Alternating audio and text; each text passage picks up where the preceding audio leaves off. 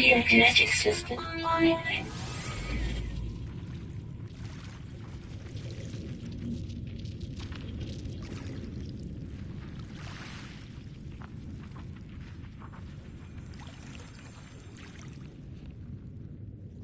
Aerial propulsion jetpack online.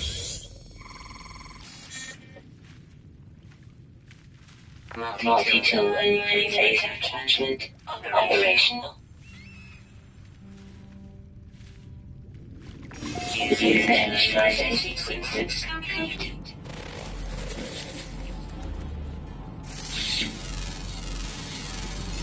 Use system. Use system. Use system. Use system. Use system.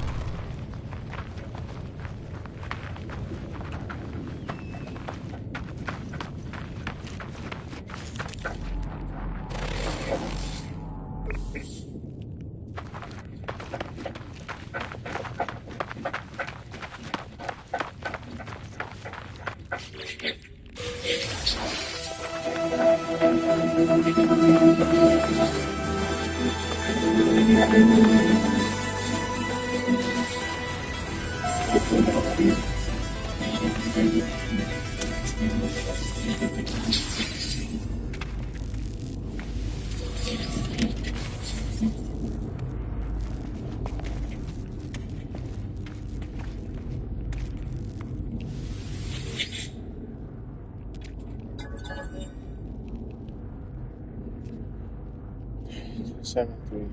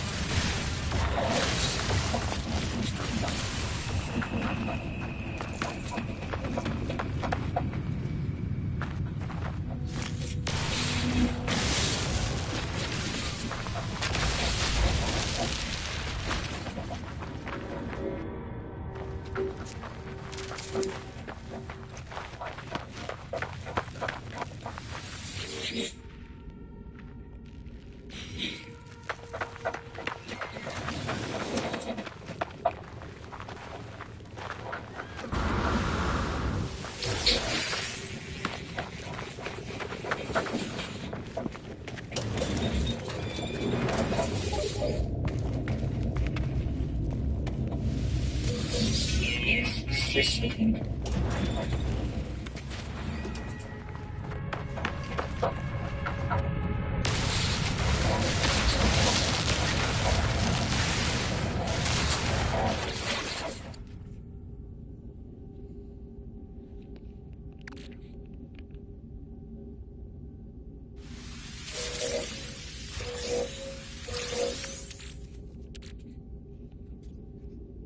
The items on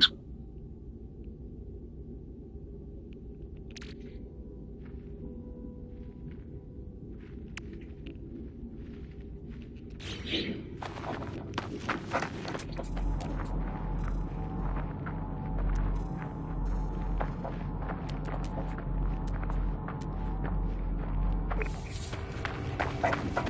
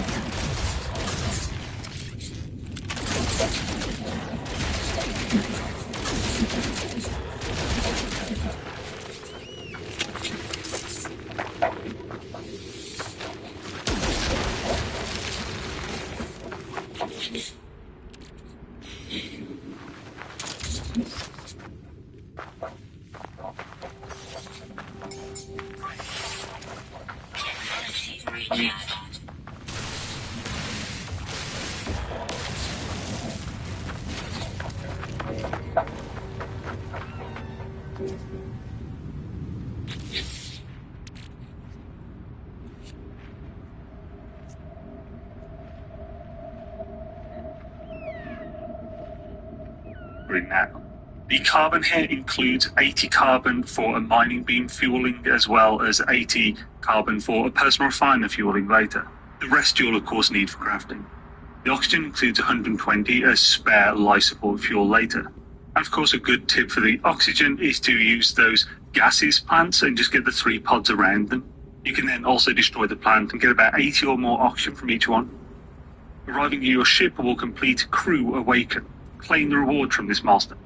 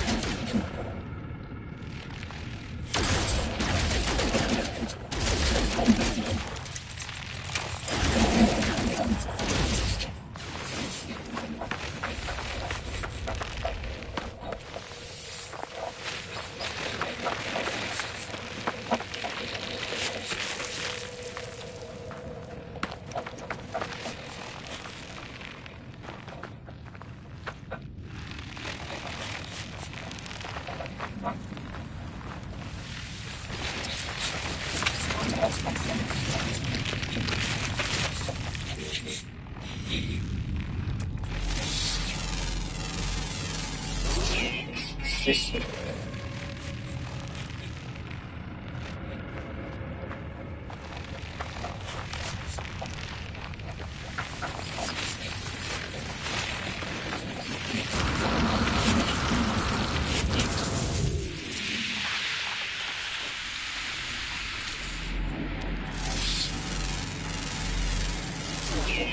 System.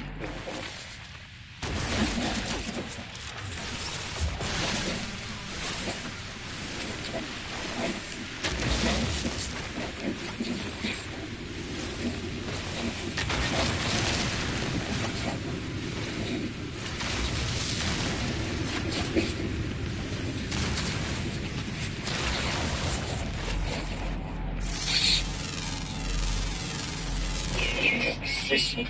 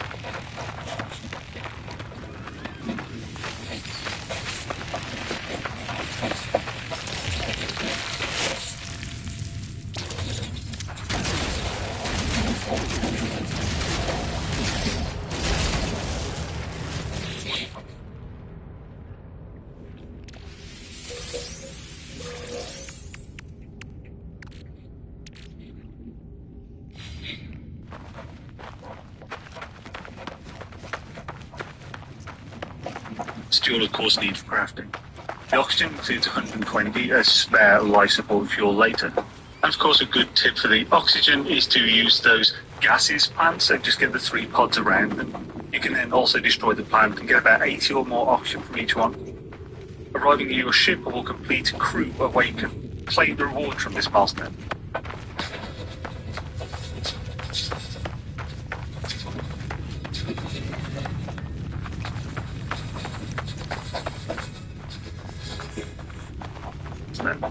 Now install the prepackaged personal refiner unit.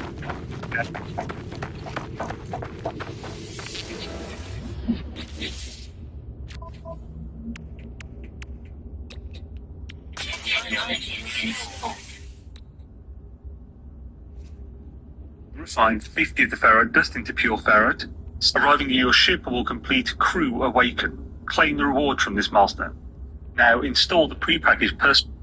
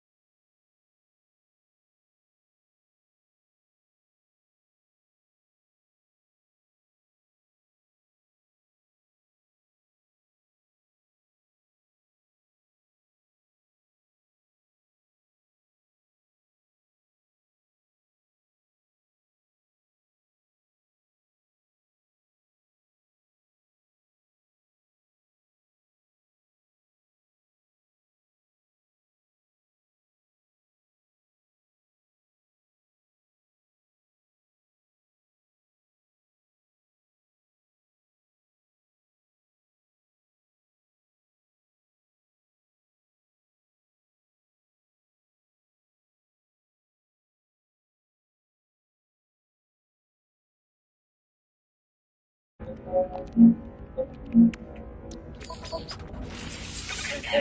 repaired.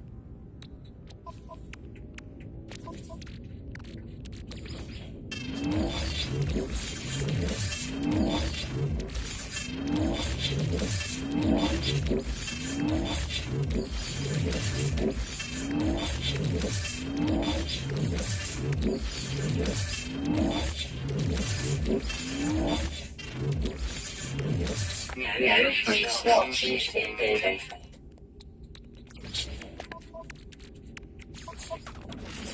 Component repaired.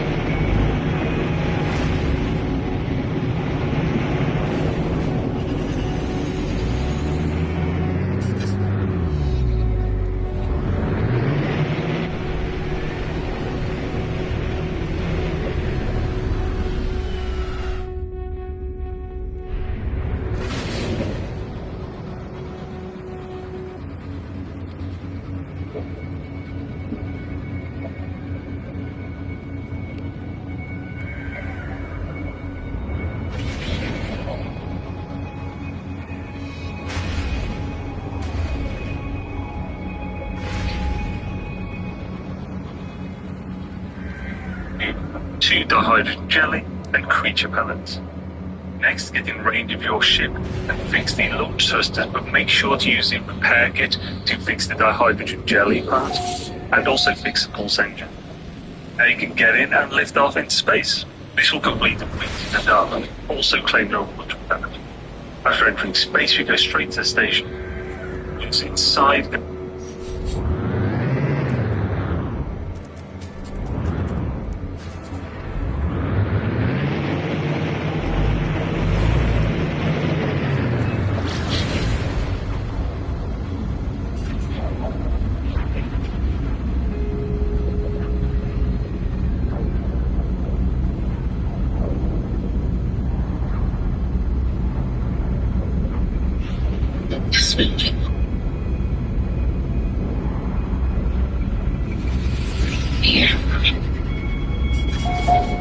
If you look at all the preacher videos, it's one thing they all got in common. They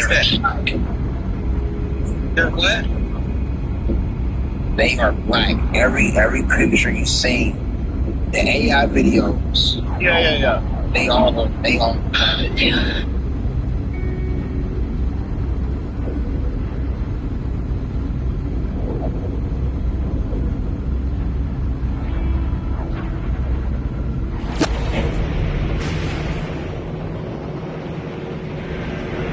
The man was,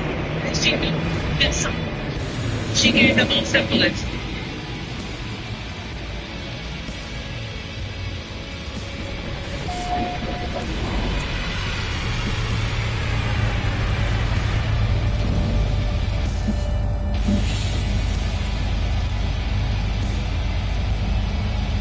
no, that's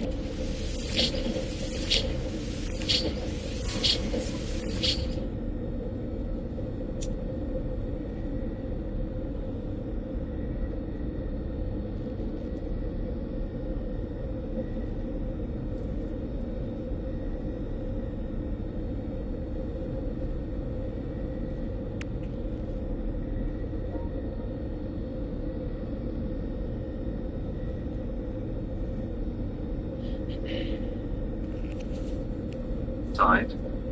Up there you'll find 3 yellow containers on the floor for you to pull. Also go to the exit tunnel and open things. The first one's free. Now go over to the other.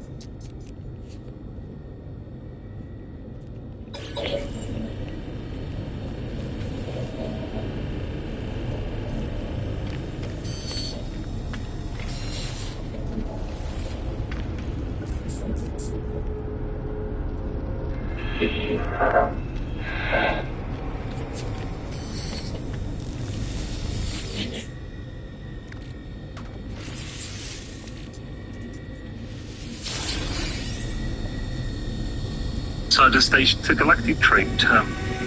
Sell the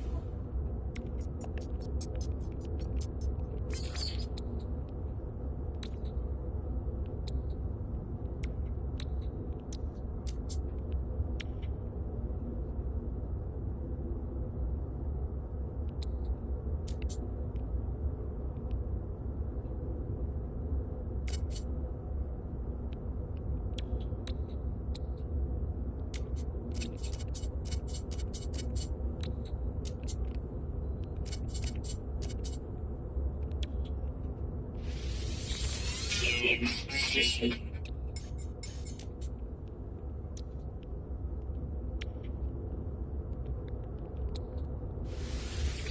Aliens position. Aliens position. Aliens position. Aliens position. Aliens position.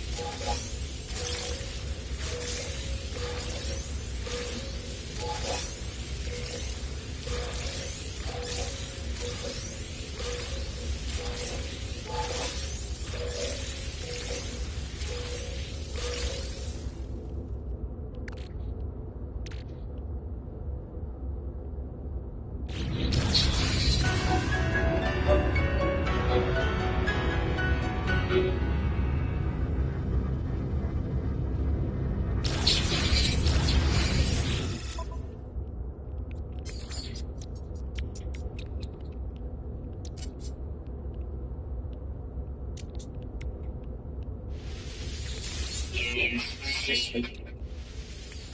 Aliens position. Aliens position. Aliens position. Aliens position. Aliens position. Aliens position. Aliens position.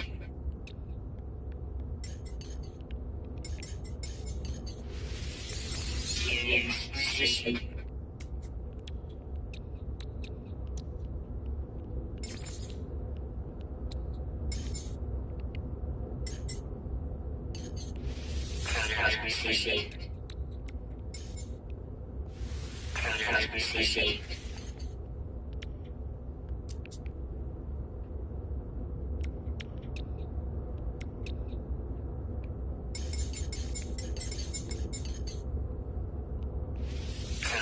Position. Position.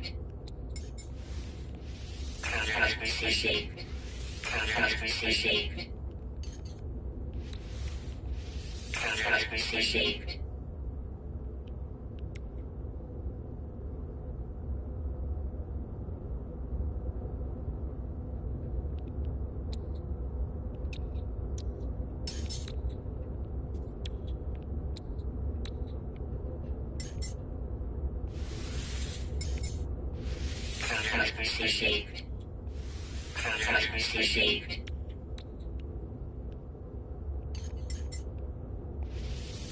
Position. Position.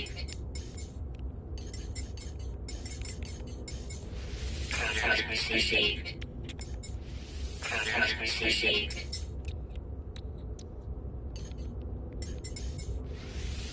Position.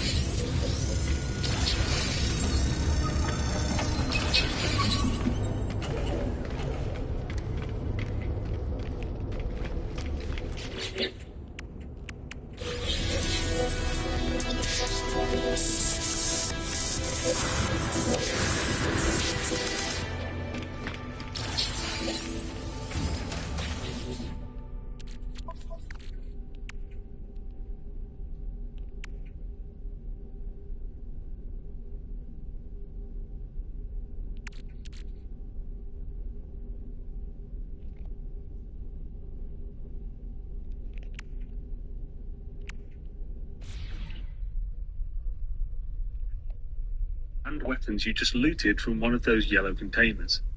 This will give you the funds to now buy 5 microprocessors and 75 rusted metal. Put the rusted metal straight into your refiner and then get back to your ship. And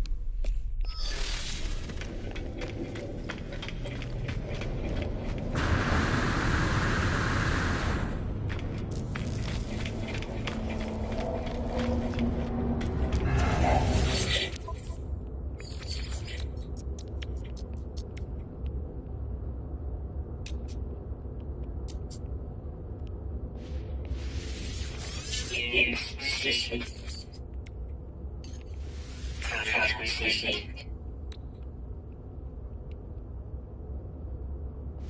Contact received. Contact received.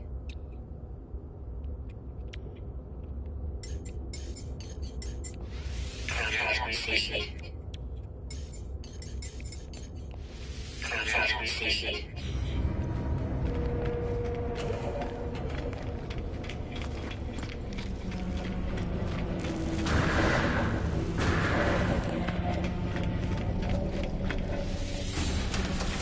hyperdrive.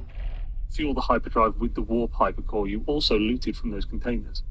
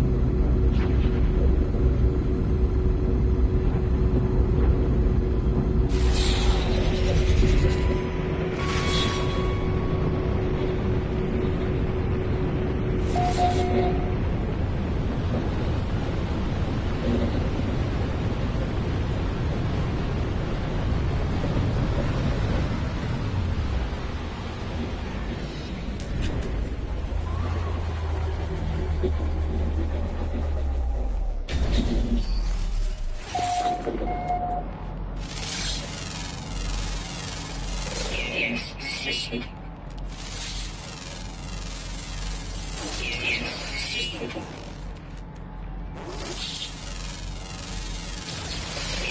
position. Units position. Units position.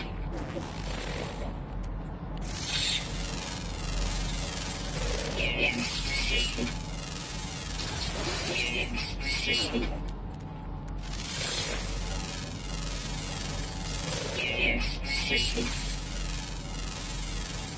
Units position.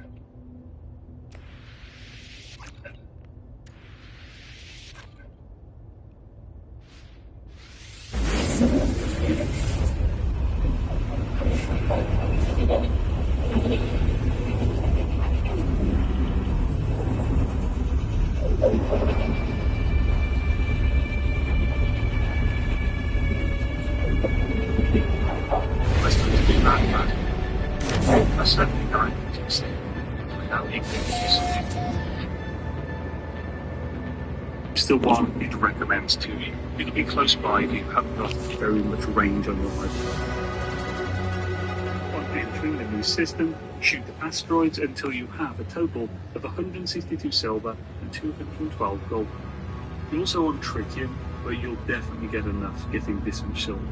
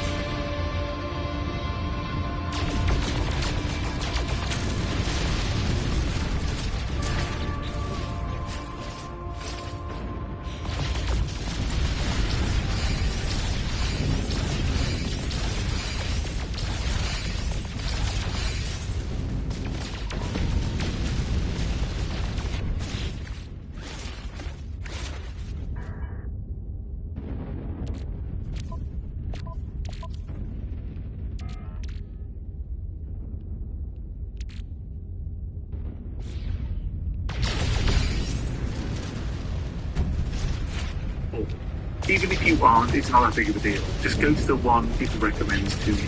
It'll be close by if you haven't got very much range on your rifle.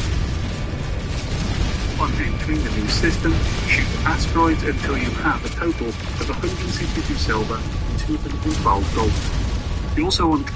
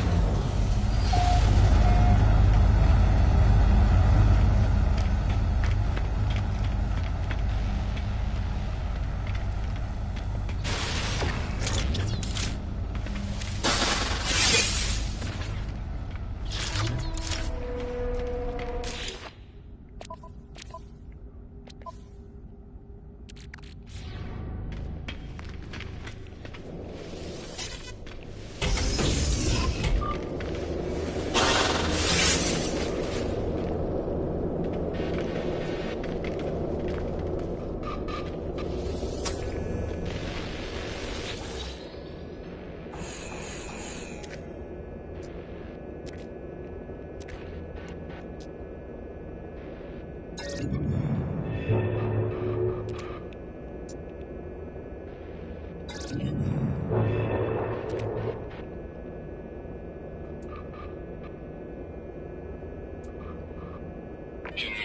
full.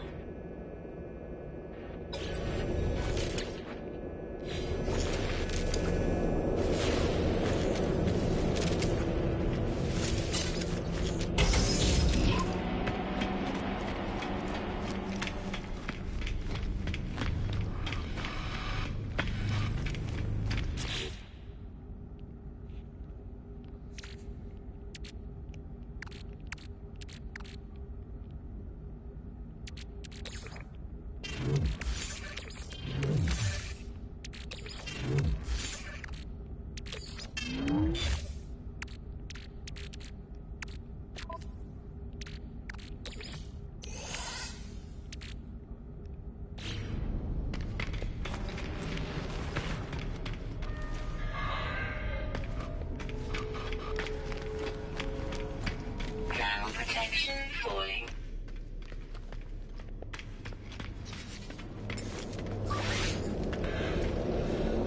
Technology recharging.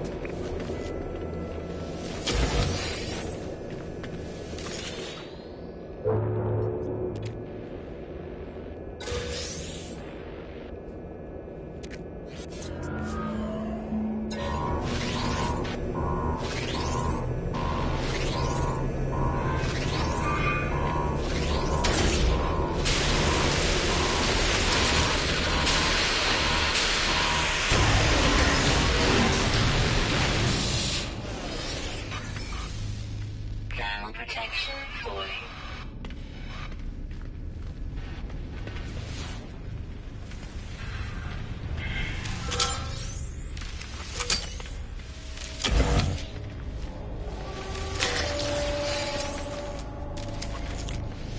Inventory full.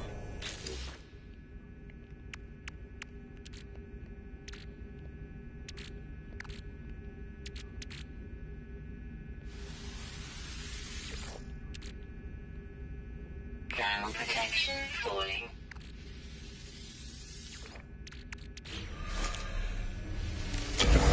Temperature levels stabilizing.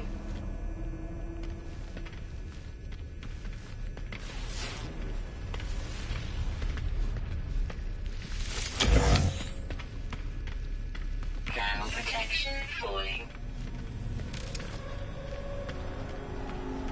Inventory full. Thermal protection falling.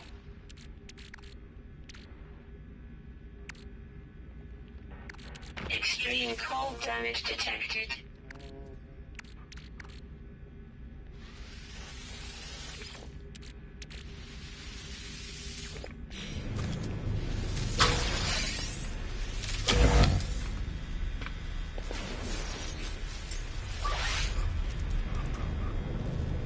Technology recharge.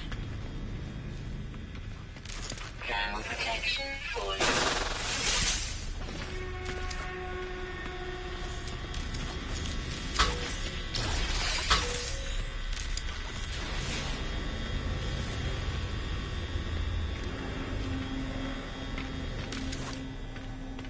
Temperature levels stabilizing.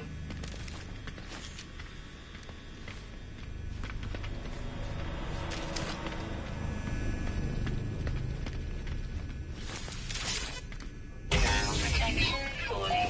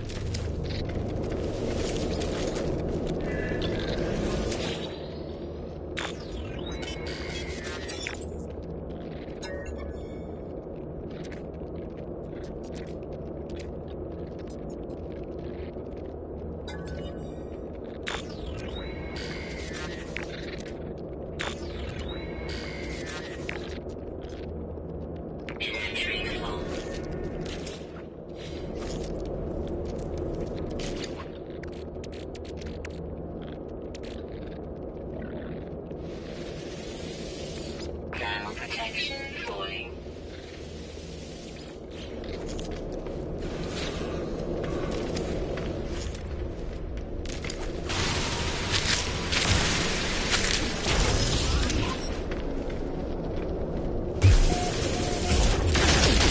Protection falling.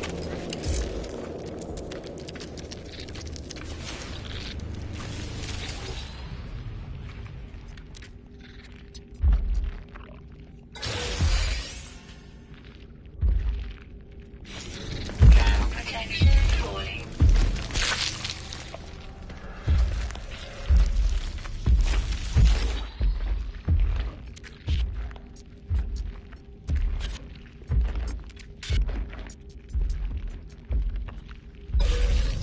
Extreme cold damage detected.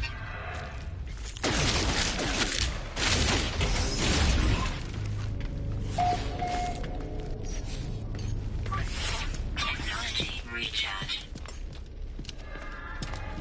Thermal protection falling.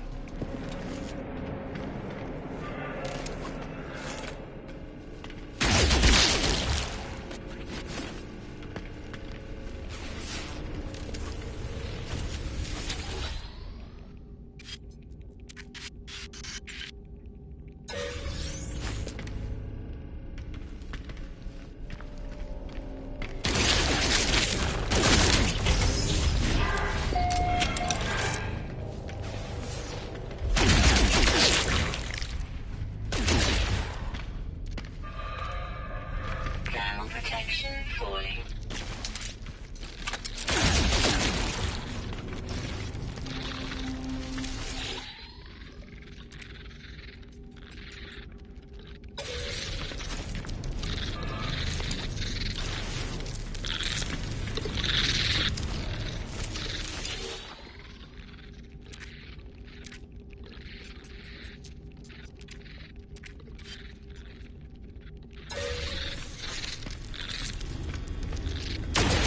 Thermal protection falling.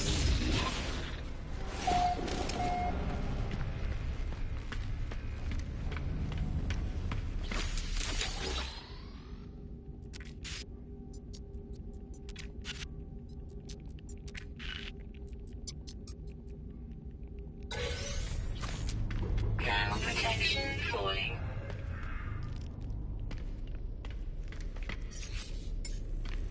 Extreme cold damage detected.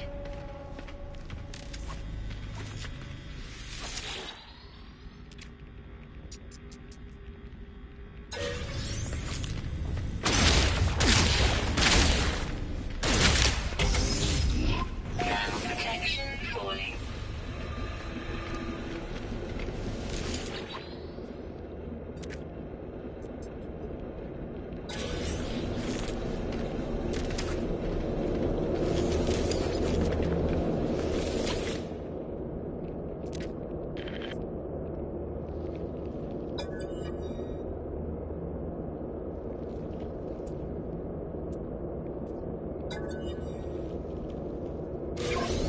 Thermal protection falling.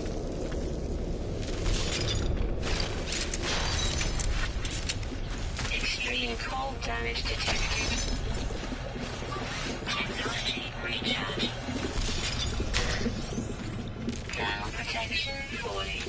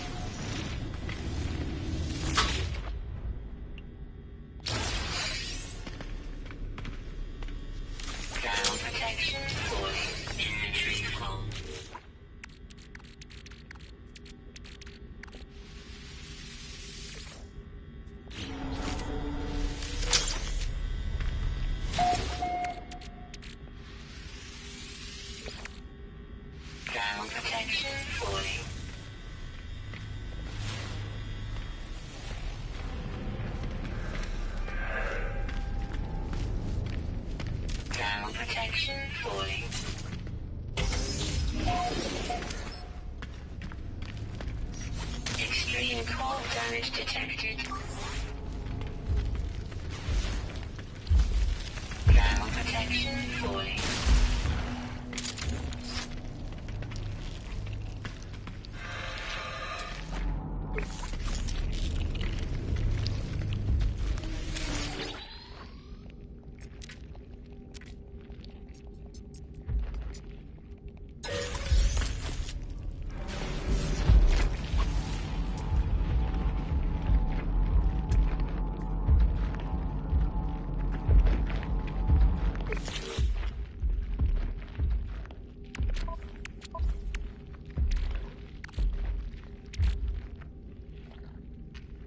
Thermal protection falling.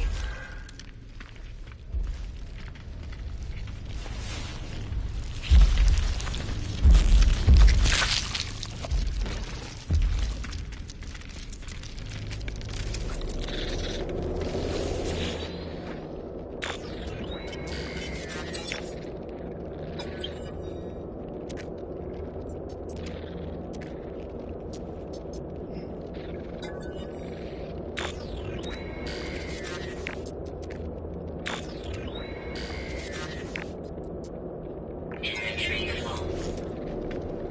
Thermal protection falling.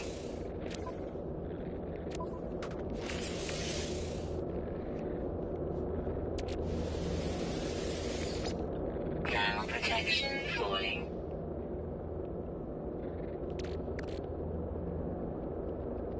Extreme cold damage detected.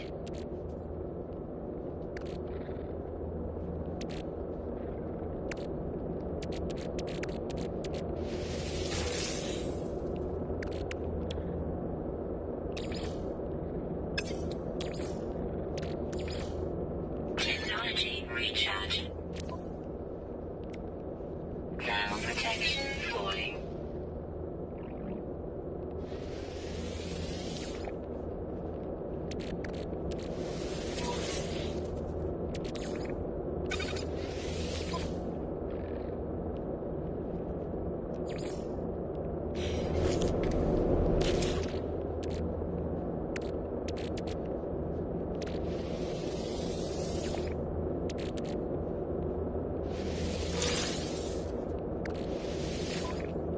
Thermal protection falling.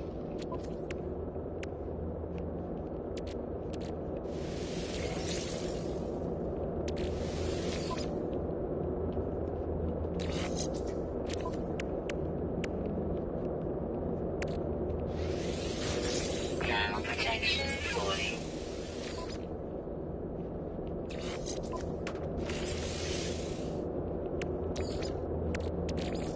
Technology recharge.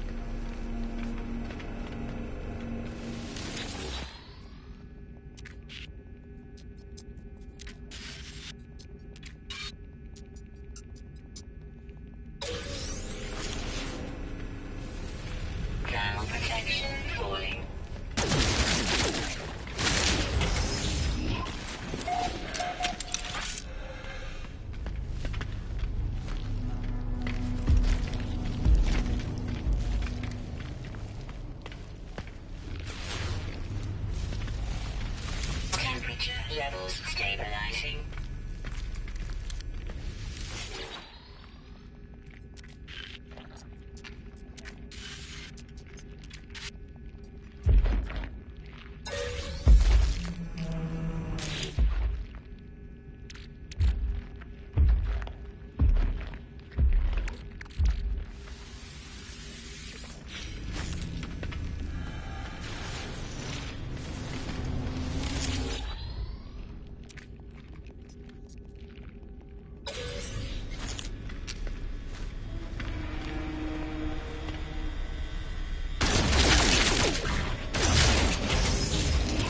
Protection falling.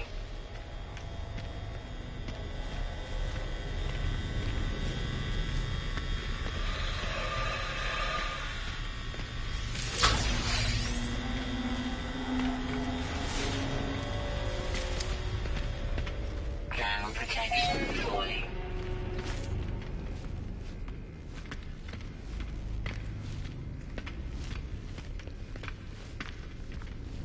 Ground protection falling.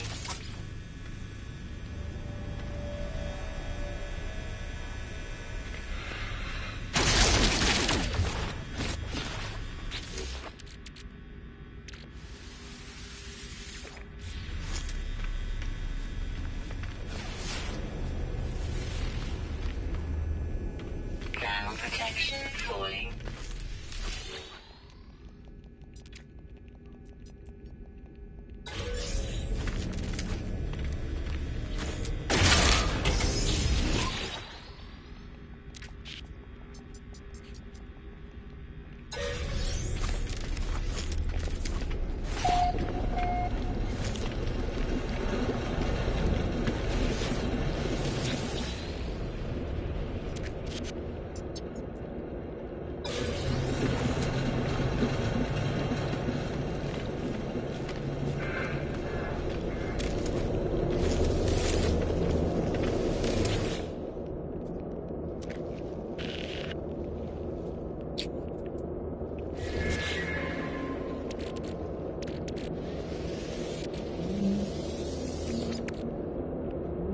Ground protection falling.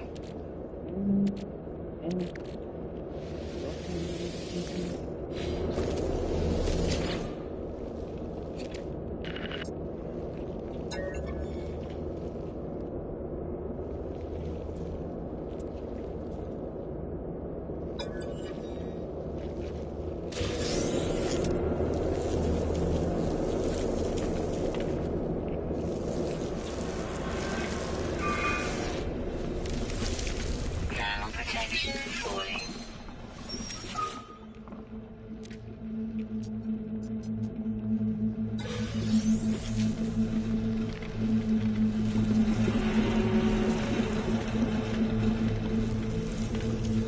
Ground protection falling.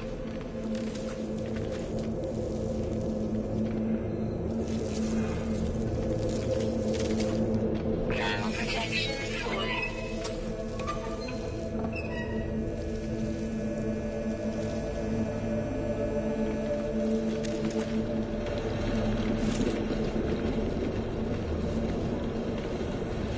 Ground protection falling.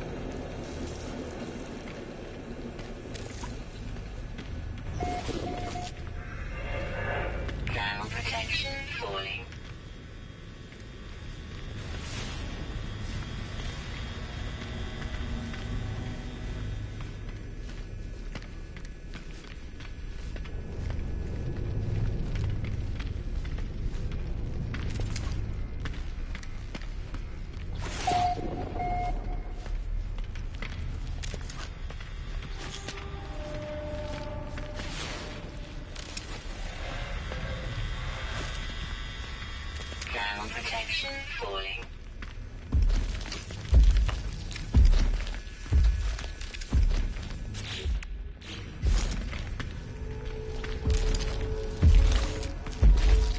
Temperature levels stabilizing.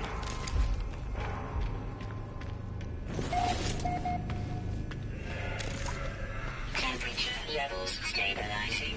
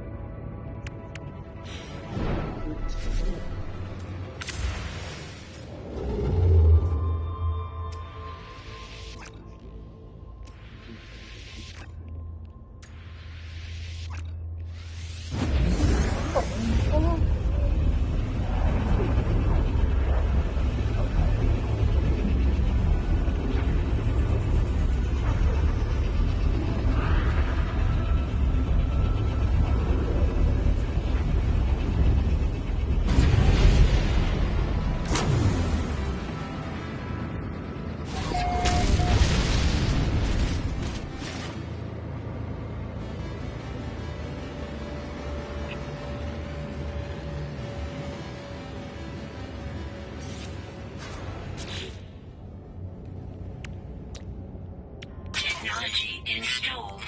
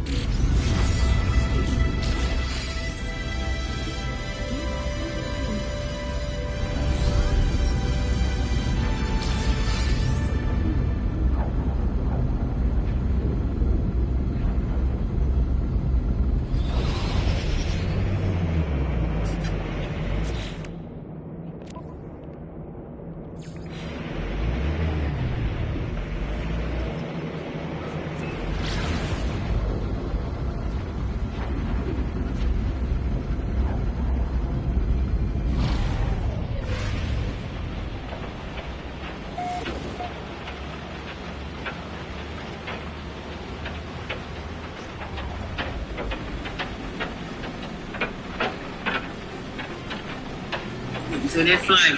You gotta let the twin. That nigga, he's a twin. You have to get the twin. This is the twin. You got a twin brother? Yeah.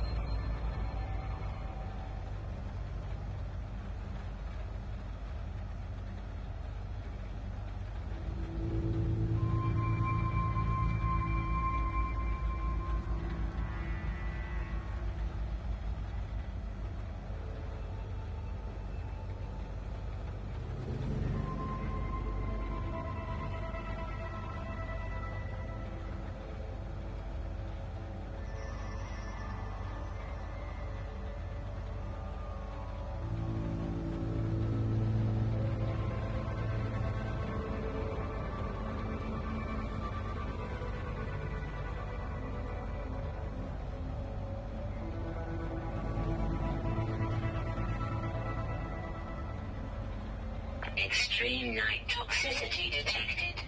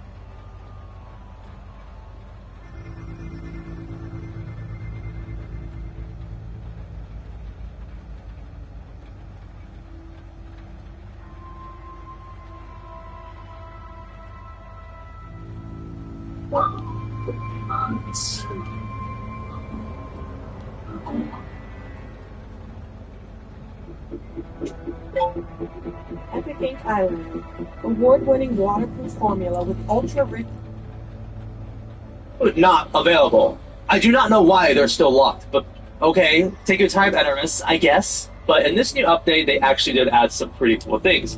Now, there's a lot of really stupid new banners that we don't care about, except for this reptile one. I'm going to be using that for sure. But the new thing that you can get in this are new cameo brutalities. Every single cameo fighter has a new brutality, and you can get them all in the shrine, which is pretty cool. I will say the new brutalities are kind of they're kind of basic. I'm not really like blown away by like 80% of them really. Like they're just kind of like, okay, that's a punch and the body flies off.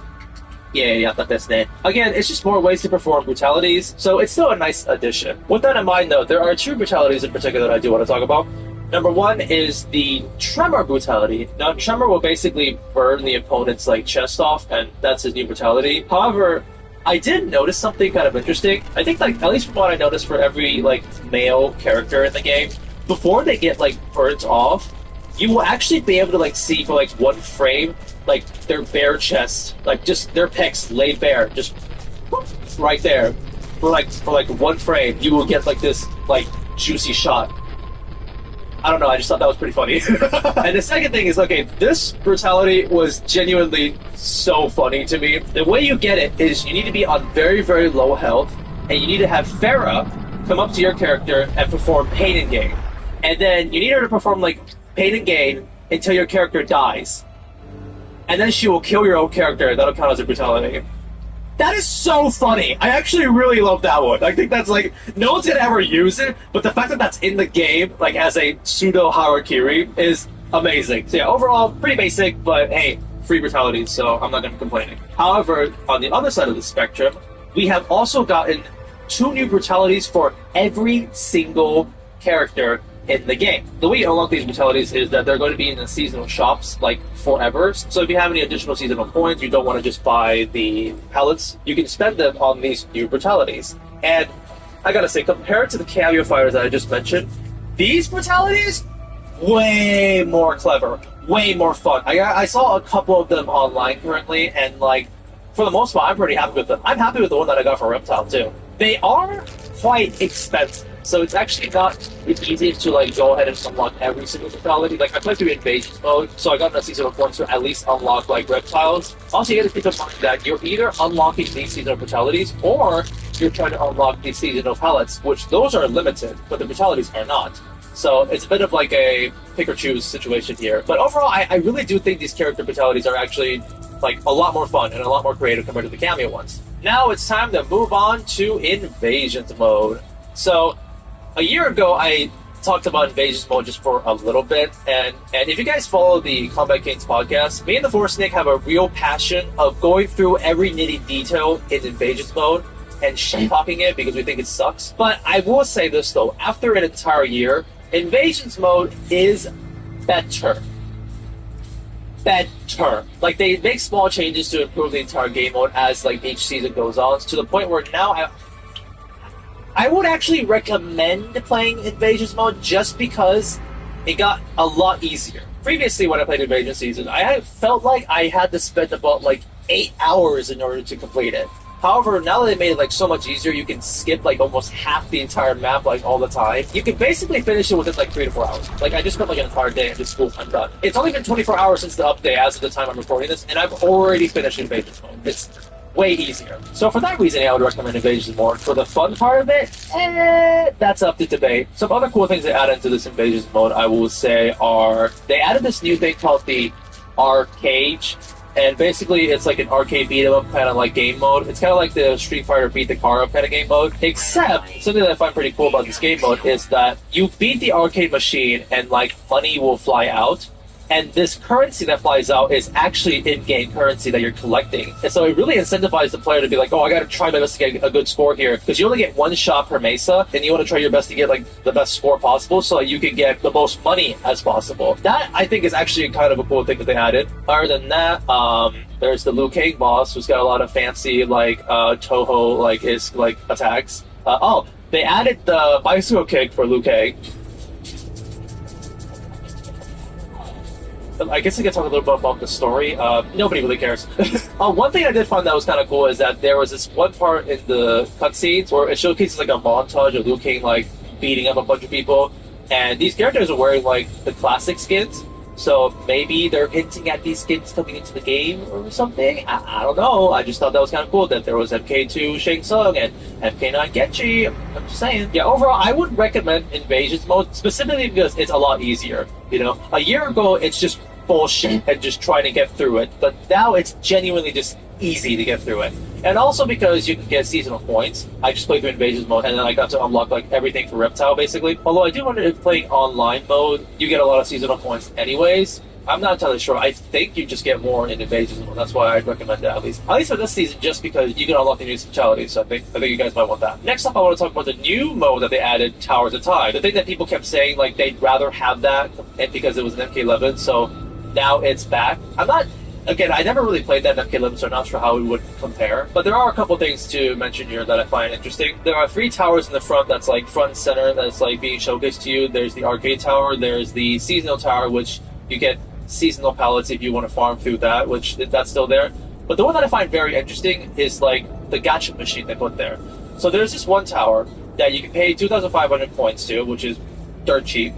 And if you play through the tower, which is just 5 fights, you will get a random palette from a previous season. Players will unlock unobtainable palettes from previous seasons of Invasions. Here's me playing through it 4 times, and I got really lucky because I got 4 General Shao palettes from this, for the same skin, by the way.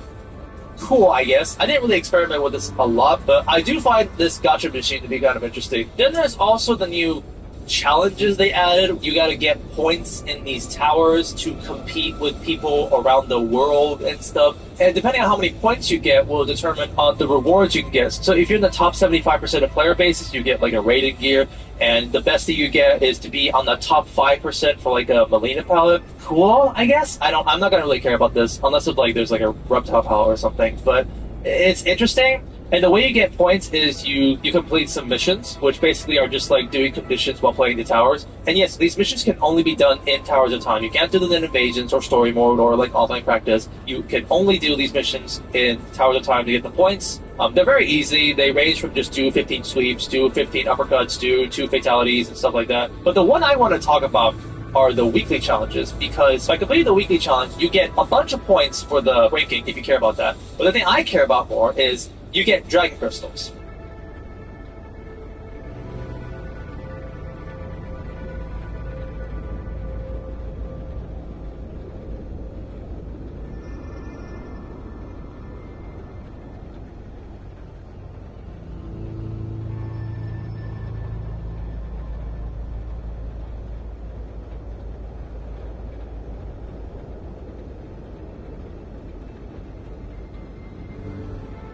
To this point, there's always been only a finite of dragon crystals you can get in the game before that's it, and you can just never get any more new dragon crystals.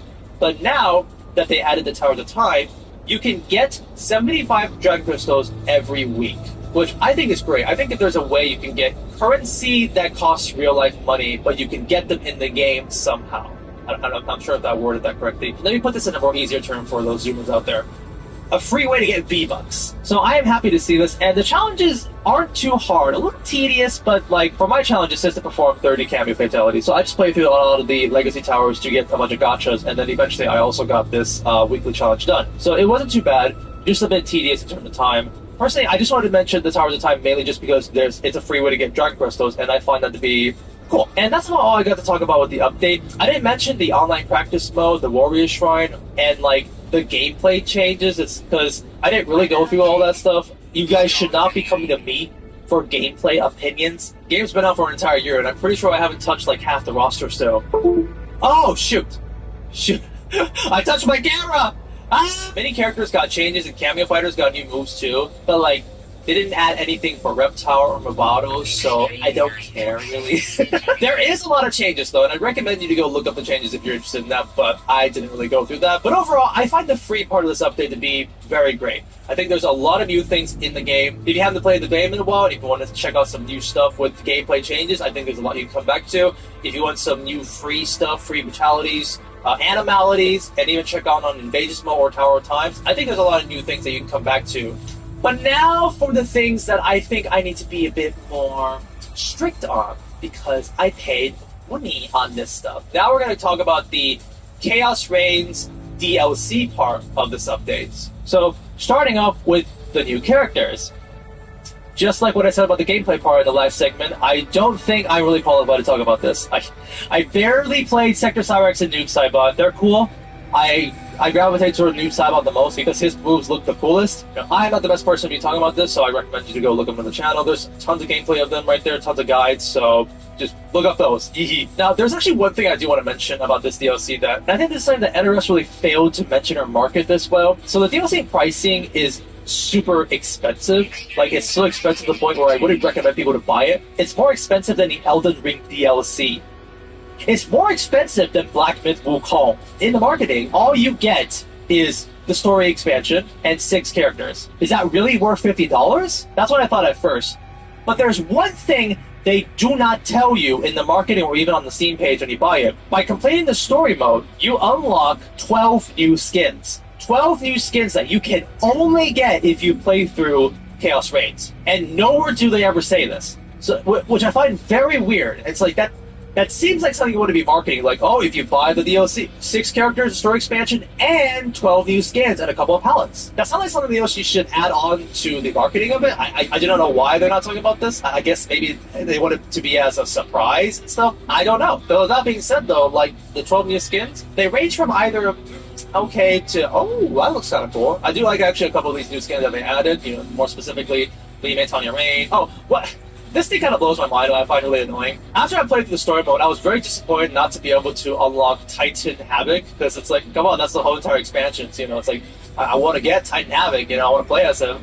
But then I found out that you're supposed to go into the notifications, and that's where you can find and receive Titan Havoc. Why? I didn't do that for any of the other 11 skins? Like for Titan Havoc?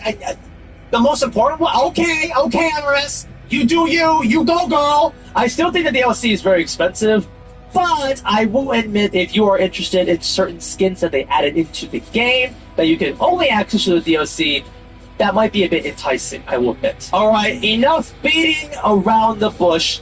Let's finally talk about why y'all are here. Y'all are here just to hear me talk the story mode. I know. Spoilers, by the way. I feel like I need to get into spoilers if I can really, like, articulate my opinions about this. Let me start off by saying this. Even after an entire day has passed, I still find it very hard to I still find it hard to articulate my opinions about this story mode. Like, this was my reaction. I have no idea how to explain what I just went through. But I can tell you this, though. I was contemplating whether I thought this was mid or bad. I was just laying there thinking, like, was that shit? Because I wasn't sure. Because, okay, look, let me just slowly go through how I thought about the story mode in general. But also worth mentioning is, in between part 1 and 2, there is also the arcade endings that happen, so this isn't really important. I just felt like that entire rap was pointless. It's so hard. This is so hard to talk about. Oh, fuck it. Like, this is way too hard to talk about. This is gonna be very unorganized. I can't. I feel like I'm trying my best to talk about this story mode in a very organized sense, but I don't think I can. So I'm just gonna start going through bullet points here. Sector and Cyrex. Yeah, let's go through that. Now, I find Sector and Cyrex to be, like, alright characters. Like Cyrex is this character who's trying to do good and prove herself after making a critical mistake with trusting Lin Kuei. And Sector is still, like, a bad guy, but in this case, because she wants to, you know, save Bihan, so she's reluctantly working with the good guys in the story mode. I find them to be, like, alright characters. I think one thing that I have, like, my biggest issue with Cyrex is just that how constantly she has to be belittled by the people around her. It's like, okay, once or twice I get it, but it's like, it's just throughout the entire story mode. It's just like, you done bad things, Cyrex. I hope you remember that. I hope you do know that, by the way, Cyrex. Okay, actually, the reason for the belittling, the source of the belittling is, in my opinion, super fucking annoying, but we'll get to that later on. I hope you like Sector and Cyrex. I hope they are great characters for you guys, because that's about the entire story mode. This is their story mode. Like, straight up, Sector and Cyrex are the face of this story mode. So I hope you're going to enjoy seeing them for the next 2 hours. Which I find to be kind of interesting to do is just to make, like, a main character and do, like, a plot with them. And I have a couple other characters come in and out throughout the story, but the main focus really just being Sector and Cyrex, interestingly. Funny enough, now that I think about it, I wonder how OG Sector and Cyrex fans feel about this scenario. It's like, man, Sector and Cyrex have always just been left to the waistline, just as complete side characters, and now we get to see them front and center for the next 2 hours. It's just them.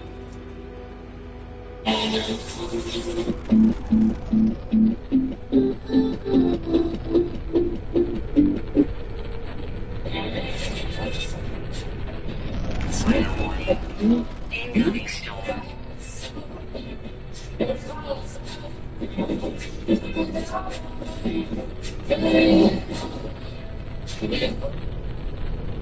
Powerful congestion relief doesn't have to be uncomfortable. New Theraflu Nasal Mist works like, it feels like. Theraflu Nasal Mist unblocks in seconds, lasts 12 hours, and more comfortable to use.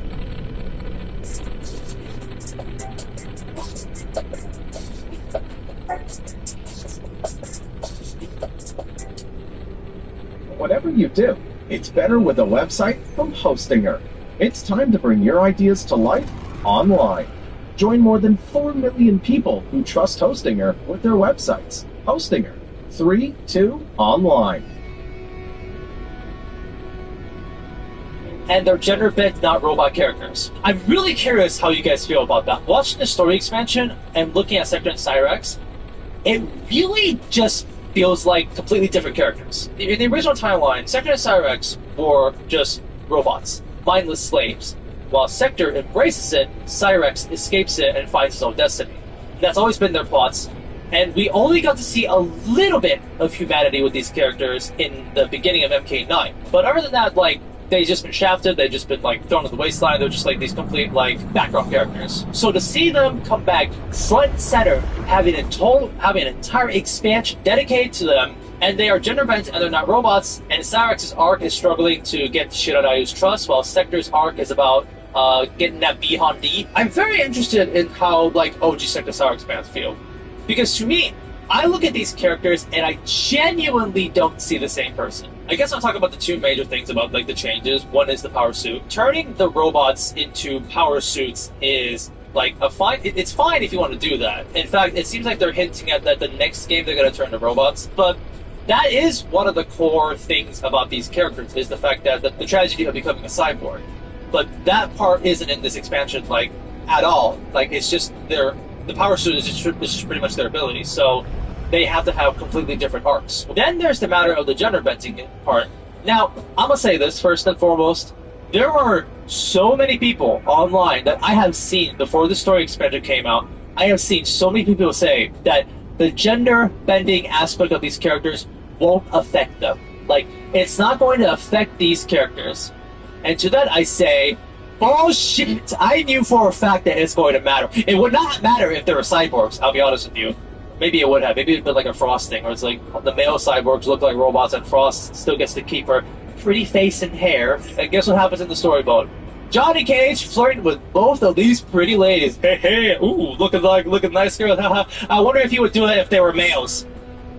And then there's the other aspect, which I will get to later on, which I thought was extremely funny that happened with Sector. But the point is, their genders do matter to this character. Like, this change actually does matter to the characters. So all those people saying the gender bending is not going to matter, cope, because it doesn't matter in the end. With that being said, though, I feel like I would prefer them to be male. I'm not going to be here saying, like, oh, this is the worst thing that's ever happened. This is, like, the second worst thing since Chronica. But this is, like, a new universe, so if you want to do this, like, go ahead, fine. I will personally say, like, I do prefer them to be male, but it's just, like, whatever.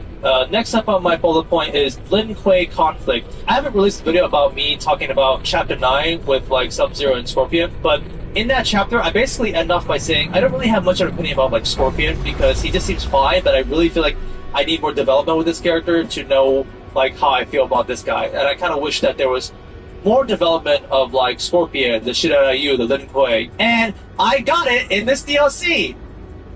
And boy, do I regret my wish! First of all, Bihan front and center coming back, basically being like a fucking asshole villain in this entire story expansion. But he actually does care about his realm, so he's still willing to, you know, put aside his differences to help out the situation. That's the beginning half of, like, Sector and Bihan's, like, part of the story.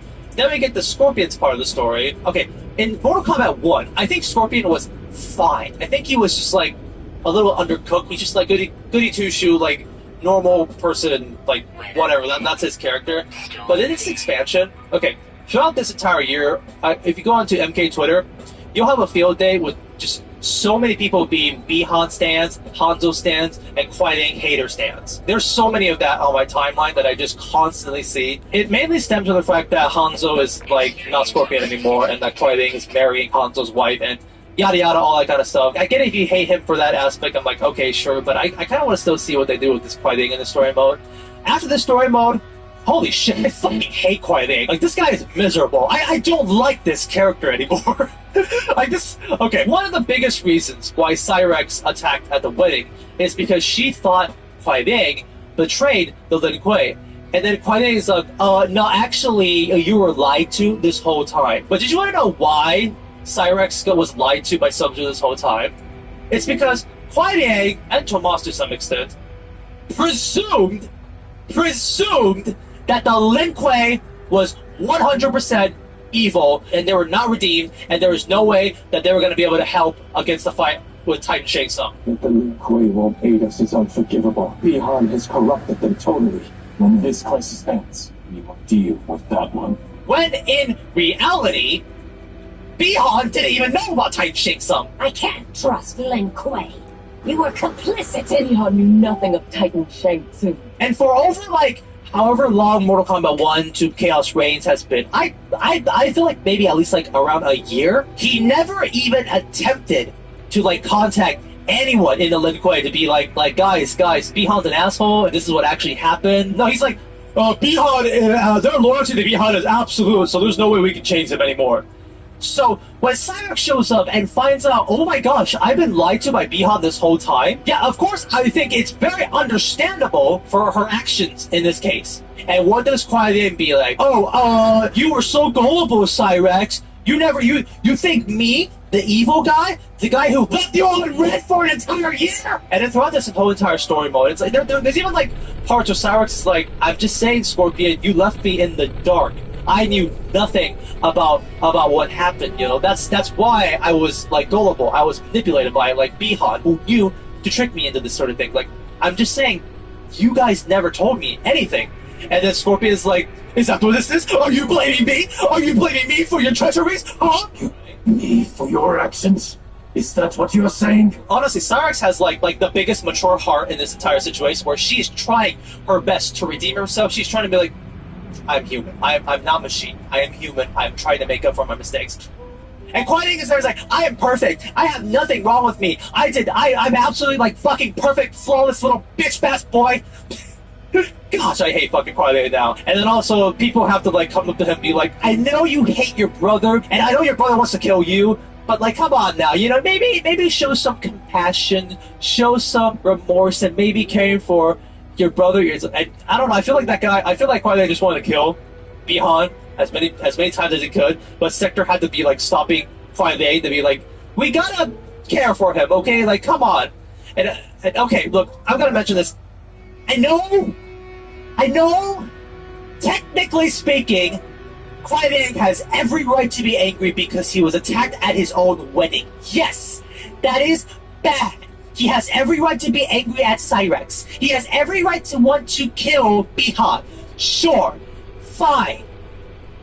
It still makes him a miserable character. It's still, like, I feel like this is the type of thing where it's like, the good and humanity should be showing a bit, you know? Like, I kind of wish we get to see, like, some remorse of Qui-Lin being like, maybe I shouldn't have just disowned the Lin Kuei this much, you know? Maybe I should have thought of Cyrax, which, by the way, thanks to an intro dialogue, it's implied that they were exodus. Like, maybe some compassion here. Nope, you're just like, it's not my fault, okay? I'm perfect boy. Harume was the one that was trying to like get me to bond with you again, you know? Harume, I wanted to kill you, Cyrax. I was about to pull my katana and behead you, okay? Like, yeah, I'm perfect. I'm awesome. Fuck Scorpion in this timeline. Holy shit. I guess that was one of my biggest problems with this DLC story. Yeah. Next part of this bullet point, I have the multiverse part. Now, again, I'm kind of like jumping around the story mode because I'm just talking about whatever I can think of. There was one part that I did also find very funny. That was how our tag-along gang of people who are set off to go ahead and save Geras, you know, the guy who is, why am I put into this situation face guy, has been captured, and they have to find a team of people to go save Geras. And who do they find? Sector and Cyrax. And as Liu Kang said, this is their specialty, stealth rescue missions. He and Cyrax are trained for this type of mission.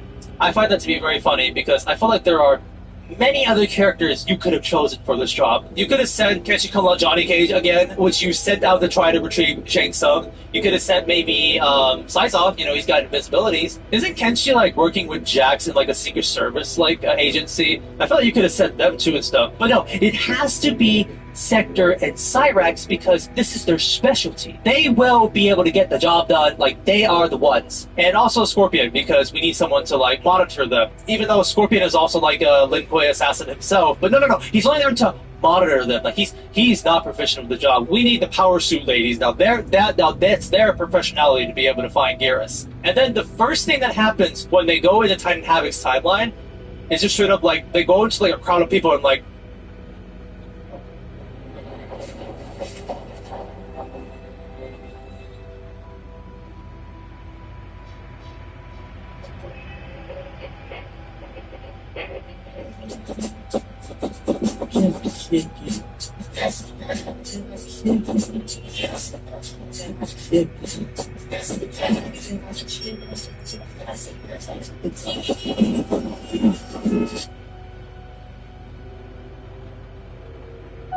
Putting nicotine with support makes all the difference. Outsmart nicotine every step of the way with X program. Guys, this was me 6 months ago before I tried Dr. Squatch.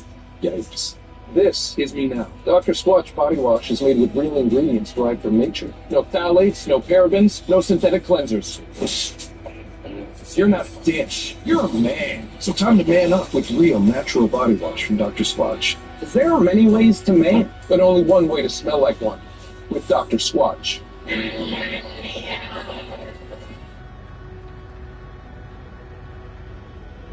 How are we supposed to find Garrus? That's your specialty!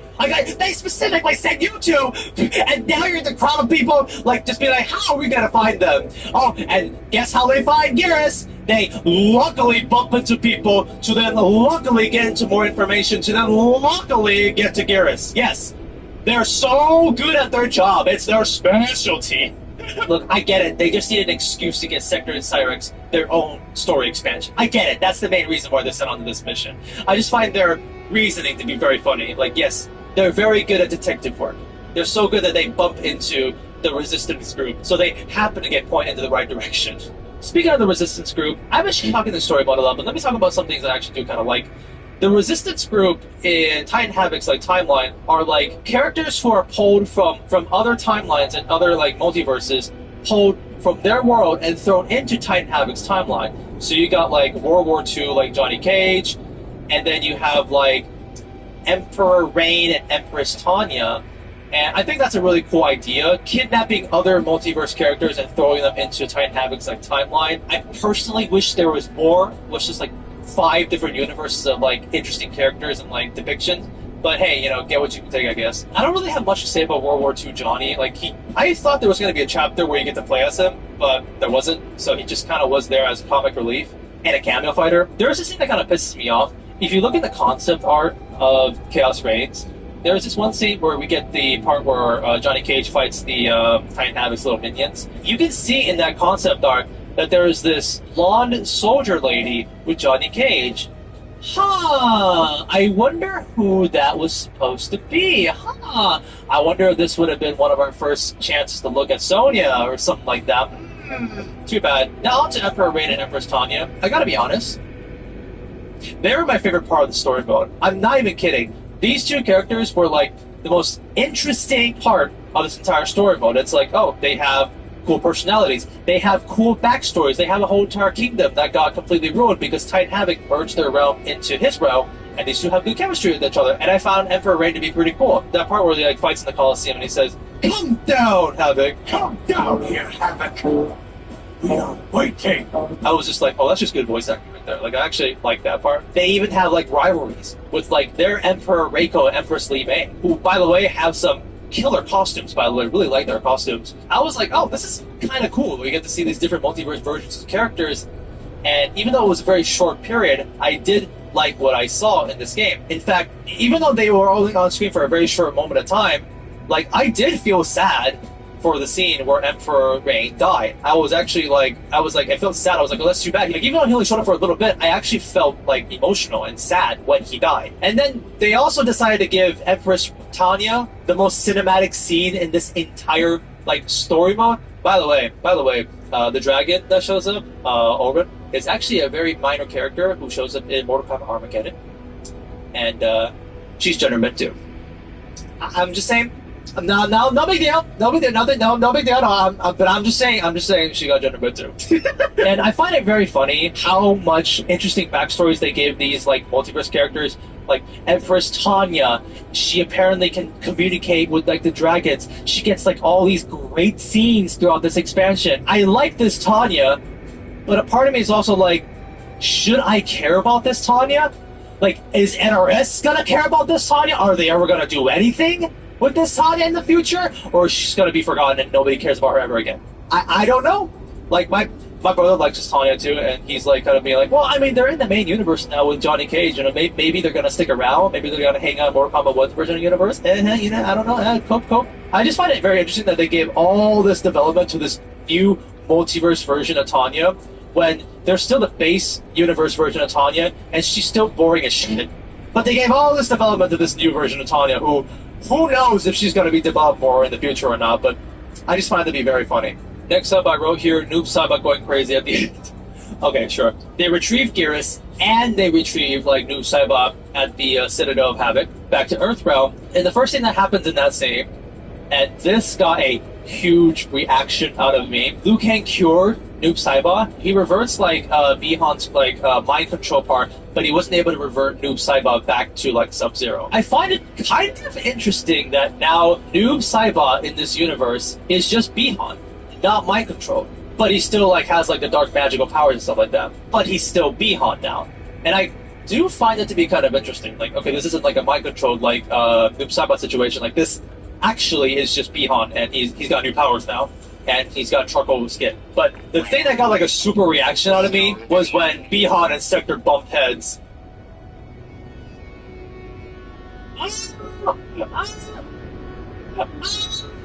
Oh no. Serena fans are crying now. Guys, don't worry. Sector's gender bending is not going to matter in the story whatsoever. It's not going to matter for a character absolutely whatsoever. Womp womp. I saw people on Twitter being like, Dominic Centrola gender bent Sector so that she could date Bihan. And that pissed off so many people. OG Bihan fans are like, my Serena Bihan shit! There's like this fan art I saw that someone drew of Bihan and Sector doing like the headbutt, but instead of Sector, it's Serena. Oh, I knew for a fact that it's like people are gonna have a field day with this. I saw this one tweet of someone basically being like, I'm gonna draw a male Sector doing this with Bihan now. Shouldn't be an issue, right? And actually, I really think it's funny to really think about this in the future. 10 years from now, when they inevitably revert the universe again, because they're going to do that 100%, is male Sector and Bihan gonna be a thing? Like, are they gonna do that because they're a thing when Sector is a woman in this other timeline? So are they gonna make it be a thing in the future? Are they gonna do that? I don't know. Now that NRS has done this, they're gonna have to try and commit to this Bihan X Sector ship now. Actually, I do find it to be kind of funny how many, like, ships, like, I have no idea what's up with all these, like, the shipping things that are going on in, like, this expansion. We've got, you know, Scorpion and Harumi's wedding. We've got, like, Sector and Bihan. We have, apparently, because of the intro dialogue, Cyrex and Scorpion used to be a thing, apparently. And then Tanya and Rain. I am not too sure what is up with NetherRealm and all these romances going on. It's like, I remember seeing some people be like, you know, if your favorite character in Mortal Kombat is still single, congratulations to them. And the example I saw was like Smoke. Man, Smoke really got shafted. Smoke had zero reason not to be in the expansion. We need professional, like, ninja characters, assassins, to go save and rescue Geras. That's why we're sending Scorpion. What about Smoke? Smoke doesn't even show up for the freaking ending fight, too. Why? What was he busy with? I don't understand. Is Yuri Lowenhall, like, too expensive to pay for or something? Anyways, I'm getting off track. By the end of the story mode, Titan Havoc comes over to invade Liu Kang's, like, timeline and brings all his, like, warriors over. And here you get to play as, like, Noob Saibot and use his, like, crazy new abilities to, like, fight against them. This part got me to laugh, like, so hard. When Noob Saibot is, like, fighting, like, other fighters, and, like, just as you're about to, like, play as him, he walks back to Kuai Liang, pushes him, and is like, if we lose, this is gonna be all your fault, Kuai Liang. Do you have time? I'm like, oh my gosh, that is so fucking funny that happens in the middle while they're fighting. It's so hilarious. I didn't really even talk about Bihan's character. I find it very funny how many people love Bihan and want Bihan to be like a better character in this expansion, because Again, Bihan returning as Sub-Zero in Mortal Kombat 1 is a dream come true for so many people. And the fact that NRS is like, okay, Bihan's back, we're gonna make him the biggest asshole, the biggest villain, and all the fans are like, no, please, we don't want that, yeah, we're gonna fucking make him evil, baby. So it's so funny to see them really double down with asshole Noob Saibot at the very end, beating the crap out of everyone and treating all his allies rudely. But I did find this one part to be extremely funny, is when he was fighting the I completely forgot to mention this. 80% of all of Titan Havoc's like villains, little minions, are all the Season of Melina palette like characters. It's so funny to be like, everyone was like, the ugly ass Season palettes, Season of Melina. People are like complaining about this shit is ass. It's ugly as fuck. What the hell are you doing, Edoras? Get this shit off my screen. And finally, like after that season, then we go to the season raid and it's okay, whatever. That happened. Then we go to this story expansion and all these ugly-ass palettes are just plastered all over the fucking screen. It's poetry, honestly. It's so fucking funny to me. I find that to be hilarious.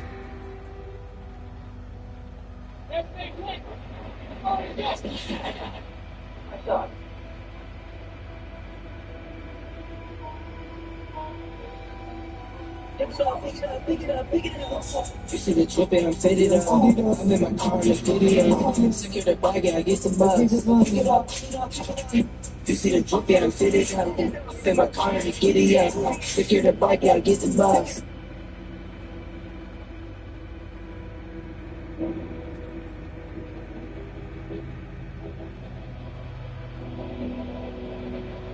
I'm pretty and like they fucking trash on the school. I'll ever do it. That's some nasty ass shit. Wait. So you're right down to eat. What's the difference? It was the sound. It was the Action. the whole action is actually spitting. It was. And let's be honest. It's saliva, yes, but to actually build up some shit in your mouth and push it out.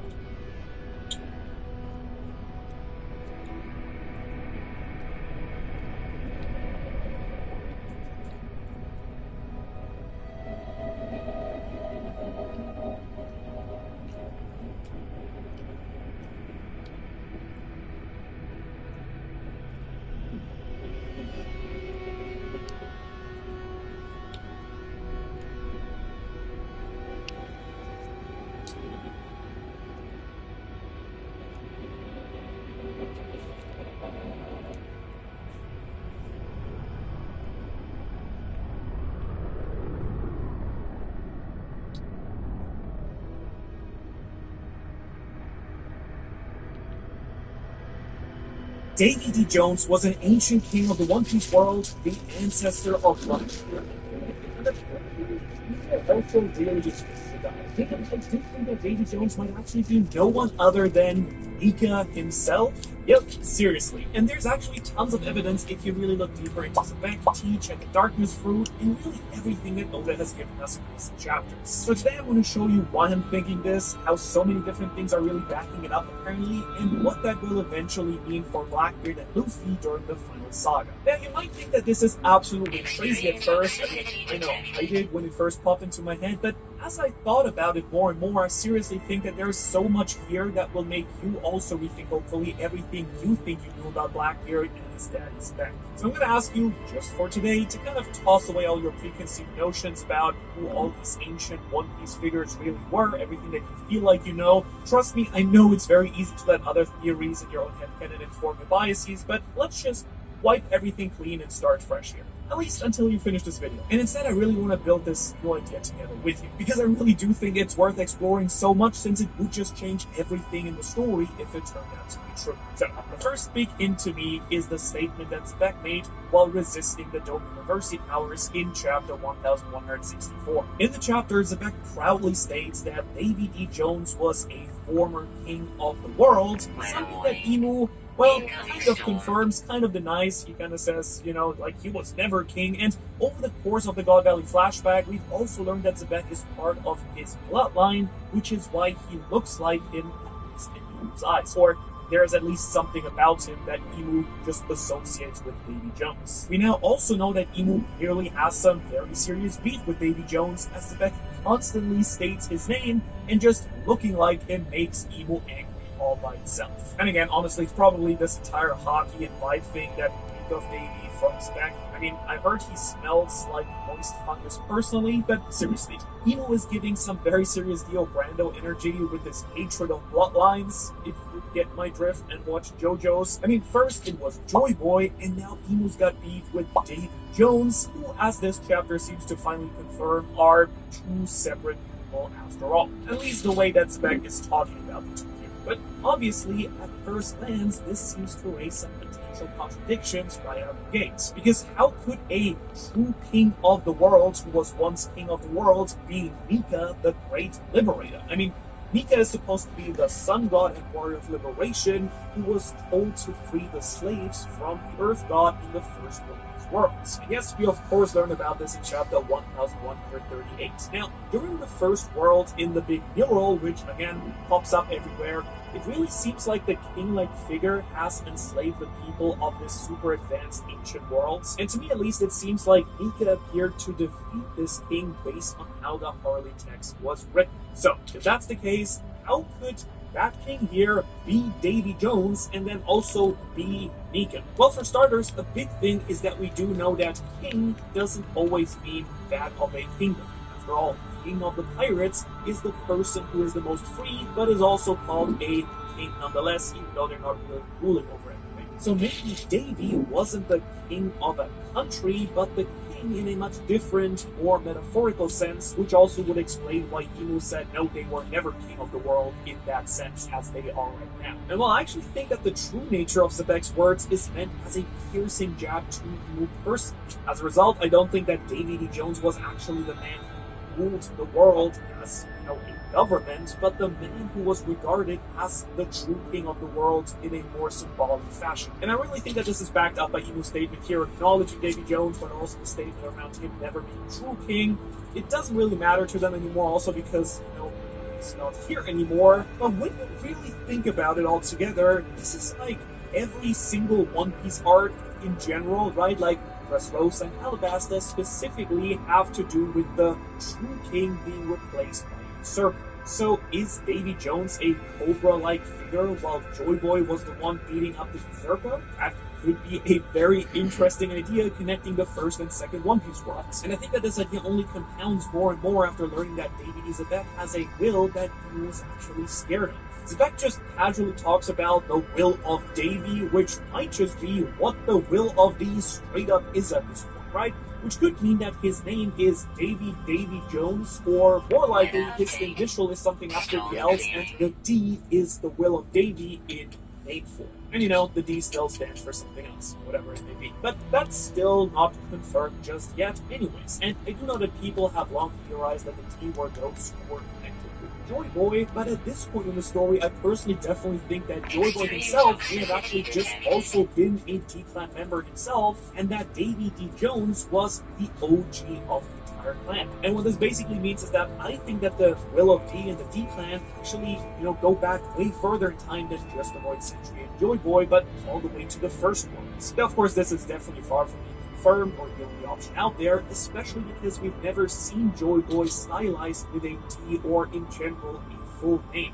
Who knows if he's even called Joy Boy? And there's a chance that because he has an initial, Davy D. Jones is inherently implied to be not the originator, since he does actually carry the Willow himself. Now, of course, this leads us dangerously close to a Willow theory, but for today, all this really makes me think about is that Davy is a man who became king after freeing the enslaved people of the first worlds. But then, because of the world being, consumed by death and darkness, as the Harley says, he never was actually able to act on his own power that he gained. Presumably, at least, because Super Salty Emo right here raped out after losing to Davy, and that's what led to the end of the first world.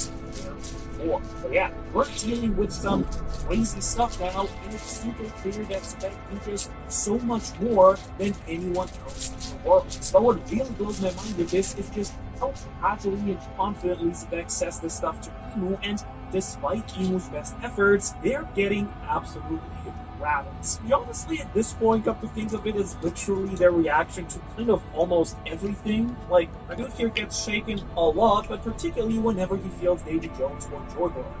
And at this point, Emo really gives you like non-human or child energy, like throwing a tantrum all the time. But also the reaction kind of makes sense when you look at Spec's story and the way that he's actually talking to people. I mean, he's just slinging insults like it's nobody's business. He literally kicked down the doors to heaven itself just to shit-talk Emo. He couldn't do anything about it to their face, or lack of face. Stupidity. Spec seems to be a dude focused on toppling Emu over anything else. It doesn't seem like he's actually trying to conquer the world or anything and rule over everything, but actually it just seems like he's trying to remove this false named Emu from the empty throne and, restructure the worlds. Both of them very clearly do know what truly happened in the past, and the current train of thought is this. Davy D. Jones was hailed as the original Sunlit. He might have been the man whom the people called upon, the man who stalemated Emu, Earth God, and the reason that Emu was hailed as the Earth God, or the King of the World, was because they were the ones who touched the Forbidden Sun and became like a god, as the first world of the Harley text does describe. Now, something else I found really interesting that builds on that is that there's another figure that's being talked about by Emu during the exchange between them and Spec.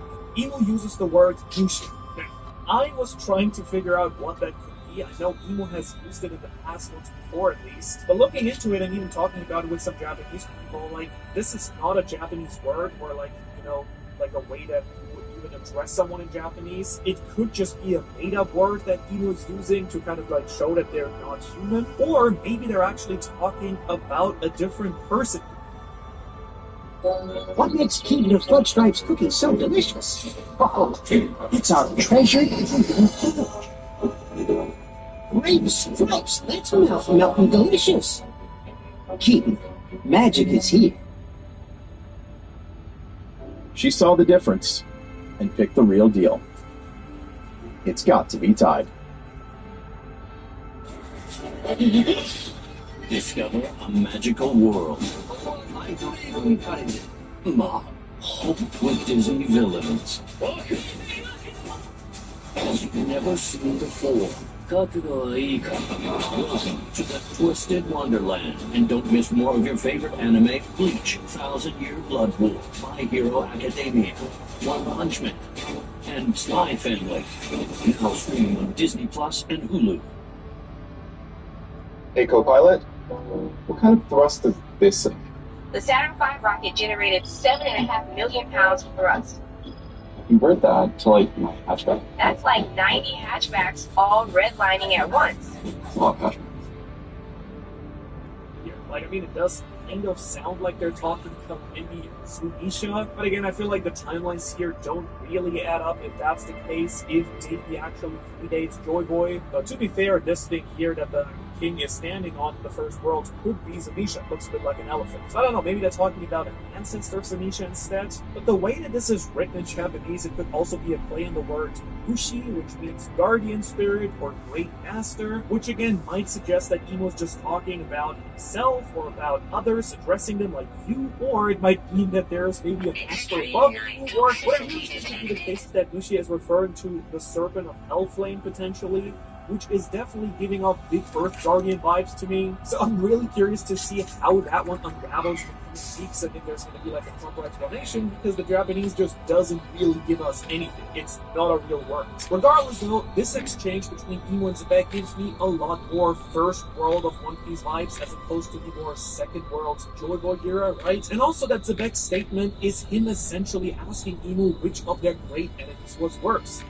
Jones in the first world or Joy Boy in the second, which I believe is actually the biggest hint that Zebek is calling Davy Jones his enemy during the first world and Joy Boy their enemy during the second world, and in turn, as I've been saying, Davy Jones could then be Nika. And I apologize for this getting a little bit complicated. I hope you got the idea somewhat, and the stuff from the recent chapters that have this reason potentially. I think we should continue with answering the next question, though, that is maybe even more important. What other things are, adding to the idea that David Jones might be Nika? Because it'll be really important to know the depth of this claim before then shifting into the modern era of the story and kind of trying to predict what that could mean. So let's stay in the evidence area for now. A big one for me, for example, is that Zebek is an opposite to Roger specifically. Roger, of course, a man who seems to be way more intertwined with Joy Boy's legacy than probably anyone else. The best way, of course, to tell that is the straw hat, a literal symbol that we do know connects Roger and then Joy Boy. So Joy Boy's tied to Roger, Shanks, and Luffy through that hat specifically, but Zebek, well, he doesn't have one, but still seems pretty fixated on all this big ancient history stuff. He clearly knows a lot more than else, which kind of makes me think that the era predating the Straw Hat is what he's focused on a lot more. The era of Nika, a character we have actually never seen associated with the Straw Hat specifically, unless you think that the Straw Hat inside of Imo's freezer is actually Nika's, but I think it's much more likely it's Joy Boy's. So, back to Nika. Something I think is super crucial to my argument today is the idea that the Sun God is both a liberator and a destroyer in the eyes of the Elbathians. And I really actually don't think that the community has focused enough on the fact that Zebek, loves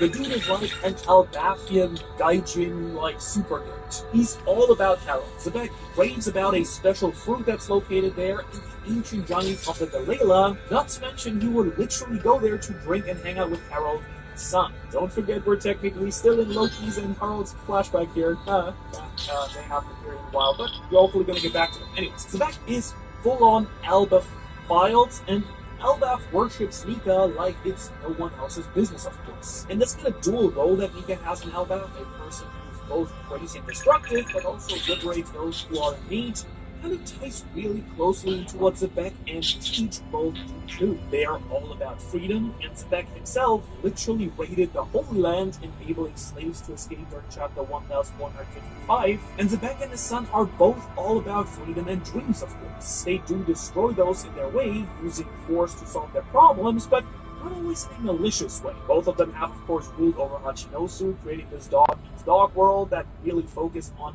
anyone being able to do anything, and most importantly, the strongest do as they will in that type of world that they will create. By the way, if you're still doubtful that Teach also actually embodies this freedom element, remember that he literally released a ton of prisoners from the world government. I mean, like it or not, that's the truest form of liberation, just in this case also for some of the bad guys. And so I really think we're starting to see a through line here that helps back up my claim of Davy being connected to Nika. Davy Jones' descendants are tied to places that worship Nika. They have adopted a similar view of people in the world as destructive, chaotic liberators, which actually does seem to work surprisingly well with the entire concept of the Bagfights when we're thinking about it, because Davy Bagfights, which I feel like kind of have to be named after Davy Jones himself, are all about using charisma and power to recruit allies. It's a pact almost like something you'd make with an otherworldly entity, right? Davy-backed fights might actually get their name and concept from the events of the first world of One Piece. Maybe that's even how this Lucia, figure comes into play too. And I really actually love the idea that Davy Jones as Nika was just so good at winning the hearts of people that this epic and legendary way of recruiting comrades was created in his honor as like a sort of festival. That's why Davy Jones might be called the originator of these games, since it might have been how he started the big slave uprising in the first place too. And when it comes to a weird level of God connection, Zebek was also just revealed to have one of the most insane powers, the voice of all things.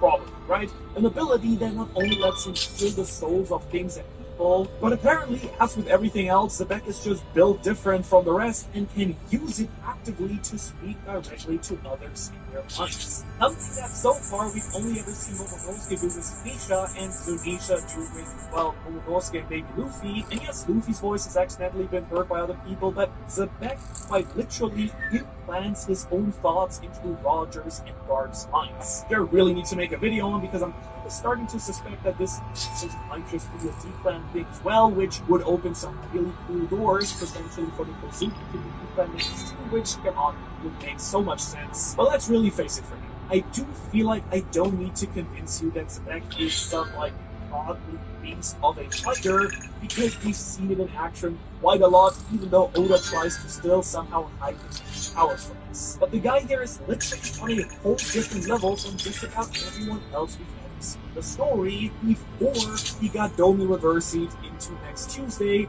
he was already casually defeating some of the strongest people in the entire universe. He made some of the greatest pirates in the world bend the knee to him, demanded utter respect from everyone, and casually killed a Marine Admiral while probably not even trying to do that. The guy just died from his wounds. He also destroyed one of the massive gates of justice, which still is a crazy thing to think about, sliced an Elbaf mountain in half like butter, and made everyone on God Valley look like an absolute chump. So I don't think it's too crazy to think that he's an actual descendant of the Sun God with feats like the one we're seeing, especially after he got his sick, nasty devil wings and darkness cape.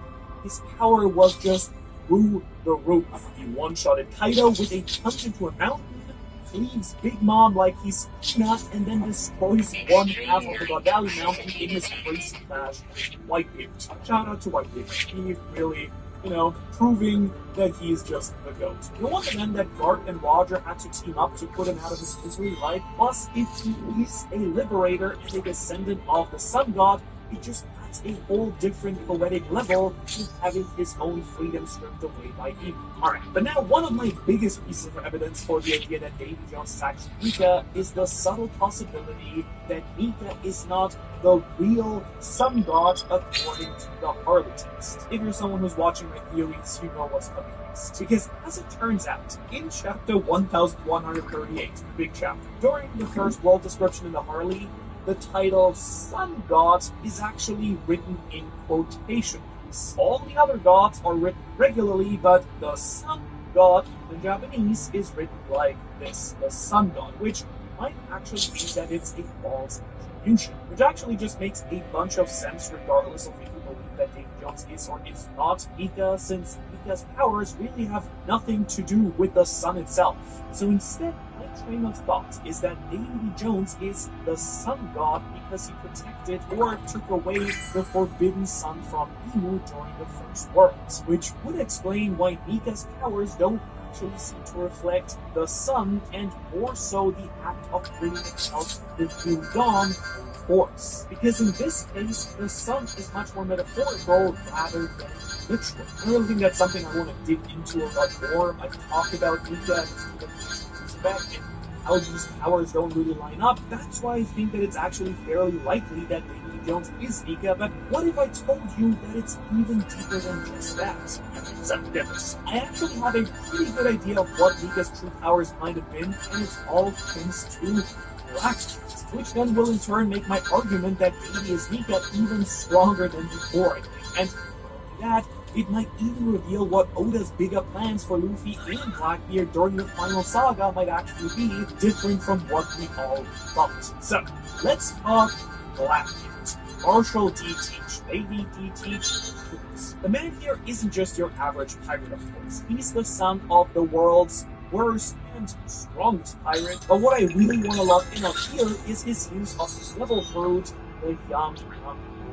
Because according to Dr. Vegapunk, devil fruits aren't just random powers, they're literally dreams made into reality. Because according to Dr. Vegapunk, devil fruits aren't just random powers, they're literally people's dreams made real. That's his theory, at least. And they do seem to find their way into the hands of those whose dreams align best with the will of fruit. Blackbeard actually even says that in chapter 441, 2 A's after eating the darkness fruit. He proudly claims that the devil fruit chose him.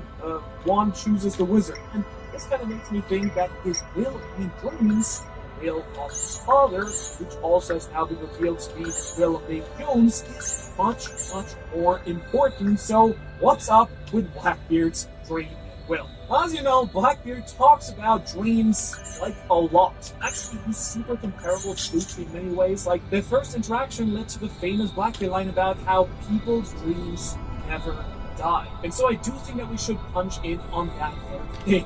What could that really mean? Because I like to think that we found out during his fight with Ace what Blackbeard's dream actually originally was, and we really never realized how on the nose Oda was with this. Because get this, my sweet little critics who's watching this video, the signature move that Blackbeard used to defeat Ace was aptly called Liberation. Huh!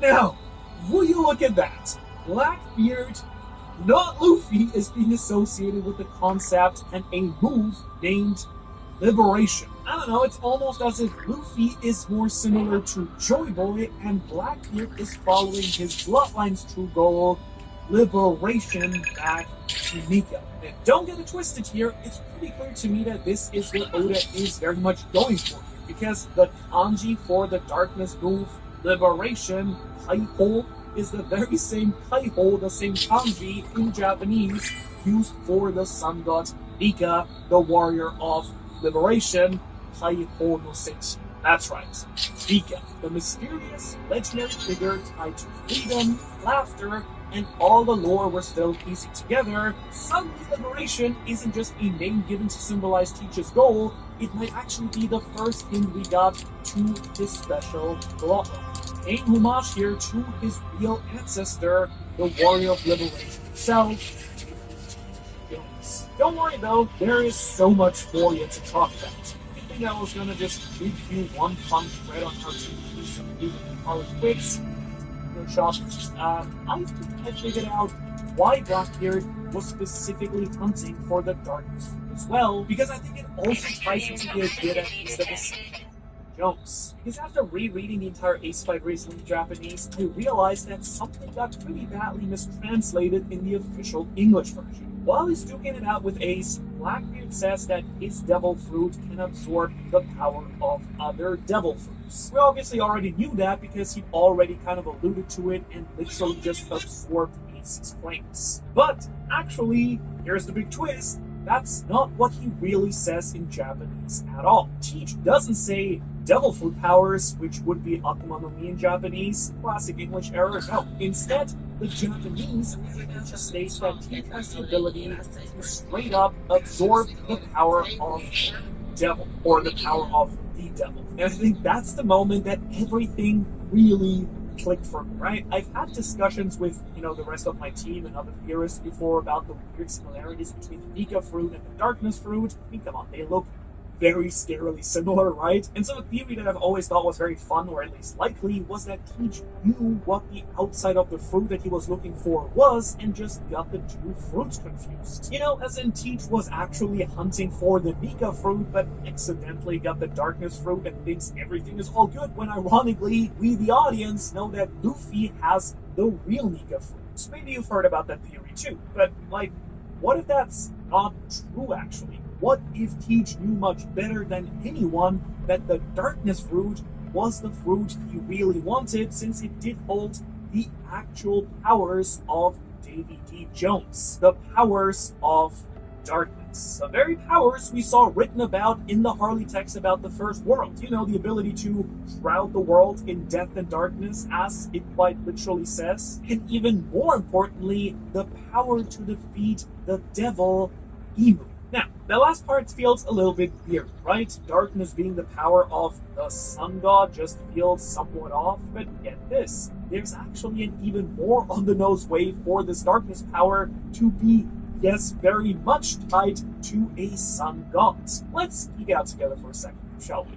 Blackbeard uses the move, very famously, Black Hole, and then he follows it up with Liberation. Funnily enough, that's what happens to me after I drink coffee. Plus, he's always talking about his infinite gravity darkness. We just line up with the name Black Hole and the absorption powers that give everything that good, dirty, and nasty suck. But the explanation for how it ties to Nika is actually science. Like, right, black holes don't just appear, they do form, at least we think they form, when massive stars actually collapse in on themselves. That means that Teach's power literally mirrors a cosmic process: destruction, collapse, and rebirth. His fruit is quite literally a microcosm of the life of a star. And a star, aka a sun, collapses into a black hole represented by Teach's darkness. Then Liberation releases all that supercondensed energy and material,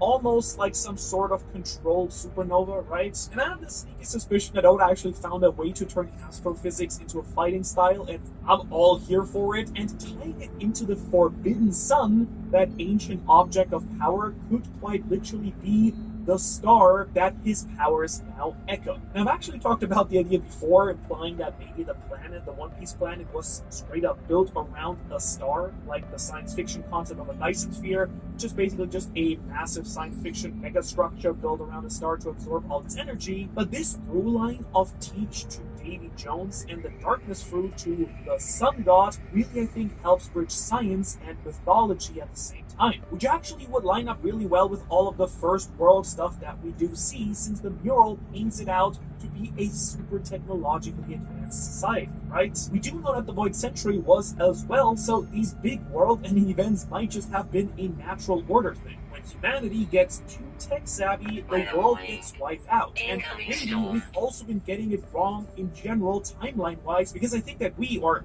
at least I, really tend to conflate the Void Century with ancient history. I mean, the Void Century might not have been the most advanced since it was only about 800 or 900 years ago, and Vegapunk states that Emeth and the lab on Elbaf are actually way older than the Void Century. So it does seem like maybe the super tech-heavy society was actually the first world, not the second. The second might have just been like really advanced to the modern era still, or more, magic-based, devil fruits and stuff, which is kind of implied in the mural too. I mean, I seriously think that this makes a lot of sense, right? The Yami Yami no Mi isn't just about pure darkness or destruction, it might actually be one of two fruits designed to fight something godlike. And this feels especially likely now because Rox was specifically looking for two devil fruits, not just one, and since they are manifestations of dreams, they're probably a super advanced technologically engineered thing that allows people to use the powers that they want, which I think makes sense narratively too. If devil fruits are dreams and they line up with the dream of the user, then Blackbeard's dream might literally be defeating the devil itself, and suddenly all this chaos and all this betrayals and all this power grabbing stuff does, make a lot of sense. He's not just a big dog who scares all the women, he's literally preparing to fight the devil itself with the power of liberation. And again, I know that this seems silly at first because, Luffy has that fruit.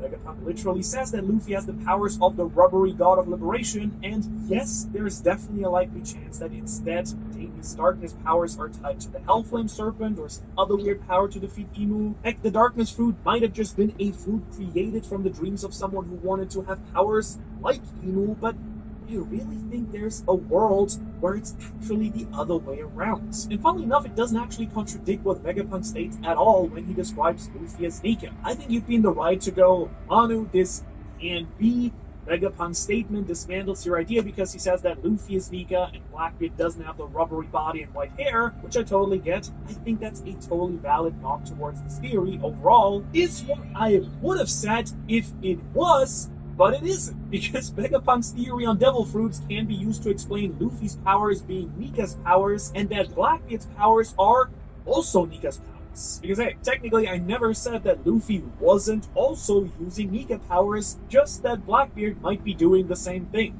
Blackbeard's fruit and Luffy's fruits might both be Nika fruits, just two different halves of the Sun God's original powers. Think about it. If devil fruits are the dreams of the ancient people from the 9th century or even before, and Nika is seen as both the rubbery fool and a god of destruction, I think there's a good chance that both fruits might represent different aspects of Nika. Two sides of the same coin. You know, Oda loved that stuff. Blackbeard and Luffy are already so similar and yet so different, same side of the same coin. You get the idea, right? The rubbery goofy powers, those ones are in the human fruit model Nika, and then the darkness fruit could have been created from the dream of someone looking to harness the power of the fallen forbidden sun that Davy Jones may have used to shroud the world in death and darkness, which again might have quite literally been a star collapsing and turning into a black hole. Now just to warn you, before I go and shroud the world in death and darkness, why not consider joining the Ohara Patreon instead? Like if you don't, it's cool too. I won't actually go through with evil plans. After all, they might not even be evil. All I do know, it is very liberating to consume all of the bonus content I put up on Patreon. Just saying, go check it out. We have a free weekly newsletter too. Circling back to the Davy Jones having two powers point here, I do think this also really lines up well with what we already know about Blackbeard. Because this might just be what various characters meant when they described Teach's body as being unique. It's apparently tied to his lineage, so maybe this is a Davy thing. Maybe Davy Lee Jones was able to eat two devil fruits thanks to his naturally rubbery body or something. That devil fruits have been around for that long, and as a result, the legends told about him as the sun god Nika were unclear since he used both his rubbery body with the white hair and stuff, as well as his dark, void-like powers too. Random thought also, this might explain why some of the Hagaromos, which are those cloud scarves that appear around awakened devil fruit users, actually come in two colors, black and white. I mean, both might represent different halves of Nika, different halves of the original sun god, who might have played some part in devil fruit creation in general. Now, a little bit of yin and yang action, like I brought up in my recent Big Bagua theory, in case you haven't watched that one. Really should check that one out. I didn't even know how to package it. It's just a really fun, big, crazy theory. Recommend it. Anyways, you know, like the wholesome, good defender type of people who have devil fruit, they might represent the War of Liberation part with the white, pure scarf, Luffy, Yamato, and then the destructive, more chaotic tendencies, those fruits awaken with the black scarf, like Lucci or the Gorosi, which actually sets up a perfect wombo combo too for Teach and Luffy to defeat together. Taking it all back to the beginning of this video when I talked about the legacy of Davy and Joy Boy. They are, as we now know, two different figures. They both represent two different halves of liberation. Luffy is the rubbery god, the fool that Vegapunk described as bringing joy and smiles to everyone around him. He's just a spitting image of Joy Boy apparently, and Nika's light powers. Meanwhile, Teach could be the dark half, the actual descendant of Davy Jones, the original Nika. His destructive nature, his ambition, and the darkness that he wields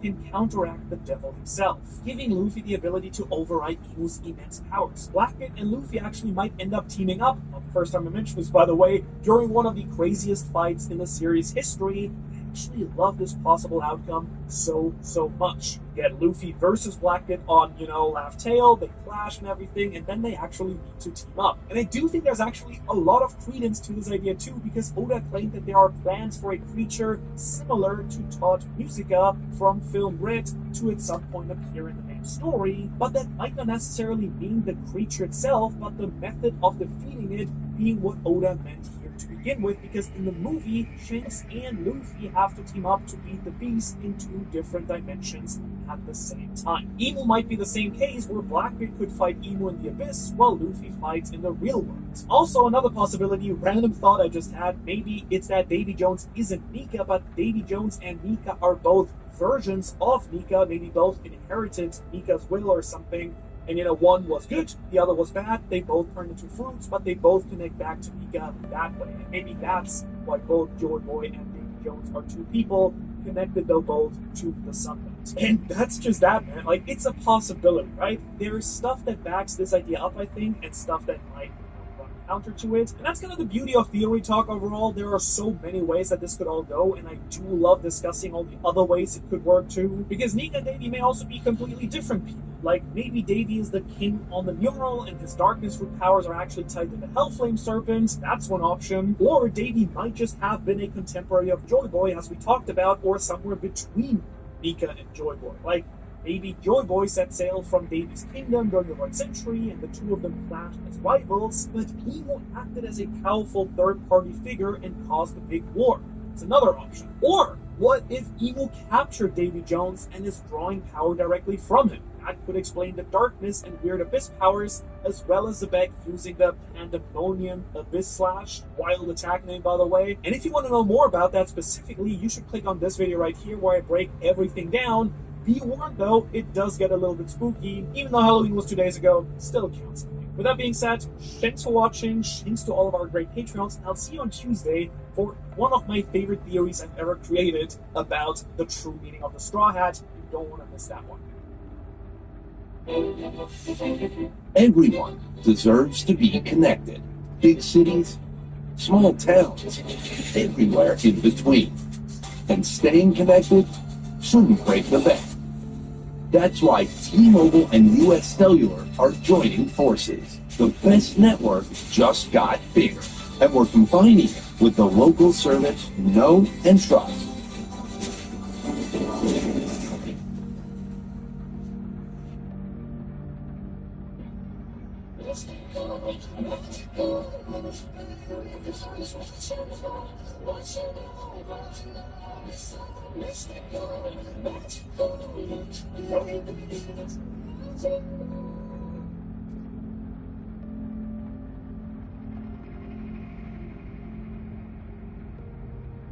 The Jeffrey Epstein case stands as one of the most devastating examples of an institutional failure in modern American history. In my opinion, and a lot of other people. People are very mad. They've been mad for a long time. It's just, for some reason, just now becoming a big deal. I wonder why. Despite evidence of over 1,000 victims, the case has effectively been closed with minimal accountability. Mainly because the lead guy doesn't exist anymore.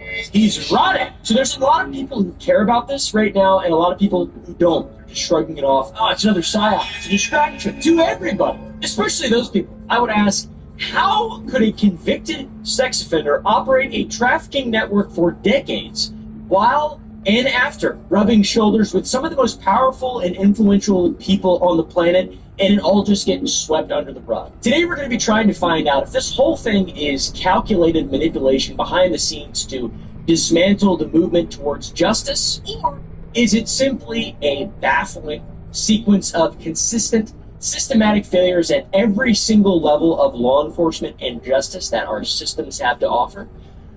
Let us go back to the very beginning and see where the trail leads. And we'll start with an important disclaimer.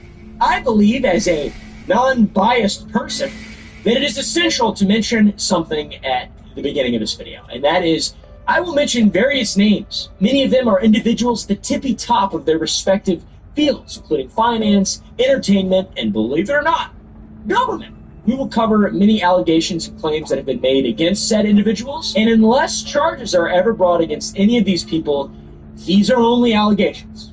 Guys, allegations. It's all they are. The only people who have ever faced charges in connection to what happened at Jeffrey Epstein's private island and his home in New York and his home in Florida are himself, Ghislaine Maxwell, and Jean-Luc Brunel. 3 people, 1,000 victims. Crazy. Surprisingly, Jeffrey Epstein came from a middle-class family in Brooklyn, New York. His mother, Pauline Stolovsky Epstein, went by Paula and was a part-time school aide. His father, Seymour Epstein, worked as a groundskeeper for the New York City Department of Parks and Recreation. Jeffrey was a smart kid, graduating from Lafayette High School 2 years early at 16 years old, but when it came to further education, he didn't engage with classes and dropped out of 2 separate institutions, Cooper Union and New York University without ever receiving a degree. But somehow, eventually, he landed a teaching gig at Dalton School, which is a prep school on the Upper East Side where he taught math and science. During his employment there, it is noted he didn't observe dress code norms. He would walk the halls in fur coats with gold chains laid over his bare chest, exposed by his open and unbuttoned shirt. And even during his time at Dalton, former students noted his prying eyes and fixation with girls who were students at the school, even showing up to parties where students were drinking. And this is while he's teaching there. This was allegedly brought to the attention of the school administration, but Epstein was fired anyway, ultimately, due to poor performance and disgusting hairy chest, rather than any documented behavioral issues. So during his 2-year stint at Dalton School, Jeffrey made a quite powerful connection, his first of many. The father of one of the students was Alan Greenberg, the CEO of Bear Stearns, which is a global investment banker thing. Epstein transitioned into Bear Stearns as an assistant and climbed the corporate ladder, eventually becoming a trader who advised some of the company's biggest clients. And in early 1981, Jeffrey faced his first legal trouble following allegations of insider trading and an SEC investigation while at Bear Stearns. And these are the heydays of SEC investigations. It was the Wild West in investment banker groups. He was never convicted of insider trading, but the confidence of the executive committee was shaken, which led him to leave the company and eventually forming his own firm, the Intercontinental Assets Group, aka IAG. And Jeffrey ran the IAG out of his apartment. And this is where things start to heat up.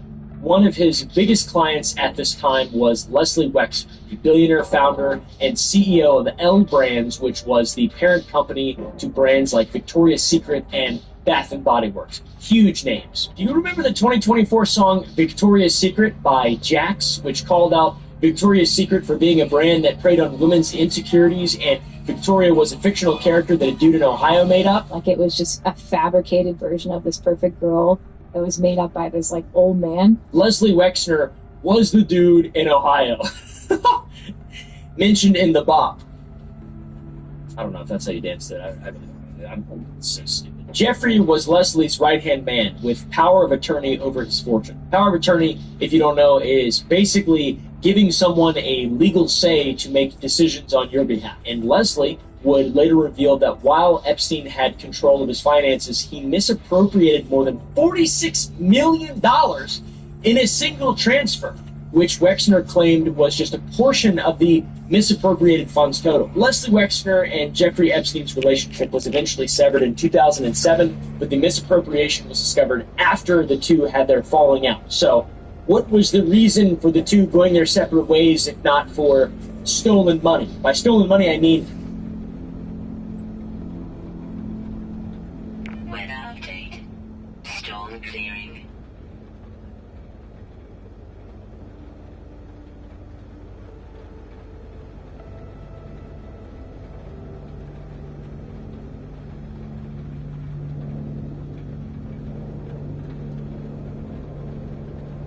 Extreme night toxicity detected.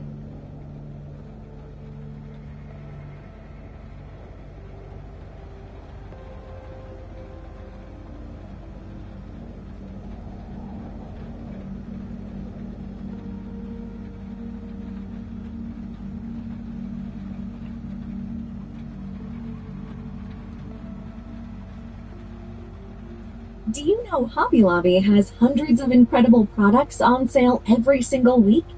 Just check out our weekly ad to discover unbelievable savings across the store. In Mega Bonk, you get rare items based on the more luck you end up getting throughout your runs.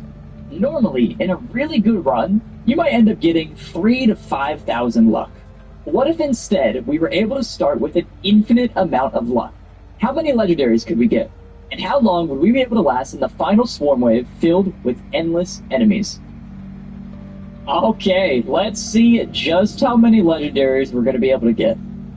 Actually, first and foremost, before this starts, I have to show this is not uploaded to the leaderboards because this is modded in. But just look how beautiful that looks. 50,000 luck. So I think actually the highest amount of luck I was able to get in a run was with Fox, and I believe I started with like a green card, because usually if you're going for a high... It looks pretty good. That looks pretty good. Yeah, I guess I'll just take that. Sure, why not? Wait, what is this? Okay, these are also legendary. I didn't realize these actually scale off luck as well. I could take XP. I could just take the extra jumps to get around the map. I don't see why not. Yeah, that sounds fine to me. Now, I do think the most amount of luck I ever had was with Fox, and it was around like 5,000. And I also started with a green card to be able to help that out as well. So I got like a run with maybe like 300,000 kills. We don't need the crit chance. And honestly, it's not even a legendary, so... What is that weak little upgrade? But yeah, starting at 50,000 is going to be a whole different game here. I've also enabled all the legendaries except for Soul Harvester, but it's not because people called me cringe for using it. It's actually because if you're doing a late game run, it does tend to lag the game. So I do want to basically avoid that. So that's the only one I haven't done. So the scenario here is, let's see just how crazy a run could get if you manage to just basically have every single upgrade be luck. Also, it's so funny that we also spawn a legendary hat guy here. Like, that is pretty unreal. I've also never even used this thing. I don't even know what this thing does. Well, let's see. Here's our first chest. What do we got? No way! No way! The Anvil level 1 is crazy luck. Well, I mean, I guess I have 50,000, so I shouldn't be too surprised, but even then, no, I mean, we were guaranteed a legendary, but getting an Anvil is even better. Oh, baby, look at that. I mean, not even legendary? Like, that's cringe. Like, we good? No, I did test this a little bit, I will say. I mean, it's not going to be like a free win as long as I survive for like 2 minutes. But I did test this, and I guess it is possible to get non-legendary upgrades, but like 99% of them are legendary upgrades. And I think we might as well get the XP gain here. I think that would be pretty good. Because every upgrade we're going to get afterward is going to be nice and juicy. There you go. This should be... Oh, I thought it was going to be a level up for me. Pretty close. So we do not want these. Maybe I should waste my rerolls then. XP gain? Sure, a nice little legendary one. Don't mind it. Like, just imagine having this much luck. Like, why is luck a stat? Why isn't every upgrade just a legendary? I don't get it. Now, I was debating between going attack speed and damage for the tomes, because we already have a ton of crit. Well, if that's going to roll like that, I guess we're just going to take damage, so I don't need to question it anymore. We have, you know what? If you're going to give me an attack speed, I don't see why not. What else we got? Lifesteal, spawn. Honestly, just give me more spawn increase. I feel like that'd be nice and juicy. We do want to get our luck up as much as we can, because we're already going to have absurd damage. Oh, the other thing as well is I really want to find a key. Now, I don't know if that's even going to be possible to get a green item with this amount of luck. But if we can find a shop guy with a black hat, there is a solid chance he has a key. Now, I didn't enable every item, I enabled every legendary item. So keep that in mind. So it would still be possible to find one, but I don't know if we'll be so lucky. Nice. Be so lucky on a video about max luck. Good one, dude. Alright, we have, yeah, okay, this is gonna be insane. I mean, I'm really curious to see, oh god, what the kill count's gonna be. Power up drop chance, yeah, baby. End it over. Oh my god, we're also gonna take Chaos Tome, so I should probably just take that now. Oh, 24% difficulty. That's not bad. A little extra enemies spawning. Whoa, what just happened? Oh, I think they got big bombed. Just lost like 800 HP in an instant. Chong play, healing over max HP allows you to overheal. Okay, and it gives 20% life steal. And a holy book. Okay, so we're gonna be able to heal, and the holy book will deal damage, as well as the chalk plate giving us that heal. Nice little synergy there. Honestly, I'm gonna take the multiplier. Hey, dude, I almost died. Crit chance size, sure, we'll take a little bit of a damage upgrade there. Alright, then we have, honestly, I've never even seen this. Like, I would assume that's not the best one to take.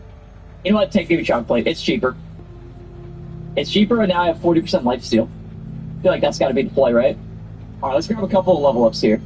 While we look for a shopkeeper. Yeah, sure, upgrade our damage right there. 10 to 15, nice and juicy. I'll grab this as well. What else do we have? We have a okay. We don't really. We have a swarm. The projectile bounces. I don't even know. I just took a red upgrade. That's actually insane. I should have just skipped it. Disgusting. What is actually even more insane though is like we do one shot all these enemies for the most part. I would probably guess, but there's still gonna be a massive wave of these guys because I just don't have enough bounces and stuff. And we are going to hope to get lucky with our Chaos Tome. We're not going to take the size book. We're just going to hope that it gives us a decent bit. I'll just take XP, why not? You know what's actually funny about this, though, is I wrote out items to banish in this, like for this run specifically. I didn't even think about it. The items I wrote out to banish are all green items. Because I was like, oh, well, I'm going to want to get all the legendaries. So I'm gonna banish all the keys. So I'm gonna want to banish all the green items so that I can get keys. But dude, you're never gonna get a green item. It doesn't even matter. What am I banning them for? Lightning orb? Okay, that's really good. That's gonna be able to stun me or stun the enemies. Refresh maybe. Crit chance? Nope. We'll take this though. Let's see why not. Random stat? No, we're still looking for. What are we looking for? It's not the luck tome. What am I looking for? Difficulty, that's what it is. I always forget about that one. Oh my god, we just need a key, dude. We just need a key. Elite spawning. I keep trying to, like, increase the amount of elites I'm spawning because I'm not getting any difficulty things, but here we go. And now I think these are rolled as you enter the stage. I think that was a lie. I think I've been misinformed. Because these are all legendary, so unless I just got really lucky on this head. Big ball, nice and juicy. Nice and juicy or spicy meatball. Let's just get a big bonk. I don't see why not.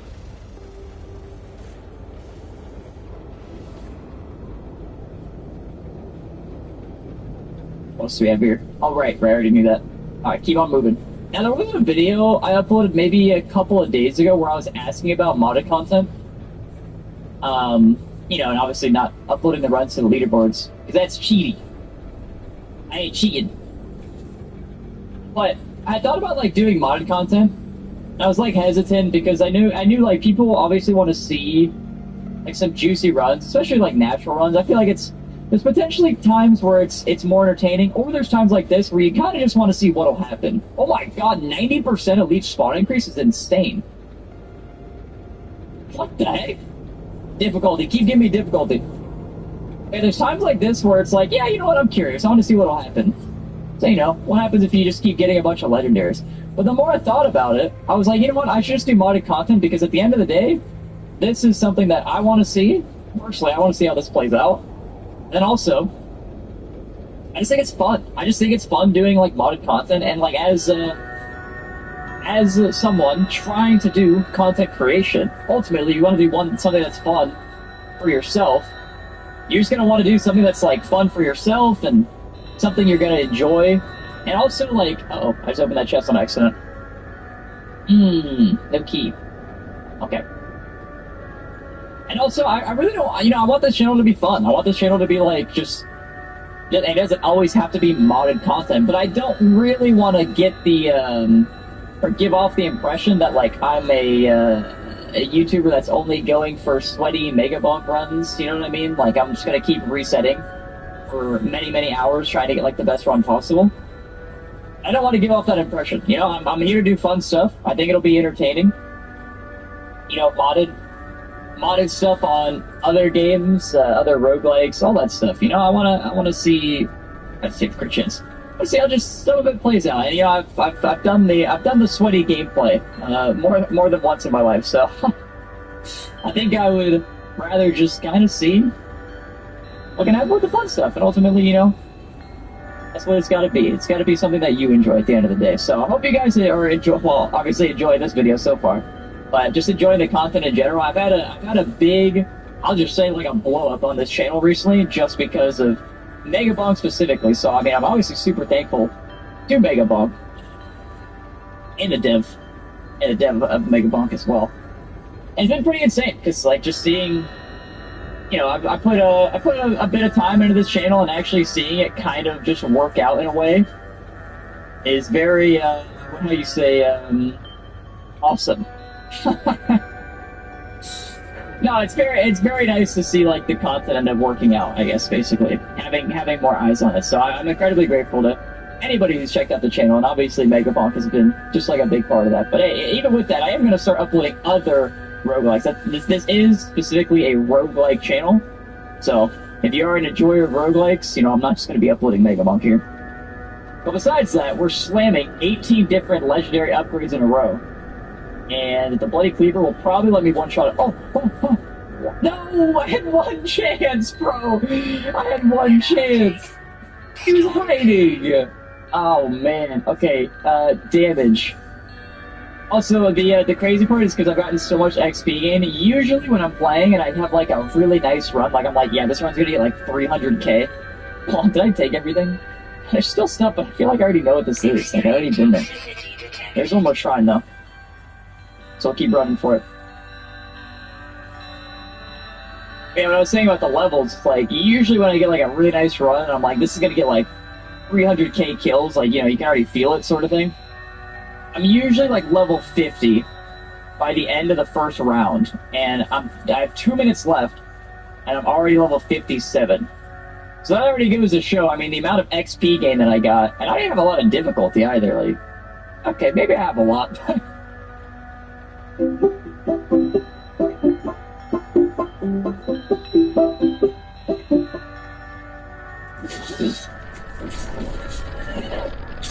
These are impossible when they're Hogan.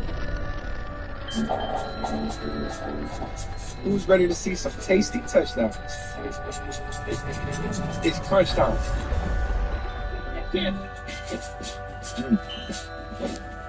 Ooh, hands like honey. I forgot I got the difficulty tome, so it is going to be quite a bit of an increase. Alright, let's see if we can get these suckers. Wait, they just teleported away. What is wrong with you? 6 extra jumps, bro, what? Legendary Chaos upgrades are insane, man. Alright, where are you guys? Right here? Dead. Oh my... Actually bloated up. I'd actually be so ashamed if I opened a chest and got a non-legendary item. I have one non-legendary, but that's only because of the guy. Let's open a chest or two. Joe's dagger. I mean, we could just keep stacking these suckers. Max HP. I don't know what I'm gonna banish. Maybe, honestly, maybe I just don't banish anything. Maybe I'll banish the magnet and that's it. We banish the magnet and let it fly. It's not like the run's gonna be weak. It's not like I have to hard pinpoint exactly what my... Oh, okay, that'll help. Pinpoint exactly what my legendaries are going to be. It's not like I'm going to get...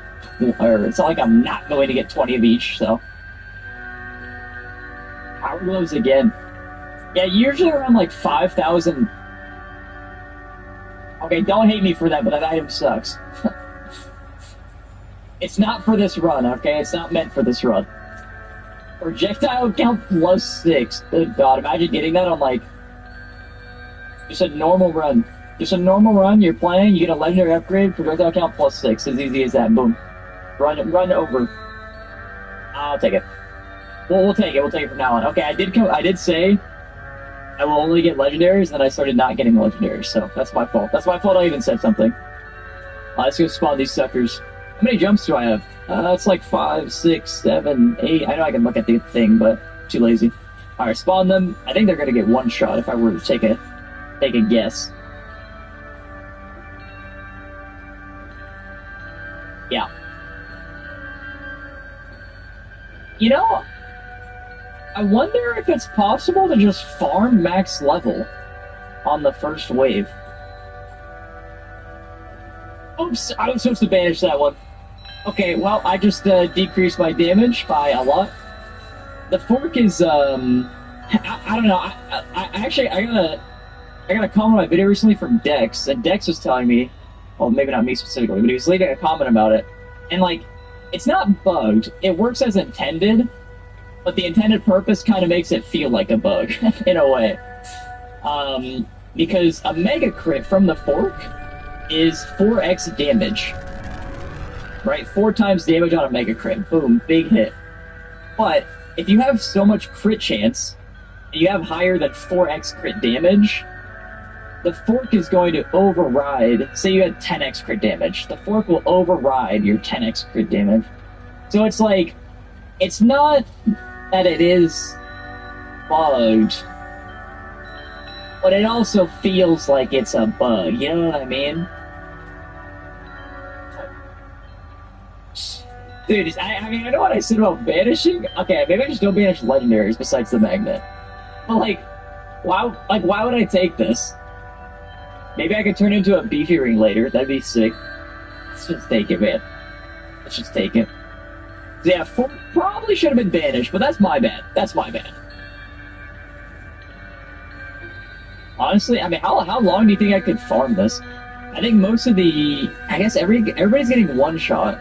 So like, this is still more than fine, obviously, but I just wonder. Oh my god, difficulty, yeah, what is that? I don't even know. Jump height is what I got. Awesome. I'd say most of the way you're able to farm these endless waves is by using your Flame Walker. So if I'm not getting a bunch of size for Flame Walker, it might be a little bit harder to actually get through this. Because your Flame Walker is the thing that instantly triggers all of your on hits. But I think I'm going to try to get this to max level. Or should I just move on? Would that be a little ridiculous? I mean, I could try to get it to max level. There's a lot of red XP over here. I don't hate the idea. It's another chest, too. It's a magnet. It's not a magnet. I'll just take it. I'll just take it, bro. I'll just take it. I'm not gonna banish items here. You know, we'll just take what we get. Although I did banish the other thing. Random stat. Yeah, keep giving it to me. What do we get? Damage? Oh my god, that's juicy. Projectile bounces on a revolver. Damage to elites as well. Oh god, we're gonna one-shot these guys. No, we can farm this. I once again ask myself if I should, though.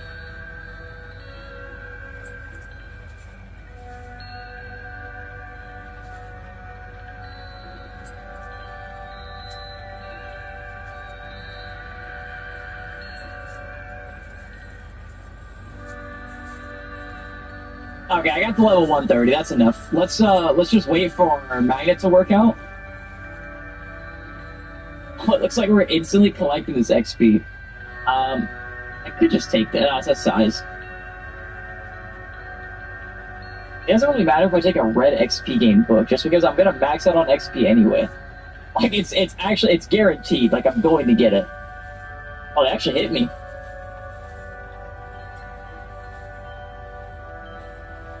Alright, you know what? They're hitting me. I don't really want to lose. I'm just gonna get out. Let's just see it, huh? Let's just. I think we're just gonna. I mean, it's not gonna be a crazy take. I think we're gonna one-shot everything, guys. I think we're gonna do pretty well versus these guys.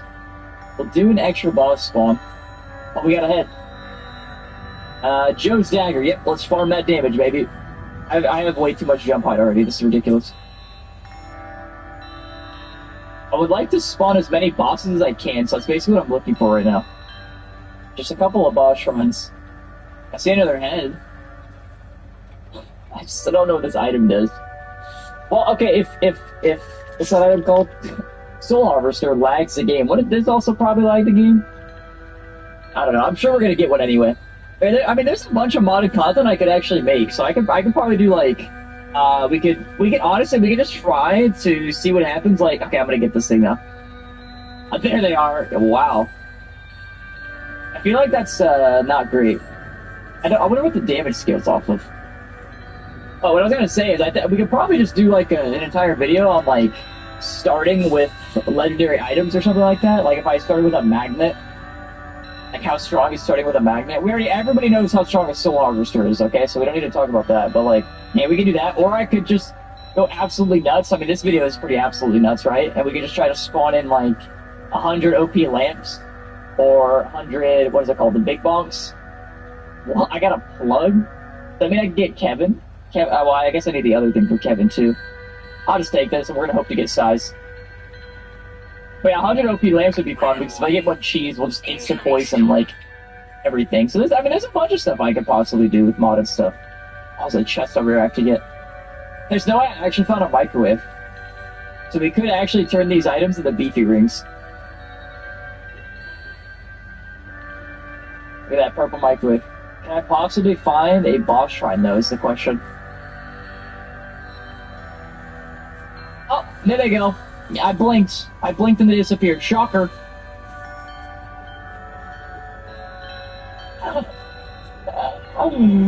That's actually crazy. Okay, this is what we're managing, though. We don't need another magnet. There's grabbies. What is that? A purple? In my game? We could potentially dupe it. I mean, do I go for beefy, or do I just try to get more grabbies? It's like, grabbies are... At least grabbies give me some difficulty, but beefy gives me that damage endgame, you know?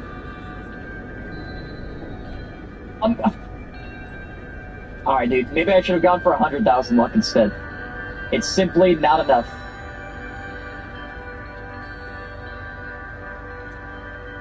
A little size upgrade there. That's not bad. You know, maybe I should do this next time without, like, the normal tomes. You know, like, the normal sweaty tomes. To be able to get the Gal run. Like, maybe I could just go something like...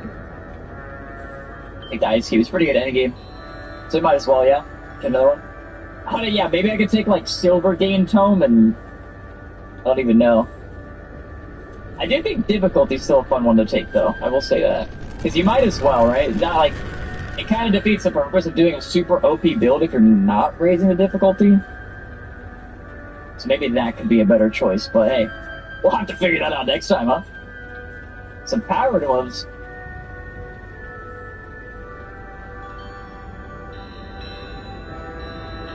I'm just trying to max this difficulty as fast, like, oh my god, 48% size. Give me another one. Another size increase would go nuts. Okay, this is the point where we can't really walk around without getting maximum level ups. So we are probably going to be stuck in this area until we get max level. I don't even know what just happened. I just gained so many levels. What's my XP gain? 6.4. It's not even like max. I guess the magnet attracted everything to me, but holy crap. It's so much. It just keeps going. There's another magnet on the map. Oh god, nobody touch it. Is that a blue hat guy? Gotta take damage to elite there. Okay, it's probably around that time. Oh, I just froze. Hold on. There it is. The box sound.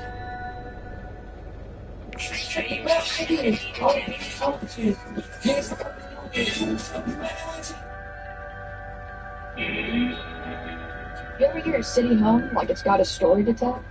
That's not a story. Your upgrade is ready, Splendid. My upgrade? See y'all later. Guys, look at this one. See how she said. You think you could beat me? I'll beat that. Oh! Drinks on me.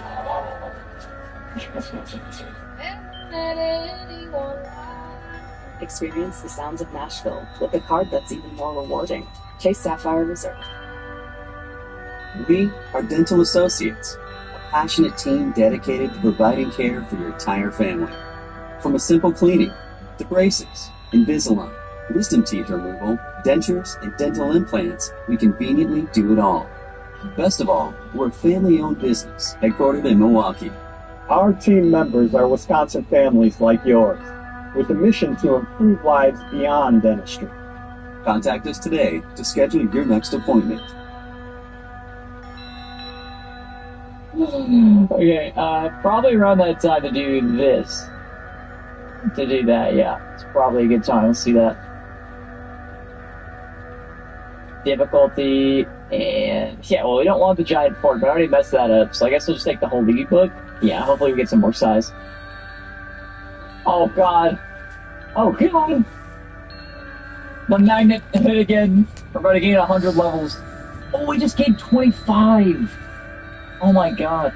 I was doing a lot of testing with this game. And I was really trying to figure out, like, what was more valuable early game? Is it difficulty or is it XP? And I think, well, obviously, not obviously, but if you can one-shot enemies, I think it's difficulty. It has to be difficulty, because the amount of enemies you spawn is just so like, absurdly high for the scaling. But you need a way to take care of them. So, like, I'm thinking about, like, doing a lot of my runs just building Aura, because Aura's so good early. And, like, taking Cursed Doll, Aura, and doing runs like that seems pretty fine. But then I have to play late game with Aura. I don't think it's the worst thing. Like, if I take Flamewalker, surely Aura can't be that bad as well, right? I would assume so. I would assume it's not a big deal.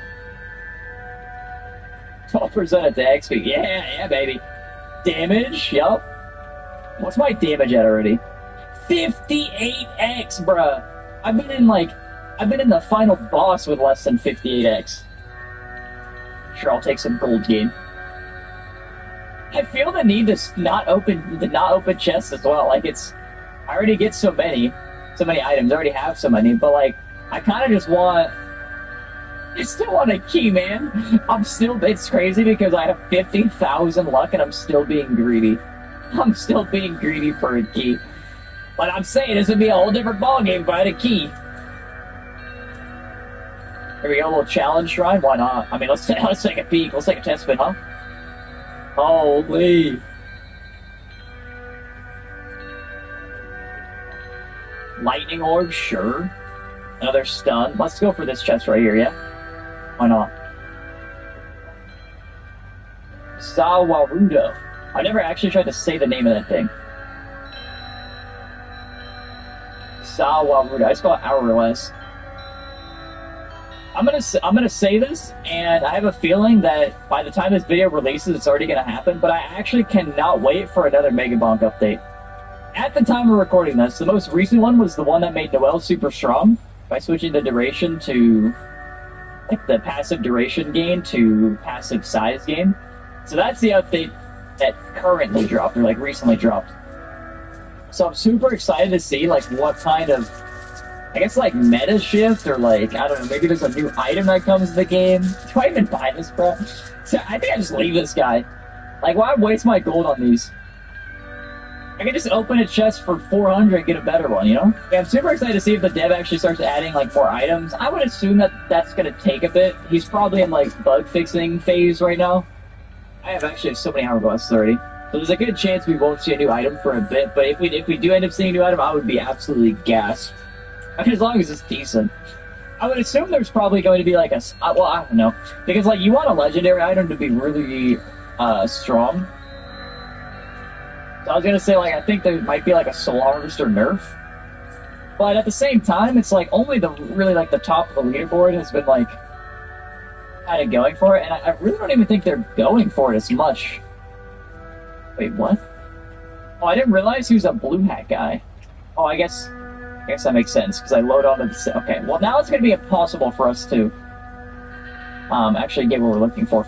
It's going to be impossible to get a key, is what I'm saying. Do I even do anything in here? I mean, let me see.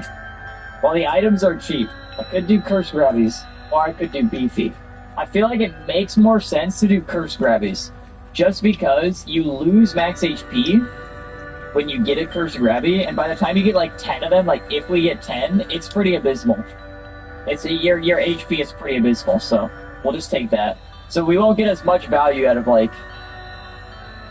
what's it called, a Beefy rig, because of that. Sure, another hourglass, why not? I'm slamming all the tomes. Whatever tome I see, I'm taking. It really doesn't matter as long as it's yellow.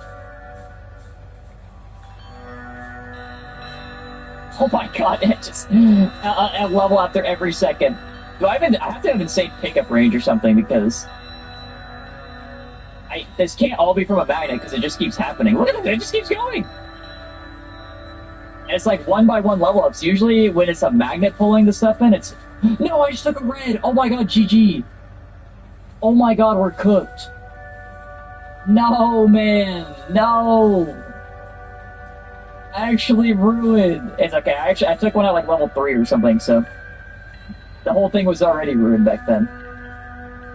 We'll get max HP, crit damage, movement speed. We're probably already maxed on XP gain. No, we're actually not. 9.8 is crazy. How many more levels do I have? Okay, I mean, still a bit. I'm at level 58 on that.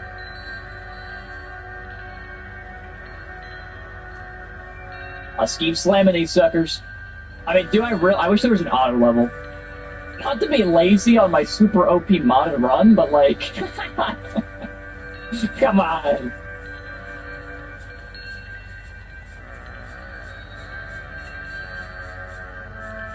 Oh my god, there it is.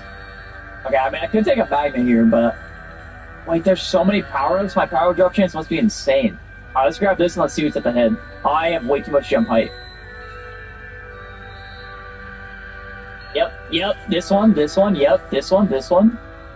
Gimme. Alright, what are the random ones? Duration. Silver gain, big. Damage, and, chunk plate, no, holy book. Because we're definitely gonna get enough size. I'm confident we will find enough size. Giant fork. I mean, I have to just take it again, right? I mean, I guess it's fine to take one. I guess I'll banish this. Yeah, just banish it. Like I said, it's like it's kind of like a bugged item. It's not really bugged, but like kind of bugged, you know? Oh wait! Oh my god! Where did they go? If you blink, you missed it. Lightning orb. We got a Joe's dagger, and I don't even know what that is. Upon taking damage, below 50% max HP, slow down time and deal 2x damage. Okay. Let's open these two chests, because they're right here staring at me. Okay, well, I got another one. Lightning orb, there it is. There's a nice one. We have 30k gold, too. Duration is pretty insane. I want to go try to get this, what these are called. Shrines, that's what it is.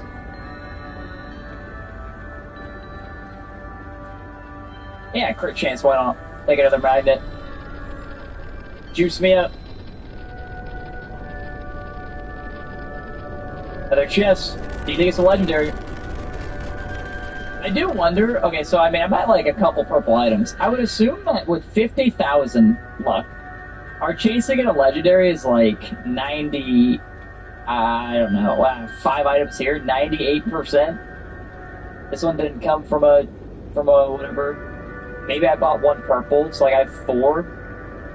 4 out of, I don't know, I'm just gonna guess, that's like 12, 18, 10, 20, 30, so like 4 purples, 30 golds. So it'd probably be like, yeah, it's probably around like 90%, 95. I think it's a little bit higher than 90. But that's with 50,000 luck. But what I would assume is, especially in games like this, just in general, is like, usually you have massive, like, diminishing returns the more you get. So, like, the first 10 luck you get is going to be much more important. Or, like, going from 0 to 10, this is a better way to say it. Going from 0 luck to 10 luck is very beneficial to you. You're going to get max value out of it. But going from 10,000 luck to 10,010 luck, not so much. Usually there's a fall off there. Like if 10 luck gave you a 1% increase in legendaries at the beginning, by the end, 10 luck probably gives you, you know, a 0.001% increase or something like that. So you have like this massive fall off, and there is I can't remember which stat it does, or stat does that specifically in this game. Maybe if I glance at them real quick, I figure it out. Oh, it's not a stat. I remember what I was thinking about. I was thinking about keys.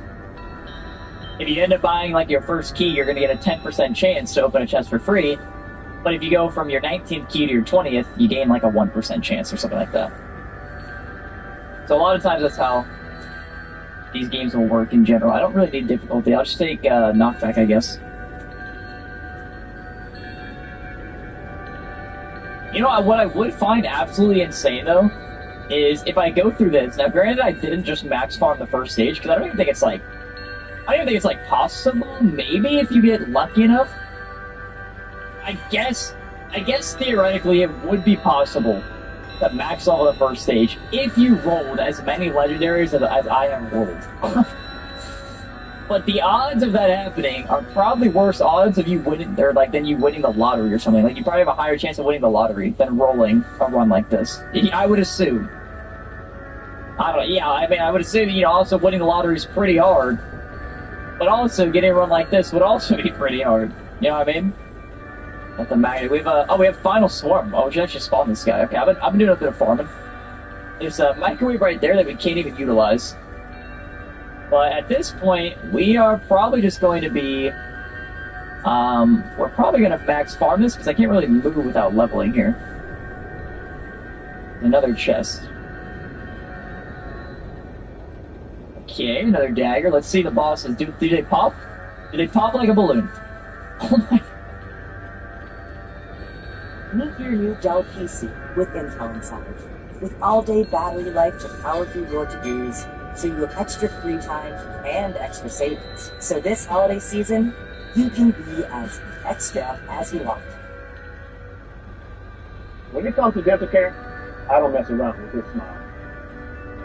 There's a big connection between health and certain diseases, like heart disease, diabetes, and more. My health matters. So I'll make sure to get routine dental cleanings and my dentist to let me know anything like that. I feel like having a team back me up, and that's just the network health. Extreme night toxicity detected. Do you know Hobby Lobby has hundreds of incredible products on sale every single week? Just check out our weekly ad to discover unbelievable savings across the store and start shopping in-store or online at hobbylobby.com today. At 3.6 million L. Yes, they do pop like a balloon, by the way. Oh my god, we're getting so many chest drops now. Okay, I'm probably going to take a second to level up here because I don't want to just, like, have you watch constant cuts. But I think you get the idea on my leveling here. Basically, see gold, click gold. I'm not really even focusing on anything else. If it's gold, I'm clicking it. So I will resume this after we can get through these levels. Oh, what is that? Skip. Disgusting level up.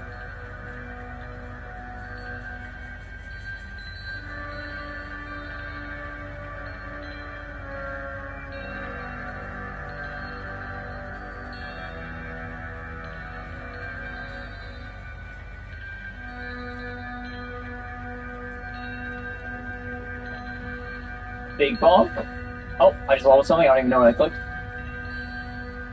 Hourglass. There are so many chests here, too. There are so many chests. Oh my, this is my life now. I'm just putting the leveling. That's it. I'm stuck here forever.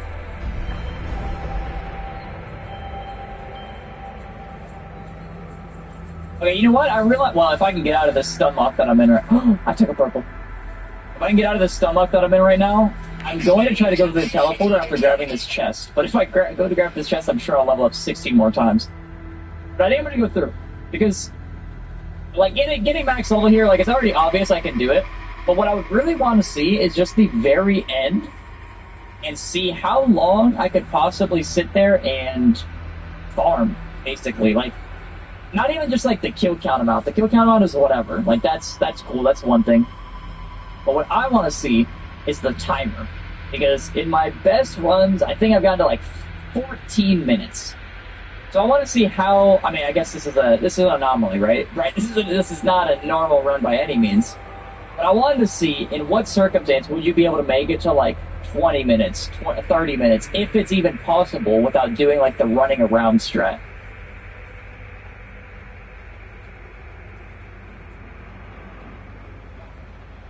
Energy core, big, big, big, big. I could do more cursed grabbies, which is kind of crazy. Honestly, the mirror might save me, though. I think I actually just keep the mirrors. I was looking for boss shrines, but I found 2, which is, I mean, good enough for me. And we already know we're going to instantly pop this boss. Right? Right, Mega Bonk? How much health? Oh, it's at 630. That's awkward. I was just sitting there staring at nothing. Well, let's try to find another boss shrine. We can. Oh, I do see one. No, it's too late. Oh, clutch. He clutched it. Oh, yep, they did pop instantly, by the way.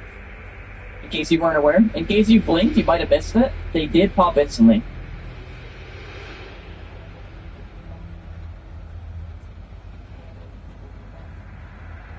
Alright, well, I guess let's start getting these shrines, huh?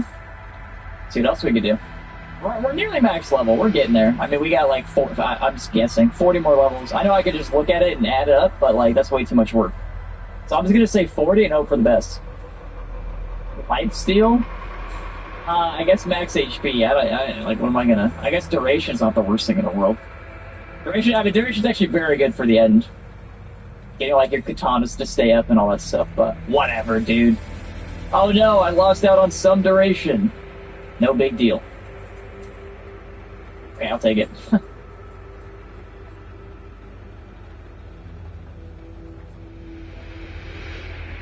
Drag. Oh, we actually have like 4. I get yeah. Again, it's all legendaries. Always has been. But I guess it is always legendaries, so like it makes sense that I have so many Mega Bonks. But at the same time, I feel like we've just been rolling them. Like, I mean, we're at 11 of them. The only other thing we have higher is Hourglass is at 9. Which, I mean, again, pretty nutty amount, but still. Alright, final swarm, baby. Wait, that's not the final swarm. I saw 5.5 minutes. Ice Cube, sure. Oh, hold on. Back here real quick. Another speed boy.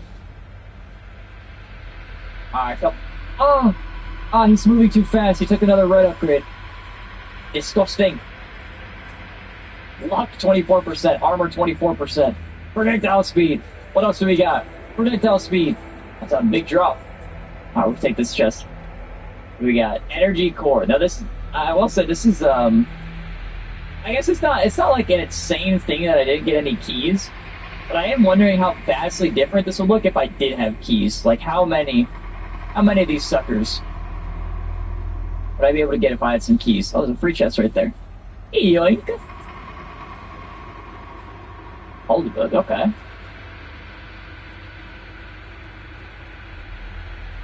Just a couple level ups here. Y'all don't mind.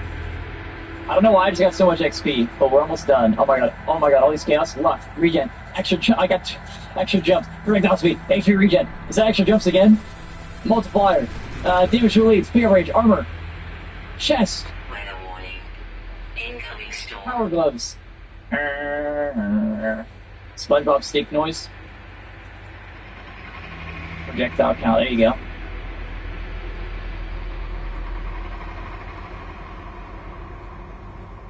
Okay, power of drop chance, damage to elites. I open a chest. There's crit chance. Size. Oh, size is big. Size is big. No pun.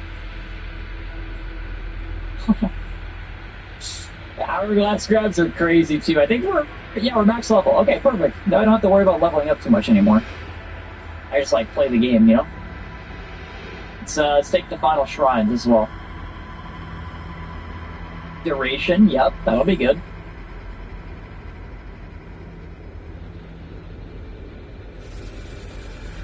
Free chest once again, another hourglass. Okay. What else? Lightning. Okay, honestly, the amount of lightning orbs we have, pretty nuts, as well as ice cubes. Once you get to like waves, I guess waves at like 12 minutes and beyond 12 minutes, the lightning orbs and the ice cubes become that much more important. So obviously I've never had to run with this many legendaries before, but I've also not had to run with this many lightning orbs or ice cubes, so it's going to be pretty interesting to be able to see it firsthand.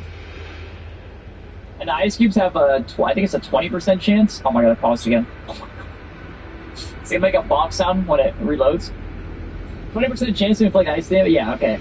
So ice can now freeze. So 20% chance to freeze and a 25% chance to stun. So we have 8 of those and 6 of the other ones. So you have a much higher chance than that. Screw it. Give me Sawarudo.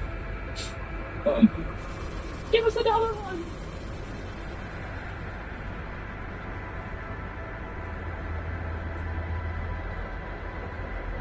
I guess it's not the worst thing in the world that I didn't get the keys, because now I'm like kind of limited on my chest. It would have been, I mean, again, the run is absurd already. So it would have been even more absurd if I just like didn't have that at all. It'd be like, there'd actually be no cap. Me when I'm not lying. I'm sorry. I could save 30k for that. 14 million health? Oh my god! Evasion, okay. Chalk play, yes sir. Bloody Cleaver. Holy Book. I think we have enough size now that Holy Book's actually gonna be good. But I don't have a Kevin. Ice Cube is great. I don't even know. Like, it would be good. Can it now apply Burn? I already have one of those though, so it's like hitting an enemy. But you know what's interesting though is like if that's there, and since I have so much duration, it would just kind of stay on the floor. Well, okay, I guess it doesn't matter though because I also have Flame Walker that's, I assume, the size of the entire map right now. Oh, it's actually not that big. Sorry, I know I just broke your eyeballs, but it's actually not as big as I thought it would be. Yeah, that's a weak little thing. It's like lightning. That's a little baby Flame Walker. So honestly, even like with obviously all the cheat codes, still made the size to him, it seems. To get that juicer all the way to the top, all the way maxed out. Great damage, sure, why not, why not?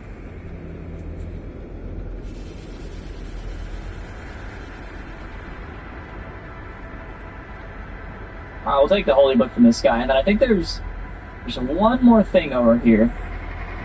It's a magnet. Okay, so I'm just gonna grab it, just to get rid of it. Now we're gonna keep our cash for now. Keep our money, because we want to buy whatever's at that store. I can't even remember what it was, but okay, I put 13 of these suckers, by the way. Chest right here.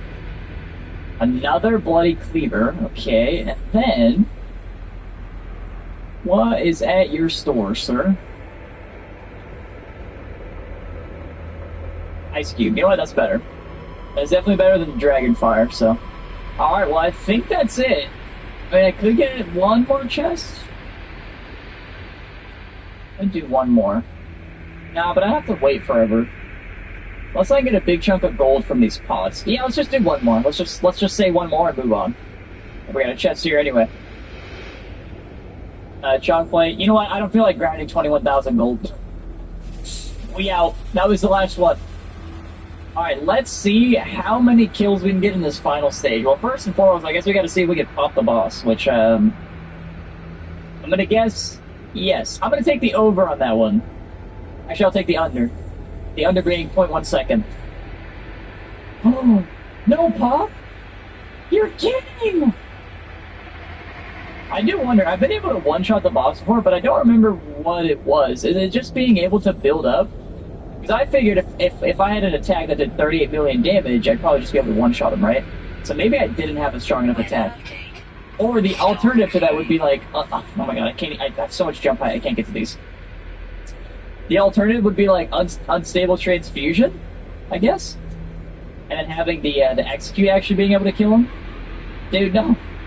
Oh, he stalled, the whole charge went away. Dude, he's all over it. Oh my god, you're so annoying. Oh, let me drag him away. Okay, we're good. And now he's dead. Perfect. Alright, let's see how long we can farm this sucker. What is that sound, by the way? Is that the balls he shoots? Got a chest, baby!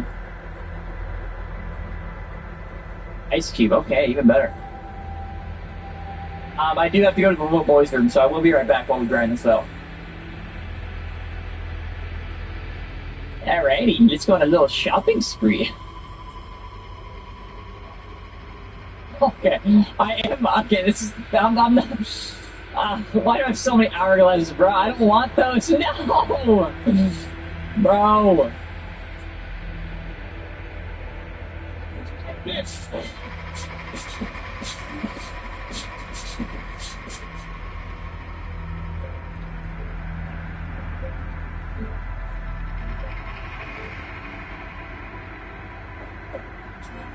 such beautiful stars. Experience the wonder of happy Honda days while you can. Visit your local Honda dealer. Shop online today.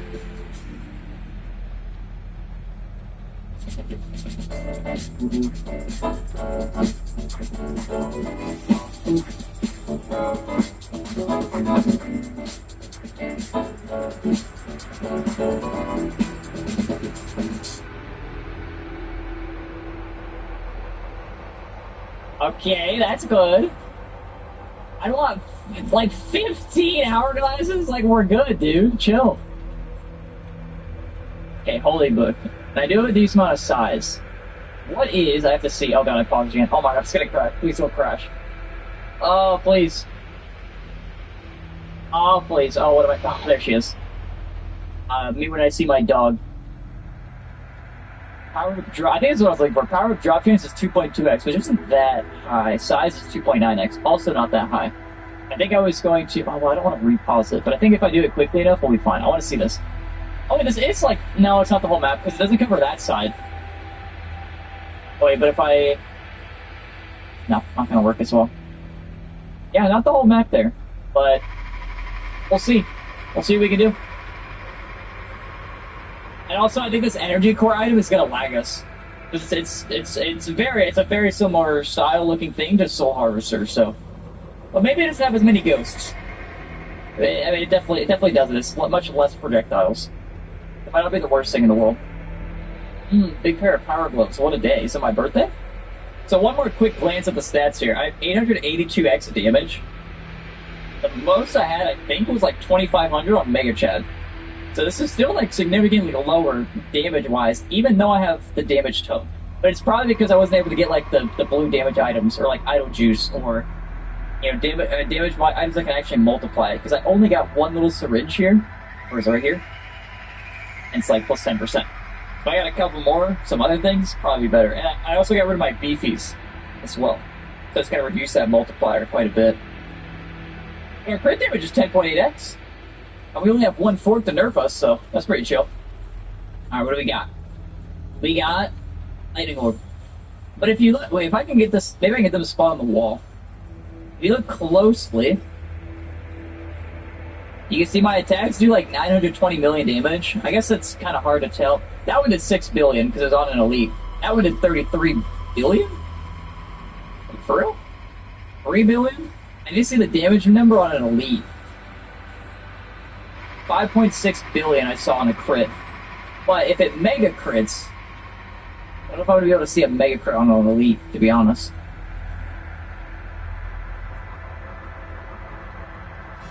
You actually look at it on a small guy. There's a lot more small guys. So a 170 million, 105 on a normal one. Crit is 125? 240, something like that? And if I could find a mega crit, it'd be an orange one. There's one in the back, but I couldn't read that. Eyes aren't that good. They spawn on the wall, maybe. If I can. They don't mean to jump. 190 million on the mega crit, is that what I'm saying? 50 million on that one. I saw 147, 26. Oh, I guess that's just their max health.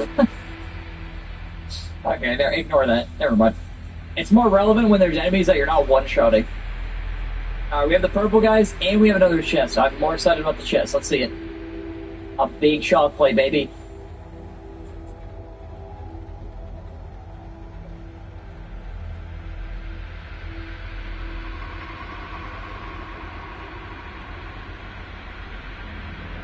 What? I have 50,170 luck, and you're giving me a mirror? Alright, we have one more chest, and here's the moment of truth, okay? We're at 12 minutes. 12 minutes is where the enemies really start to scale. Yeah, we're good. I mean, most of your endgame damage here comes from items, so it does make sense that we're one-shotting them, but they will ramp up a lot quicker than the other ones, so we'll see how long we can actually survive these. And just as a quick note, just want to point out, you guys been watching the video this long, there might be a chance you enjoy it, so consider leaving a like. If you haven't subscribed already, maybe sub too. That'd be dope. If not, All good. All good, dude. It don't matter, because I got a chunk play, baby. Yeah, if you guys want to, feel free. No, no, hourglass. Okay. I guess they listen. That was not another hourglass, so I guess I should have to be happy. Not an hourglass. Okay, that one actually might be the worst.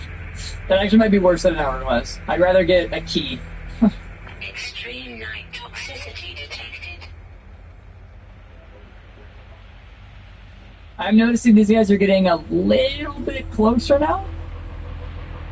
Which means they're probably tanking one hit and then getting hit again and then dying.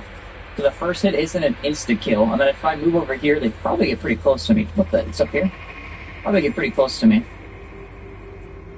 Let's see, it's gotta save the run. One more big bump. Let's go.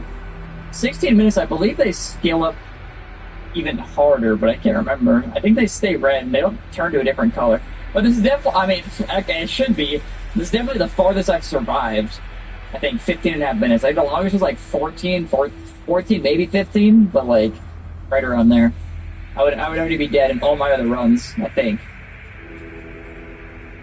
Bro, I don't even want to go get this chest, man. Okay, give me it. Spicy meatball, that's good. Alright, does 60 minutes actually change anything? Let's see.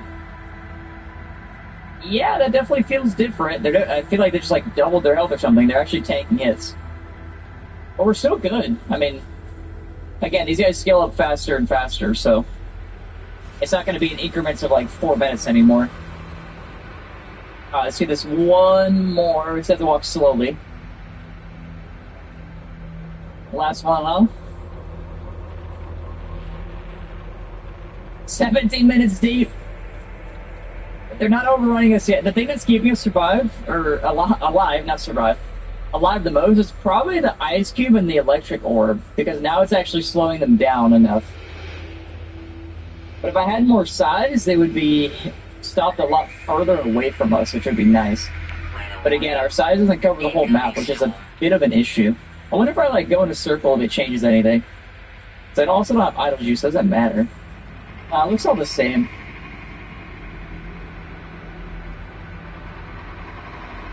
Yeah, it looks all the same. Oh, that guy got close, did he not? Yep, this may be the end soon, fellas. We're still stunning them. I can't really... Once they, like, the little circle that they're in is basically my Flame Walker circle.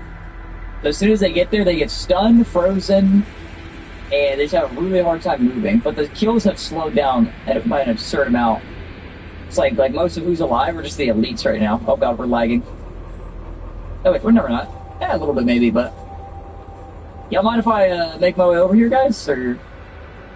Thank you. Thank you. So, oh, hold on. You guys don't mind? I'm just gonna weasel my way over here. Just gonna squeeze right by you, if you don't mind. There is a chest over there, but I don't really feel like getting that. I'm just saying, I have 9,300 health because of the chalk plate. I should have taken the beefy rings. Not the grabbies. Big mistake. Oh, we're having a hard time stunning them instantly. We could get one shot. We have a mirror, though. Like, the mirror will block it. The mirror will block it is what I was about to say. So, like, died. So it was like 1945 was how long I survived. But now I have to get rid of all these hourglasses. Which I guess probably won't take too long. You guys mind? Can I get another one right over here, please? Thank you. Yeah, at 20 minutes, you guys are absurdly strong. Like, are you even, like, able to... I guess if you have enough time... I mean, I've seen the runs where people run around the map, and they just, like, outpace the enemies and outrun them. So, like, you're definitely able to kill them. Well, I don't even know how people survive to, like, 60 minutes. Like, I don't know how much damage you're gonna need.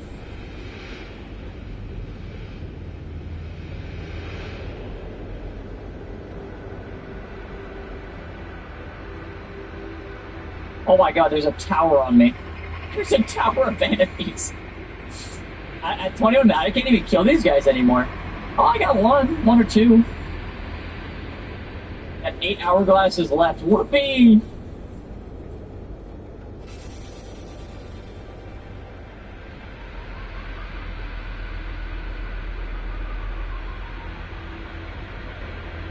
Okay, there is a mountain of enemies on me, and I can't see a thing. But I have 1 more hourglass left. Oh, I just pressed my jump button. I forgot. No, I'm not damaging them. That's okay, I'll just be on top of them. There we go, there's our last hourglass with our temple of demons. That should do. I mean, realistically, I survived to like 1945. Right? I didn't expect to get 17 hourglasses or whatever I had, but... I mean, which is pretty crazy too, because like getting this OP, like only surviving till 1945. But I guess that's the point, right? They want you to insta die. Let's see who did the most damage. Whoa, that's actually surprising because I thought it would be Holy Book. But again, I guess you know what? The Holy Book's not as good because I didn't have Kevin.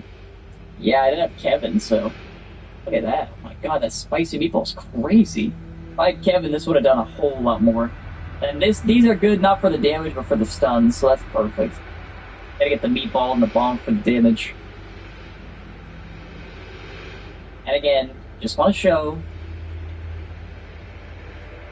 Upload score to leaderboard is off.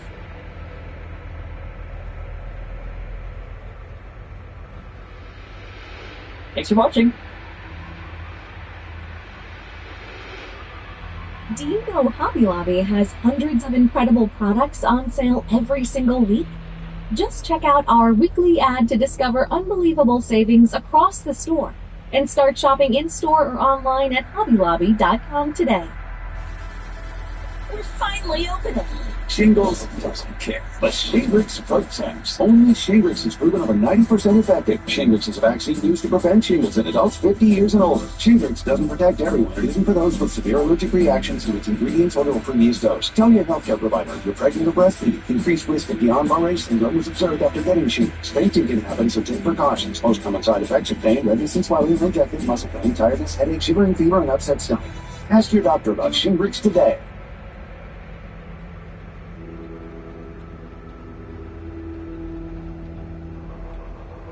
OpenTTD, a transport game about moving things and making money. Optimize your railways and transport routes to service the people of your towns and cities. Share the map with 1, 2, or even a dozen other railway companies. Work together and transport the nation in the most efficient and effective way possible.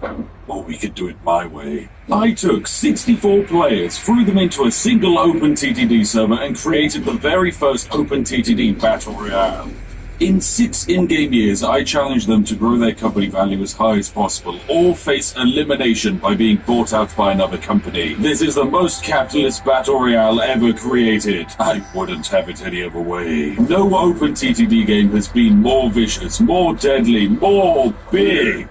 And they're all competing for the most cherished prize I've ever given away. So without further ado, sit back, relax, grab your cup of Yorkshire Tea Gold and enjoy the chaos. Oh, and if you want to take part in these in the future, consider both joining our Discord and becoming a channel member to secure your place. I've also got the cheapest channel membership on YouTube, don't tell anyone. Right, ladies and gentlemen, it begins. On your marks, it's entering Battle Royale mode. Oh, yes, the game is now live. So our players, and we have a lot of them, a grand total of 64 companies today that have effectively just been thrown into the world. And oh my goodness, it's going to be complicated for them. They have to effectively, within the span of 6 years, get a company up and running and try and make as much money as possible. Because at the end of the day, once someone buys all of your shares, you're gone. And these shares, they start out pretty cheap. Company value is effectively worked out by the value of your infrastructure, your trains, the amount of cash you have, and the value of shares you hold in other companies. Because all of our companies start effectively in debt with a loan, all of their company value is 0, and they need to clear that debt as fast as possible if they want to survive as soon as we hit that 6-year mark. But yes, this is going to get very exciting very quickly. So let us see some of the people setting up today. Of course, we have a relatively large map, and it will feel quite large, but trust me, it's actually going to be very small indeed, because the entire thing is going to very, very rapidly fill up with people building and building fast. Now, here's the thing that a lot of our players don't know. This is hard mode OpenTTD. This isn't the OpenTTD your mum told you could play. This is triple extreme OpenTTD. Everything costs more money, everything costs more money to maintain, and consequently the profit margins that even our most experienced OpenTTD players are used to are not going to be the same, so they're very likely to get caught up. Okay, now we already have some players literally starting their first few trains going, and I think this is an early passenger train. Yep, it can't even reach the destination. Oh dear. Where's it aiming to go to? Friendly. Right, the railway isn't even finished yet. Why has he bought a train? What is this man doing?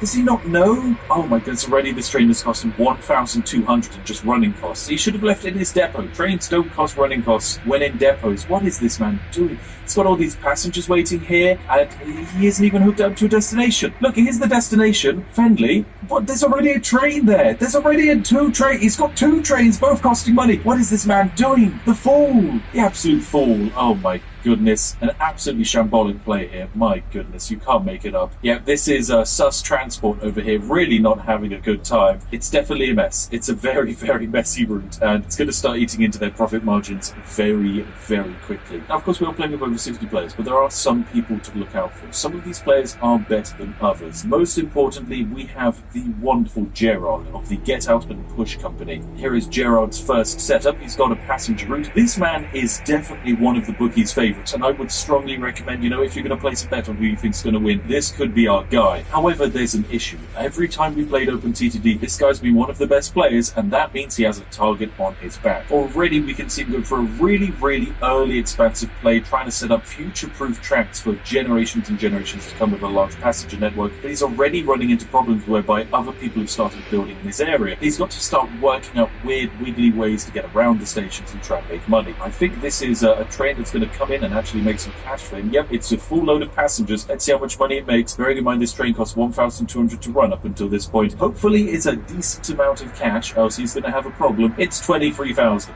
Oh dear. That's pretty decent, but he's going to need to do a lot of trips if he's going to be able to pay off his debt. Now we can take a look at the income graph and see that some players have already managed to get very early incomes, but ultimately it is the company value graph that matters, and most people do not have a good company value.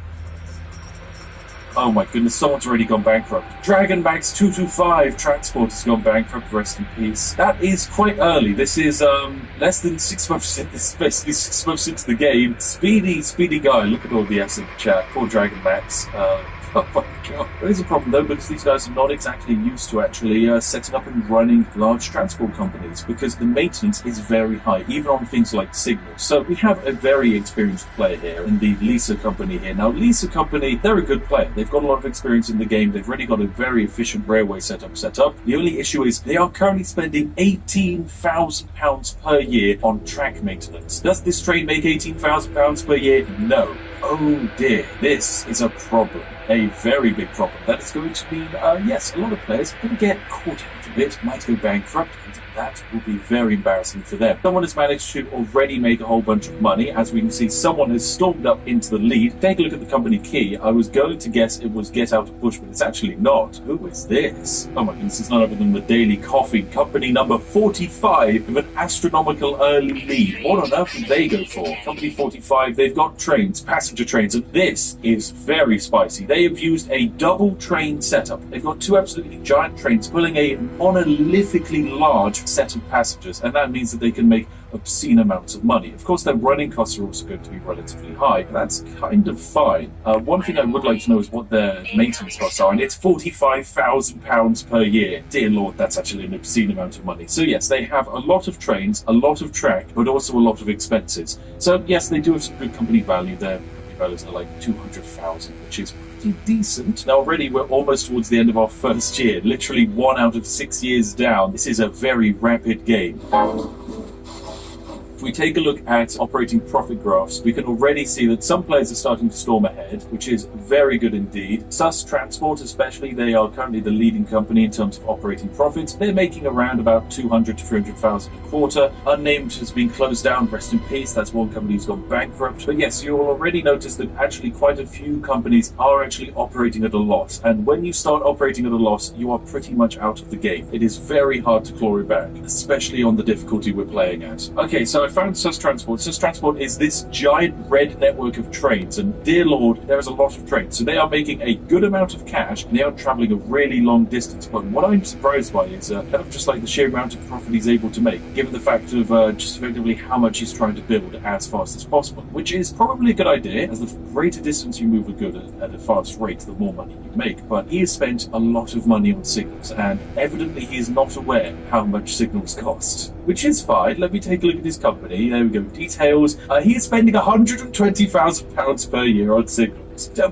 That's obscene. That is absolutely obscene. But already, he is pretty firmly in the lead in terms of company value. 800,000 company value is very good, considering only a year and a few months have passed, which is very, very nice. That's a good spot to be in. His share price is climbing, which is good. Currently, he costs £84,000 per share, of course, plus tax, which is very nice indeed. Yes, this is very, very good. We've got a lovely operation going. Now, this map is very special. There are, for example, some key wonderful areas that everyone worships, like for example the glorious island of Dad Town over here, which is apparently a location where everyone wanted to put their company HQ, which is actually useful because it means we are able to actually see which companies have very high value because their HQ is, superior. So for example, the lovely Possible Gamer Worker Corporate is actually doing quite well because they have a fence around their little shack. You can also say that Hellish Inc., which is a company run by the wonderful Master Hellish, an OpenTTD YouTuber. Literally, this man is the only OpenTTD YouTuber, and he is here playing today. Already we can see his company's doing quite well. He's got 3 trains, 4 buses, a whole bunch of rail pieces, and he has deliberately kept it actually quite chill when it comes to signals. His maintenance fees aren't high considering how many rail pieces he has. Over here, Saul Goodman, they're not doing quite as good in terms of company value, and at the end of the day, company value is everything. That is all that's going to matter. If your company value is not good enough, you're not going to make the cut. Oh my goodness, we've got some really, really inefficient train stations over here. This is an abomination. This is actually a disgusting train station.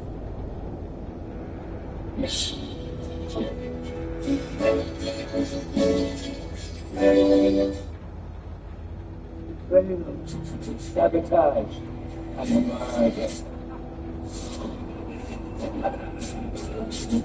heart is racing now. Wait to see. Nothing yet.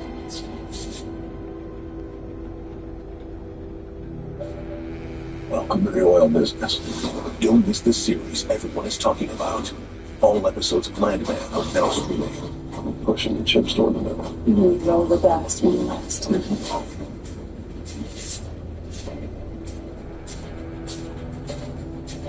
Welcome to the track. And all companies do.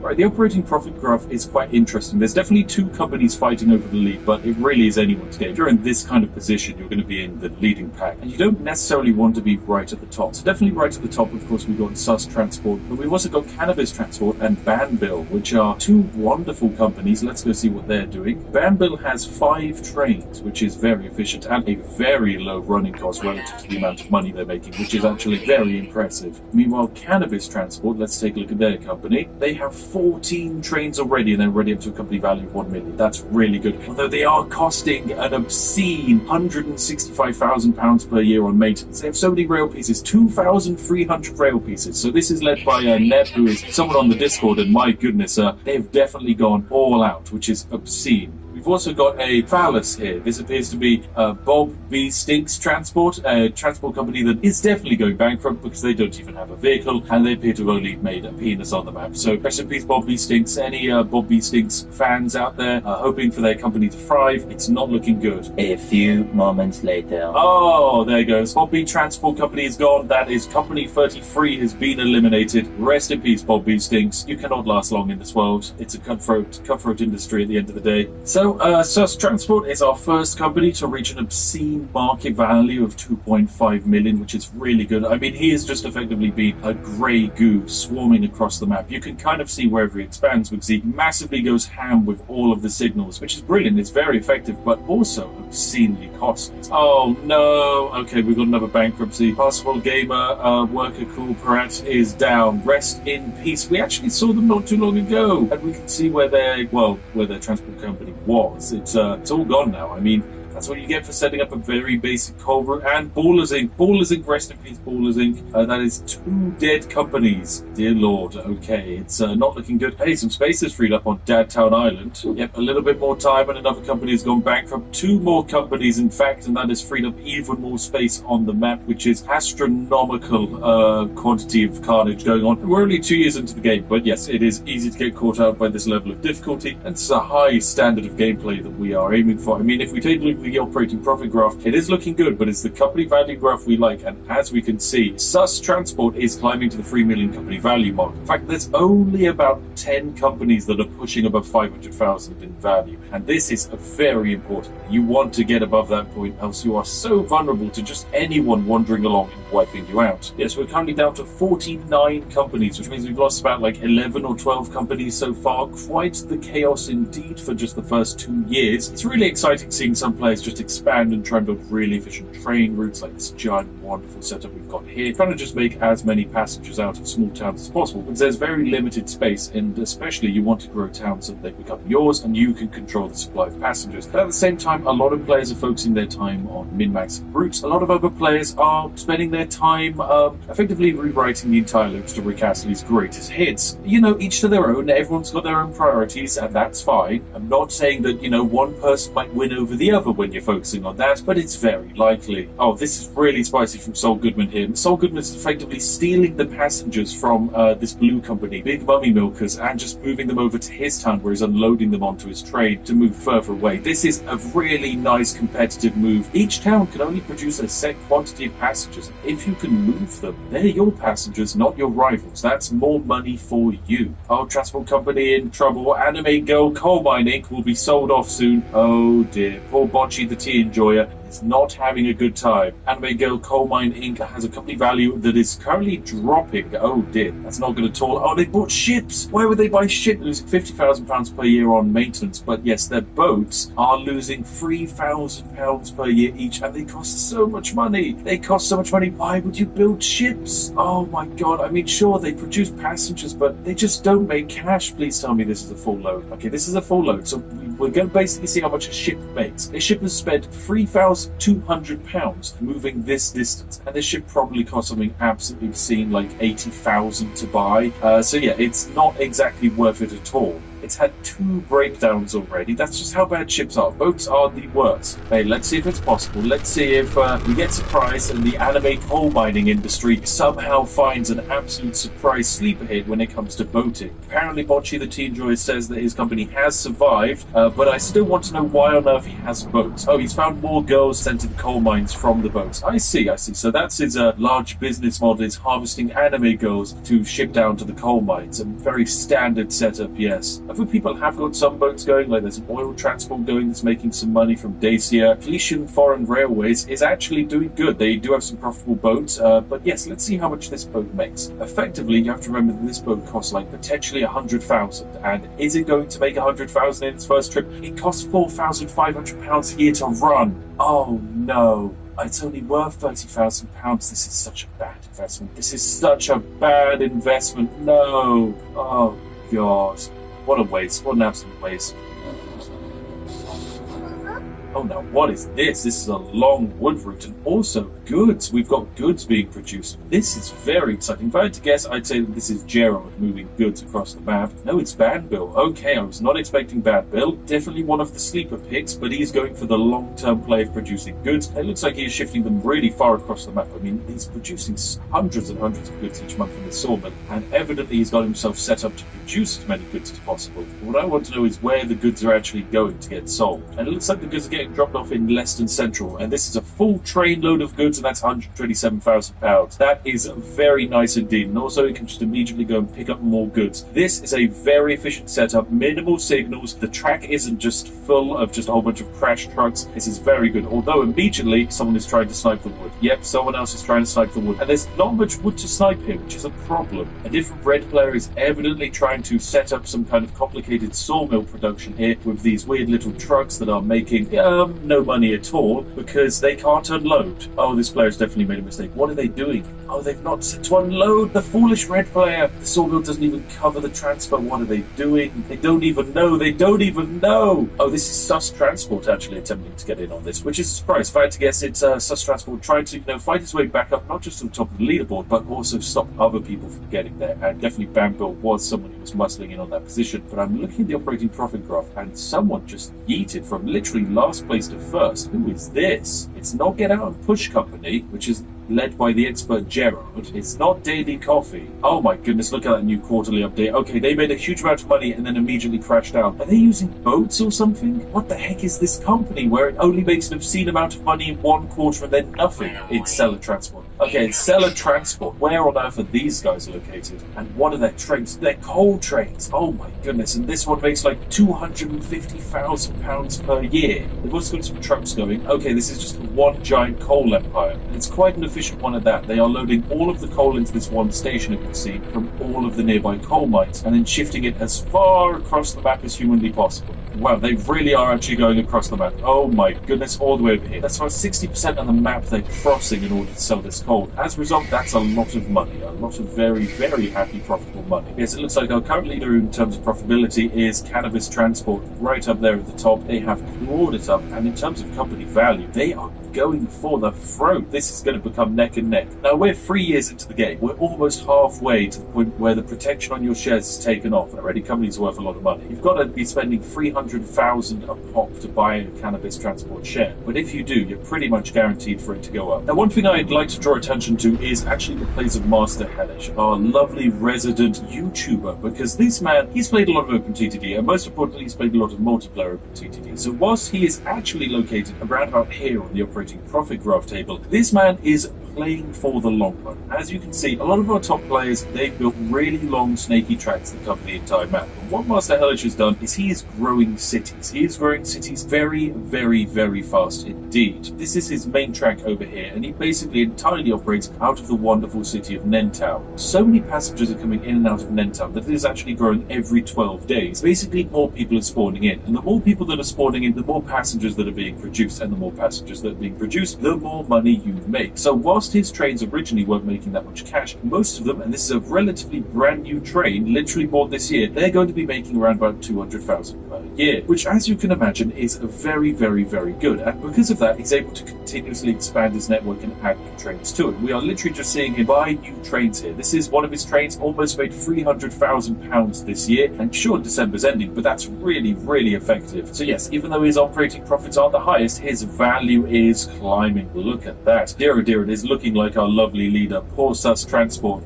It's not looking great for them. The Cannabis Transport Company is catching up. I thought we'd check in again on the Anime Transport Company. It's not looking great. I've taken a look at a couple of their ships. They're still doing the same route. They've never turned a profit. None of them have been able to turn a profit. They're effectively just an endless sink of value, which is not a good position to be in. Their boating operation isn't going very well. Hopefully their trains are doing good. They're doing okay. Some of their trains are making, yes, £40,000 last year, which is pretty decent. £20,000 last year, not bad, not bad. Definitely not as good as our kind of like top 10 players. The top trains are largely making around about £300,000 per year, which is much, much a better place to be in. I mean, look at this Master Hellish train. These trains are fast, they are swift, and look at this bus operation in the center. This town is going to swell at an absurdly fast rate. All Master Hellish needs to do is make sure he can actually put the passengers in the right location so stations can pick them up, and he is going to be set for life, hopefully. What is this? Oh my goodness, we've got a large-scale terraforming operation over here, and a train that is literally just going for it. This is train 37, so of course it's going to be a Sus Gaming train, and this bad boy is storming along. Look at how fast he can build his track. That is wild. But yes, he is evidently terraforming, which will eat into your company value by quite a margin, and the route he's built is a long one. This looks like yet another brand new passenger route addition he's going for, and he hasn't even finished the track and he's buying trains for it. That tells you all you need to know about this guy. He just wants to spend. He is going to coat the map in terms of profits, and you know what? Maybe it's going to work. But if I check his operating costs, yeah, he is losing £680,000 per year. He's got 4,000 pieces of rail track. That is wild.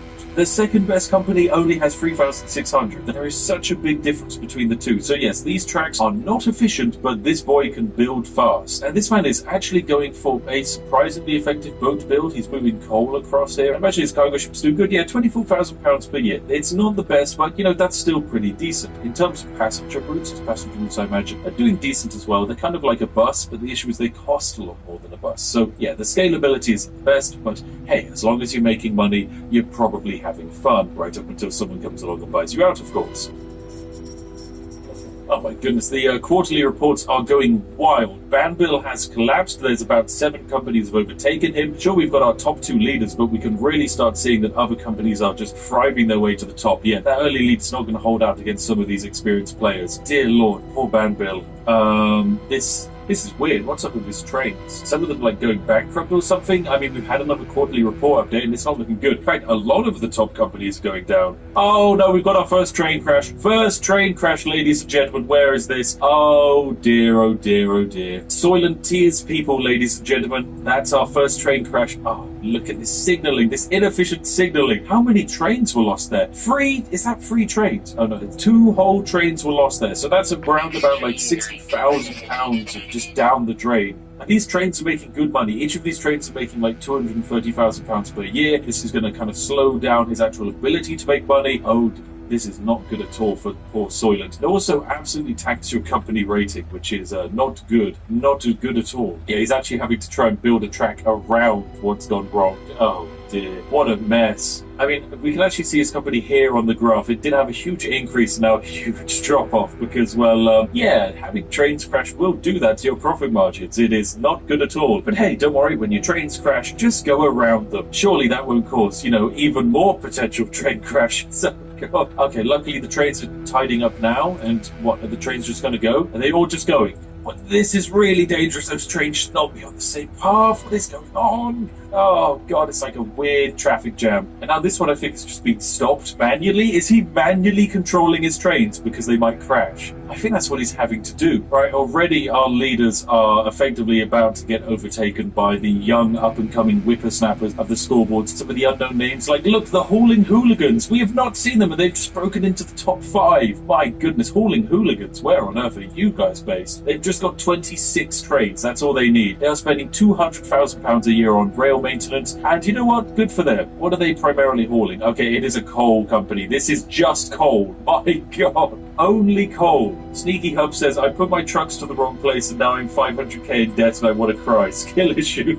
That is definitely a skill issue. Oh dear. Okay, right. I'm watching Sus Transport and they have finally fixed their kind of like wood steel route. This central section of the map is actually getting absolutely bombarded. But, you know, we should take a look at the town directory and see what the largest cities are. So the largest cities are Brahill here, which is of course a, you know, master hellish city. That makes perfect sense. That's one of the reasons why it will grow so fast. And we've got Friendly, which is, you know, this giant chaotic mess of endless stations and profitability. And then we've got Dendingbury, which is, you know, quite a big city, but it's actually been relatively left alone. Definitely space for someone else to move in on. Oh, there, but a new quarter has rolled in as we move into April. And look at that, Sus climbs right back up. But also, look at this. Which company is this? My goodness, look at this. Soylent Tears people, the company that actually had the crash, it's fixed. And they are now storming their way up the leaderboard. Look at that. This coal route evidently put all of their money into it. And now that it's actually running, these trains are making bank. Easily 300k per year each. And I imagine it's going to increase with this new expansion. We're basically heading into the end of the early game here, whereby the map is getting really, really cluttered. And there are also very few primary industries available, kind of resource producers that haven't been touched touched by other players. We've basically got like one coal mine here that hasn't been touched, but you know, that's going to be gone, I imagine, in a few months' time, because that bad boy produces a lot of coal. Interestingly, a lot of players, of course, deliberately avoiding actually working with farms, even though farms produce a lot of goods. The issue is it costs a lot to actually build out to farms, because, you know, building on farmland costs like 5 times as much, and on this difficulty, that's like 20 grand. But hey, someone's done it here with some little trucks, and they're making a few £100 per year, which actually isn't a good thing, because the issue is you spend £10,000 buying the truck, and it might take the truck genuinely 20 years to pay for itself off. If that's the case, it's not a worthwhile truck. It's not a good investment. It only makes sense if you're then able to move the goods, which is what they're doing, and then sell those goods for a large profit. Some of the naming conventions for stations is quite good.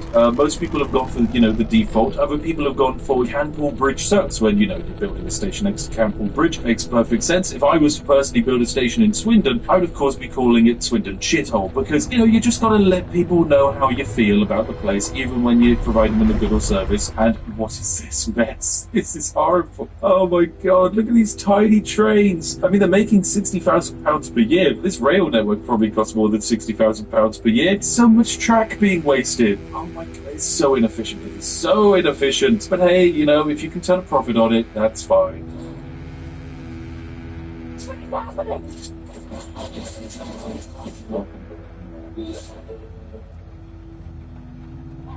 Welcome to Dave & Buster's Game Day HQ, the best place to watch every play.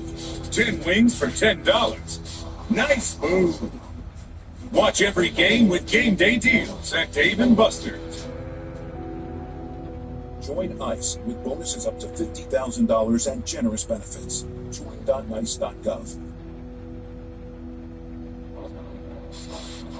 Oh my, okay, right, I just went away to, you know, make myself a nice cup of tea, and I come back to the server, and the bridge wars are going on.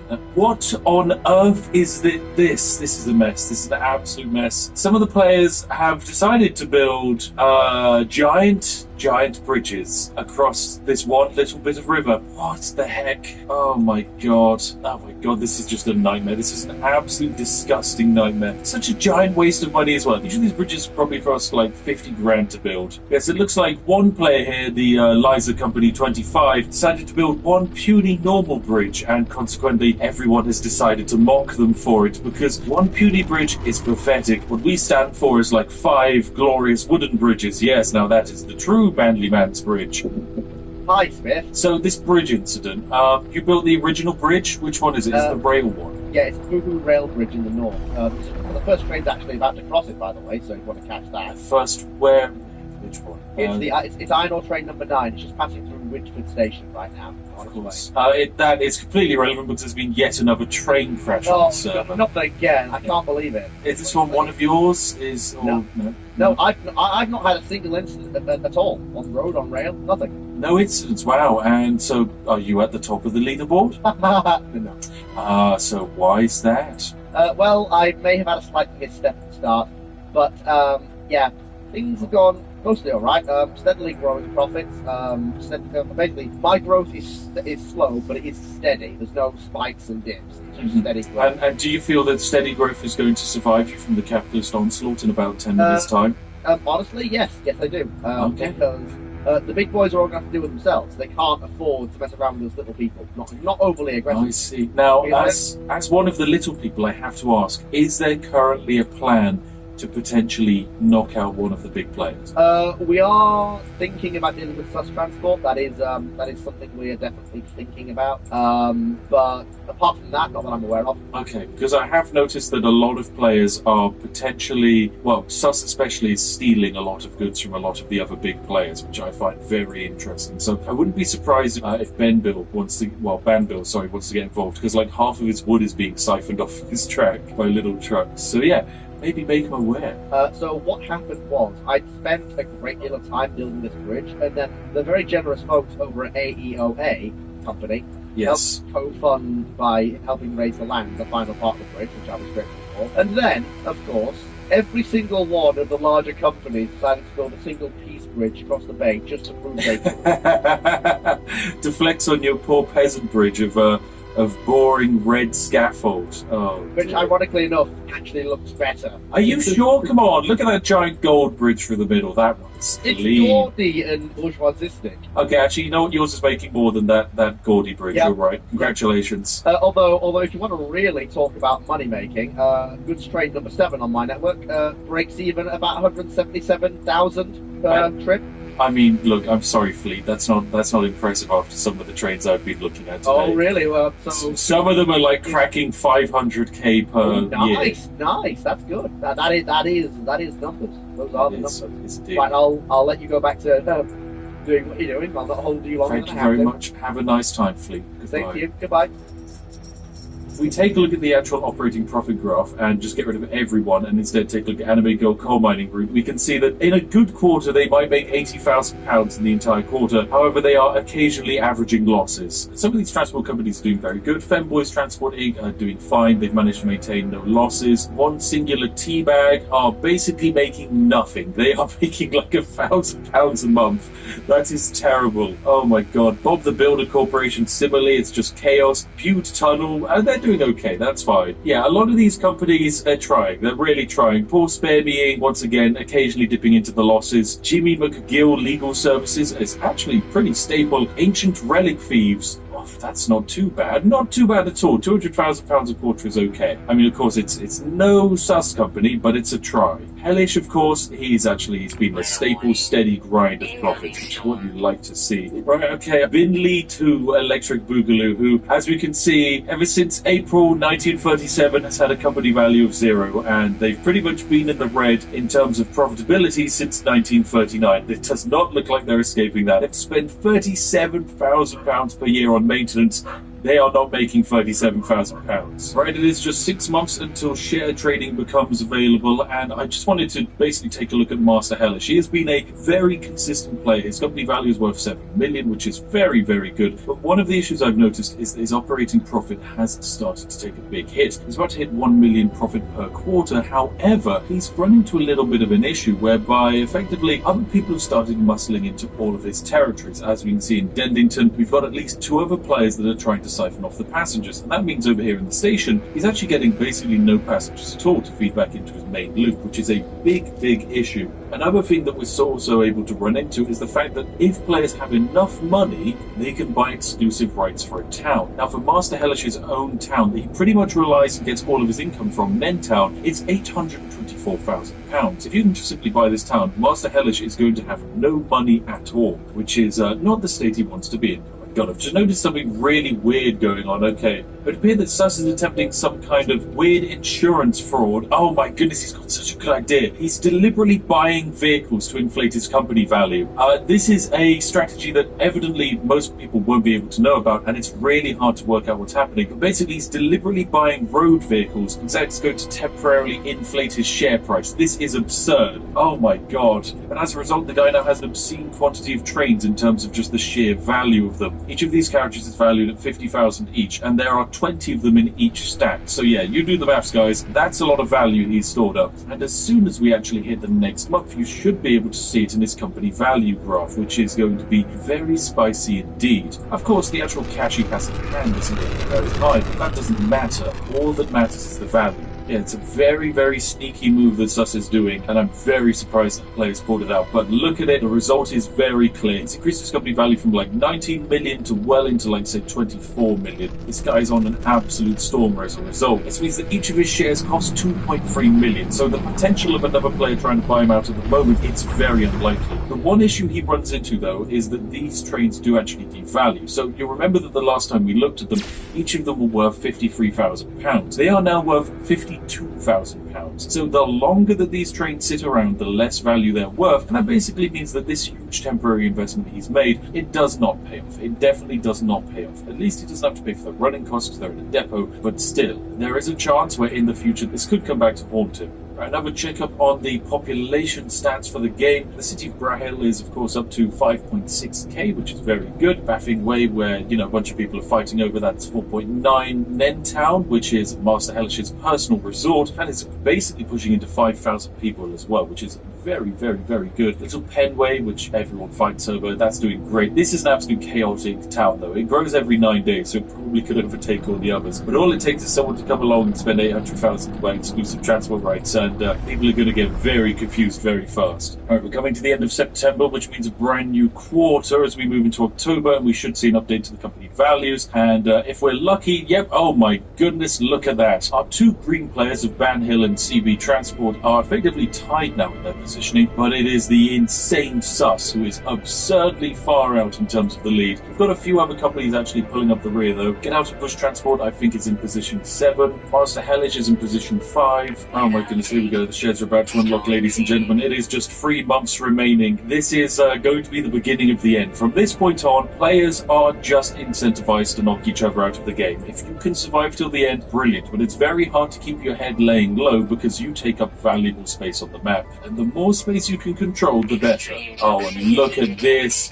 The absolutely evil Sus Gaming has deliberately rammed his stations with as many of these trains as possible. Of course, they are going to start devaluing. These are brand new, so they're worth 54,000. But his ones over here that have been around for a bit longer, they're only worth 51,000 now. That's about a £3,000 decrease per train since he bought them literally last year, literally 6 months ago. That's how much value they've lost in the span of 6 months. So yeah, they are not a good investment in the long term. Right, 1 month remaining, ladies and gentlemen. It is the 3rd of December, the 4th of December. Very special indeed. Right, here we go. We're up to the 13th of December. This is one of the lovely Sus Gaming trains. Maybe he just spontaneously disappears. We don't know. Literally any of the players could go. We currently have 49 companies that have survived up until this point. 49 companies from our original, like, 64 or something. Might just get to see a whole bunch of them fan or snapped in half. But yes, all that matters is the company value graph, and let us see. Let us see if people survive. Right, the game is now paused as we are about to move into the final end game. I want to have a couple of things ready, of course, before we begin. One of them being the Sus Gaming share price over here. I just want to see how much that stays at. And then potentially we're about to see a whole bunch of chaos happen.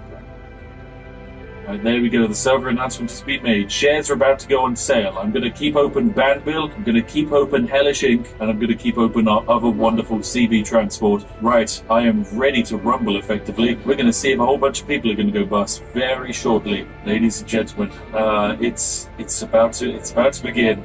Oh my God, what's gone? Oh, rest in peace, one singular teabag. No. Oh, Ancient Relic Thieves is gone. Rest in peace. Yeah. I had no cover. Fanboys Transport's gone. That's it. You're dead. Good luck. Oh my God, it's obscene going in there. I can't believe 3 companies just immediately gone. Interestingly, we're seeing Cannabis Transport here being targeted. Scott Fail is gone. No, Scott Fail was actually one of the early companies. They were kind of middle of the pack. So that's another company gone. We're down to 45 of them. Virtuous Viaducts is gone. No, he was a boat player. Oh my God, that's obscene. Hellish is going down as well. Oh dear, this was a problem. Hellish decided to buy shares in CB Transport. CB Transport does not like that, and has worked out the easiest way to get his shares back is just to knock Hellish out of the game. Hellish has less of a company value, and oh my God, Banbill's gone! Banbill is just gone! That's the 3rd top player in the game is just eliminated. Good Lord. Okay, CB Transport's still going. People Moober has gone. Poor Moob, he did not have a good game. He was pretty much in poverty for the entire session, but good for him. Dear Lord.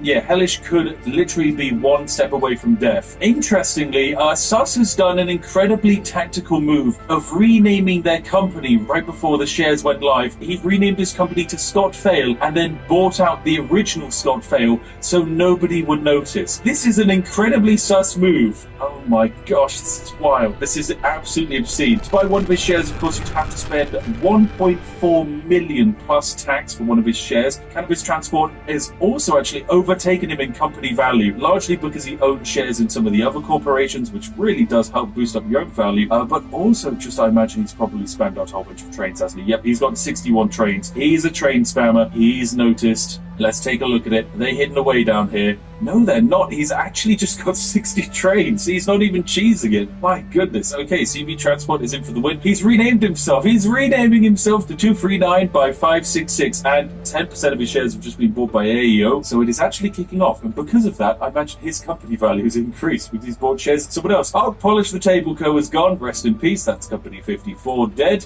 We are down to 41 companies already. If you take a look at the share price, oh my goodness, look at the share price collapse of our leading red player. Oh dear, oh dear, oh dear. He is now actually in second place. Has he noticed the issue with his vehicles? I don't think he has. Oh, Bob the Builder Inc. is gone. That's company 7. That's one of the founding companies. Someone, Sneaky Hub is saying buy company 22. Which one's company 22? That's his own company. His share value is £1. He's worth no money.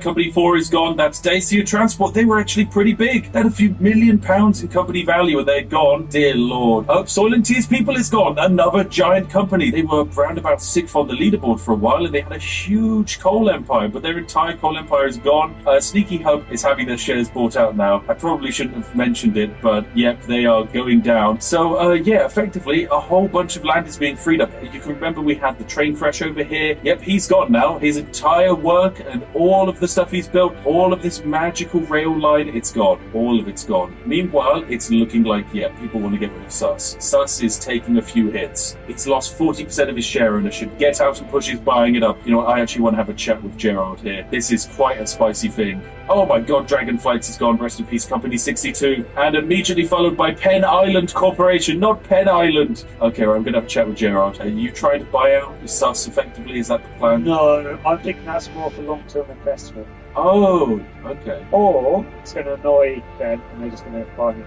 Which I think is quite likely. Oh, Binley 2's gone, rest in peace. Gerald, I do want to say something basically about the Red Corporation. If you go to the bottom left corner of the map, you'll notice there's basically depots. In these depots are a bunch I already of know. trains. Yes. Right. It's going to be my tactics as well, but I couldn't be bothered. But yeah, I noticed they spent 20 million on vehicles and the company value is 1.5 times the vehicles. Yes. So basically they boosted it by 10 million, but they're also losing that money now. Yes. The values. It's yeah. I think most of the originals have lost like around about 5% of their value so far. Oh, looks like you're about to go. Oh my god, look at your shares go up. Yeah, you are at a 70%. Yeah.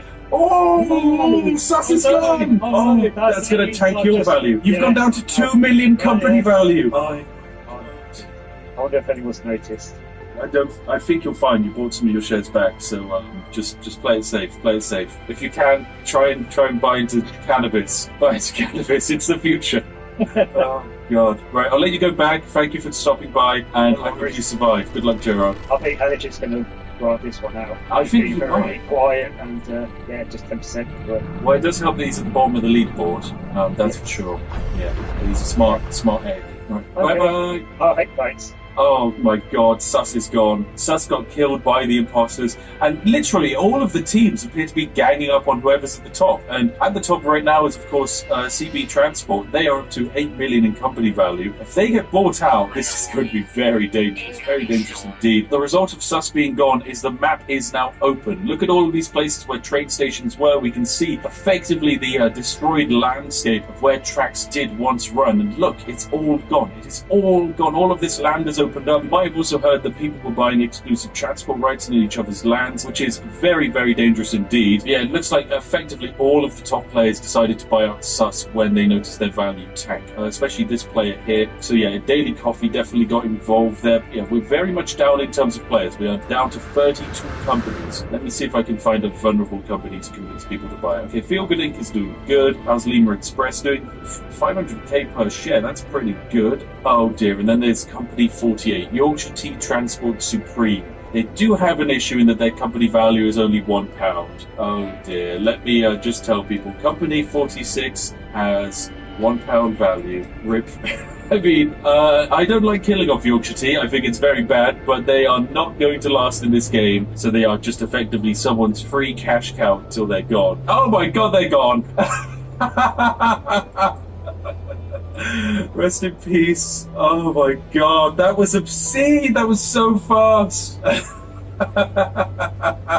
Oh, that was wild. That was very impressive. Let's have a chat. Hello, Revelator. Oh I don't know if you have a microphone, but congratulations for your game today. Sorry that I did just murder you. Was this your first time playing OpenTTD? Not really, but it's been a while. It's been a while. Well, you played a sterling game. I'm sorry that I did just murder you. But you did make it to like the final 32, which is very impressive. Congratulations. Did you have fun playing today? Yeah, very fun. Very good. Have a nice night, and I'll see you around. One thing I've noticed is that there have been several buyout attempts on me, but I've actually fought them off, regardless of the mentions. I think I'm in a good situation that I'm not a big enough of a threat, but I'm also prickly enough and I fought off 2 buyout attempts. Who tried to buy you out? I don't know, just as someone has bought my share. I can't remember off the top of my head who it actually was. Very good. Very, very good. Well, good job, Fleet. You're alive. I noticed players have already started building where Sus was located, literally across the map, because he terraformed so much, and his roots were Oh my god, he did as well. Jesus, I can see that. But hey, the important thing, the bridge still stands. The bridge does still stand for now. I wish you luck. Good luck. Yeah, thank you very much, man.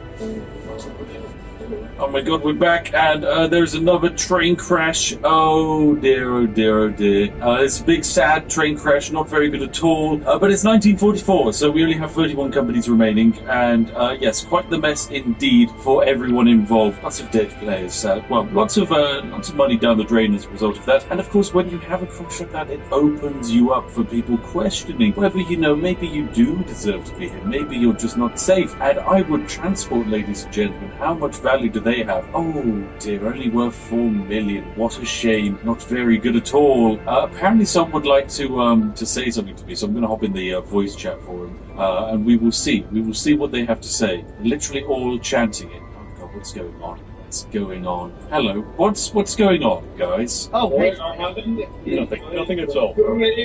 Yes, a meme has been born. I didn't plan on it, but it happened anyway. Soundbites have been taken of the soundbites have been taken of my voice, and now the bridge that I talked about now has a name. And the name is being repeated. Oh well, please hit me with the name.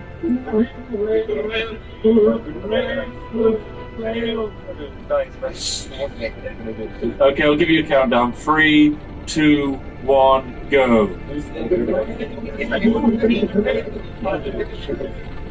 Wonderful, seamless, beautiful goes. Hello, Hellish. Hello. How's it going for you?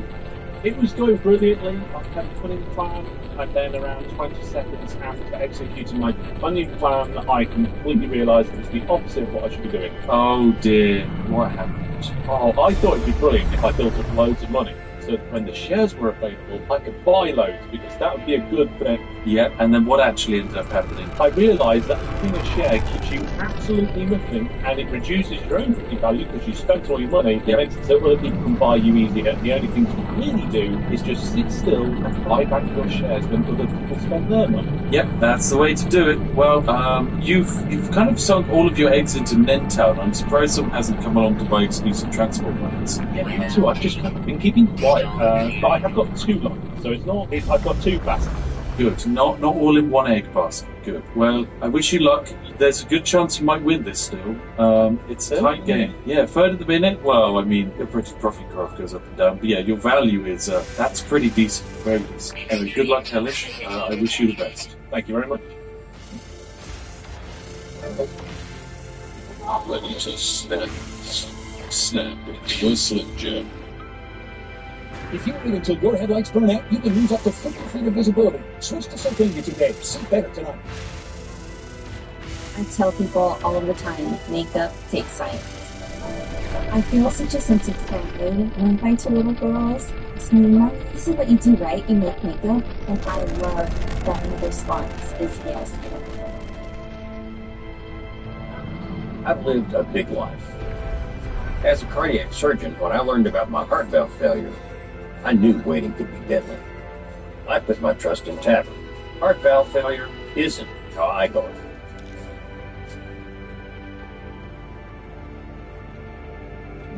My God, we've just had a huge move. No, this is wild. This is absolutely wild. Our top company, that's right, the Insane Cannabis Transport has just been eliminated from the game. This is wild. Absolutely wild. Very, very effective stuff from them.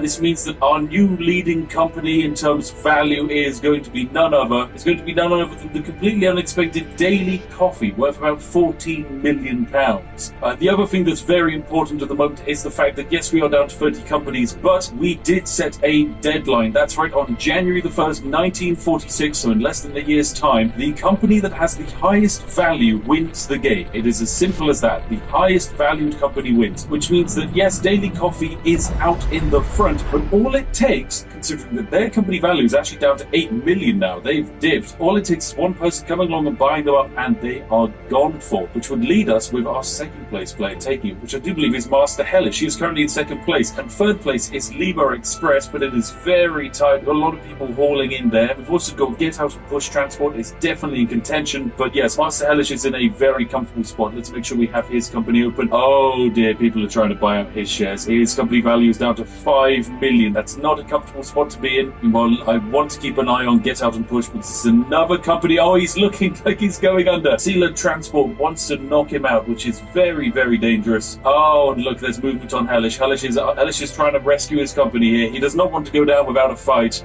Everyone's putting in a final push for this finish. This is very, very close. The Hauling Hooligans have now retaken second place. They're purchasing up shares and everyone else. And oh my goodness, Tatty's luggage just bought into Daily Coffee. Hauling Hooligans have got shares in just about everyone, actually, which could be enough to throw them across the line. And they own 100% of their own shares. They're up to 7.4 million per share now, which is up to 755,000 per share, which is very comfortable. Meanwhile, Daily Coffee is in quite a dangerous spot. All it takes is about 8 million and then they're knocked out of the game. But is there anyone even around with 8 million in cash? I do not think so. But it is going to be a photo finish. 4th of May, ladies and gentlemen. That's the current day. At the end of this month, we're going to get a lovely update on our stock ticker and we're going to see where the scores on the door stands. But it looks like Hellish is in a good spot.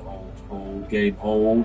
Alright, the finish line is looking very rough, ladies and gentlemen. We've seen a few more companies bail on out, but Daily Coffee is still around. Zarkos just got knocked out of the game. We're down to 29. This is very spicy. Yes, currently it is looking like Hauling Hooligans actually is not the company in the lead. Who on earth is that? It's Modcom. Modcom with a late surprise entry into the top position. Are they just spamming out vehicles? No, their company value is natural. They're probably just trying to buy shares in other people. Very exciting indeed. Very, very spicy. But yeah, Modcom was not one of the companies that I thought would be in a winning position. I mean, if you look in 1943 April, they made an absolutely massive loss, but they've climbed their way back up top. If they win this, definitely not one of the fan favourites. I mean, to be fair, pretty much all of the fan favourites were just dog-piled out of this game, which I was not expecting at all. How's Hellish doing? Hellish is doing good. He's managed to get most of his shares back, which is very nice. And Daily Coffee, are they managing to stay in control? They are. They are still firmly up top with only 10% of their companies being owned by others, and that is the Hauling Hooligans, who are actually above at 9 million. Okay, this is going to be a fight for the first place, ladies and gentlemen. Look at that operating profit graph. What a journey it's been. All of these companies have been fighting so hard on this map, and this map, it is a mess. There are stations everywhere. I was talking to some of the players. Basically, every time a player got knocked out, someone immediately took their spot and started building, which, yeah, it made sense, especially this top quarter of the map where Fleet just went wild. And, of course, the legendary bridge. The Great Foo Hill Bridges. A wonderful location. Absolutely wonderful location. Try removing these signs. Oh my god, there's a lot of them. Can't delete signs. Can't delete signs? But August is coming to an end. Very good. At the end of September, we're going to have our next quarterly report update, which is going to be a big one because a lot of teams are really going for the top here. We've got Hellish in third spot. Wonderful Modcom in second. Daily Coffee is really going for the top. Daily Coffee is in a very comfortable spot. 8.6 million taken from Modcom. Modcom is down in value, 6.8 million. Yeah, I mean, look at the collapse in value. You can definitely see where everyone bought a company and knocked them out of the quarter. And here we go, we're into October, and Fleetian Foreign Railways is gone. That's right, Fleet of Oceans is gone. The bridge is gone. That's right, the wonderful Great Foo Hill Bridge is no more. All of its transport network around here is gone. Rest in peace. That is a massacre, an absolute massacre. And it looks like Modcom's actually... Has Modcom climbed in second place, or is this Hauling Hooligans? And look, Hauling Hooligans is now in first place. This is completely unexpected. goodness. And Sealer Company's in third. They've come out of nowhere over these last few quarters in company value. This is very, very effective. Final quarter now, ladies and gents. What's very entertaining for me is you can actually see the companies that bought out the shares in other companies. So I know that these two companies here... Oh, Company 22's gone. That Sneaky Hub is now out of the game. Rest in peace, Sneaky Hub. Okay, they are now down. Oh my goodness, a fireball crash. 33 die. How many trains just got hit? That is obscene. Okay, 2 trains just got blown up. That is not the kind of thing you want when you're trying to push over the finish line, but hey, it's how it has to be. Daily Coffee has actually done really well. Modcom Transport, I don't think is getting it, but Daily Coffee might be. How's Hauling Hooligans doing? They're up to 10 million. It is neck and neck. Hauling Hooligans just got bought out. Oh my god. They were in first place. They're gone. It's now Daily Coffee's in first place again. I think there's a good chance Sealer Transport is responsible for that. They're down to 5 million. So yeah, Sealer Transport probably tanked their stock in order to do that. What are we looking like for Hellish Inc? Hellish Inc is 9 million. He's not too far behind. How about Get Out and Push? Get Out and Push is down to 4 million. He is completely out of the running. We are into the final month now. Hellish is up to 12 million. Hellish has just managed to clinch it up into 12 million. This is an obscene amount of money. He's really pulling his way towards the finish line. My goodness. Is there anyone else to beat him? Spice Lords, maybe? No, Spice Lords is down to 3 million. This is absurd. This is such an obscene amount of money. Lima Express, they're 6 million. They're a bit too far behind. But yeah, Hellish is definitely the lead. With that 12 million, he's just evidently bought a whole bunch of trains that are doing nothing, if I had to guess. Let's take a look at this list. Right at the bottom, what do we got? Nope, these are actually all official trains. All of his trains are legit. I mean, he did clone them out, and he hasn't even sent them anywhere, so, okay, they are fake trains. They're just high in value. He's value pumping, but he's done it. He's done it. Master Hellish, final spot, first place. What a man, what a player. Let's go have a chat, ladies and gentlemen. Let's go have a chat. I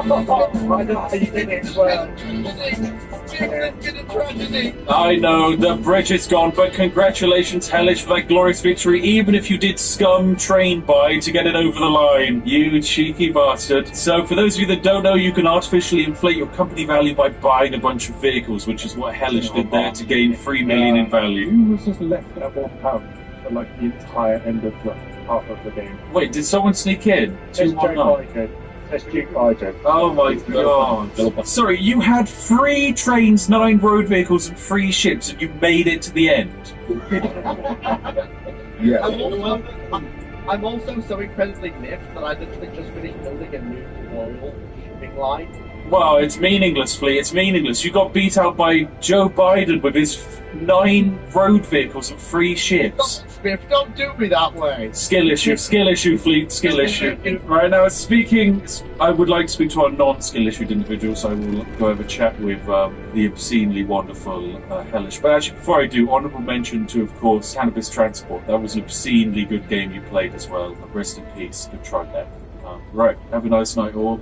Thank you very much for playing, and hopefully we do this again sometime, I think. Yeah. Oh dear. Right, hello Hellish. Hello. Hello. Congratulations, you clinched it over the line there. That was a real spicy finisher. You know what, I very rarely do anything like that in any of my games. But I thought, you know what, I'm here gaming on your event. I should play things a little bit more your way. You did. And it paid off. I was lucky. What do you mean you're lucky? You perfectly flew under the radar. You kept enough, fiscal cash lying around that wasn't in shares, and you smoked it right at the moment of victory. I think it was amazing that you managed to last as long as you did. I know there were so many attempts to buy out your company as well, and you managed to fend it off every time. Yeah, I nearly overspent, but I got so excited when buying shares came out. It's something we never normally do in OpenPV, even in vanilla. And I spent, I think, about 6 million, and I shouldn't have done. And that's where I thought I'd made the big mistake. But yeah, you was right. I held on, I stockpiled the cash, and then right at the end I did the push, and it was just, it was fantastic. We had a lovely time playing this today as well. Oh, great fun as always. Yeah, thank you very much for playing, Hellish. I hope you had a wonderful time. And any words as the winner you'd like to pass on to the viewers at home? The people cheering for you in the comment sections, I'm sure people were. Don't do what I do. Play fairly. It's a fancy game. What do you mean? You won! Oh, and also, you don't know what you've won. So, in the theme and spirit of this being a Battle Royale game, I thought that it would be brilliant to celebrate with the whole concept of winner-winner chicken dinner. So, consequently, you will be receiving the Steam gift card equivalent of a Nando's. So you name your favourite Nando's order, which I'm sure you have, or if you haven't dined at the fine English-Spanish fusion cuisine that is Nando's, then by all means peruse and work out your chicken dinner of choice. Thank you very much. That's brilliant. Thank you. Who says we don't give amazing cash prizes out? If you've got any cataract surgery you need, I'm not covering that. It's just the Nando's. Yeah, have a nice night, and congratulations for your amazing plays, sneaky tactics. Brilliant. Thank you very much, Dave. Bye-bye. Bye. And there we have it, ladies and gentlemen. This has been one of the strangest and yet most enjoyable videos I've ever created. I had so much fun, I'm going to give you an opportunity to make a difference. If this video somehow manages to hit 40,000 likes, I will times Master Hellish's prize by 10. There we go, I said it.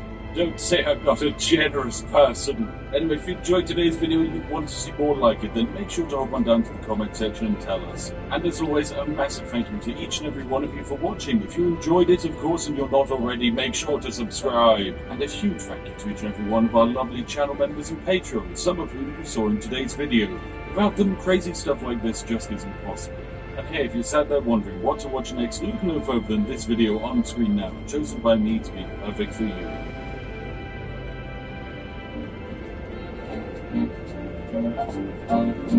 Weather update. Storm clearing. You want Snap Wrap?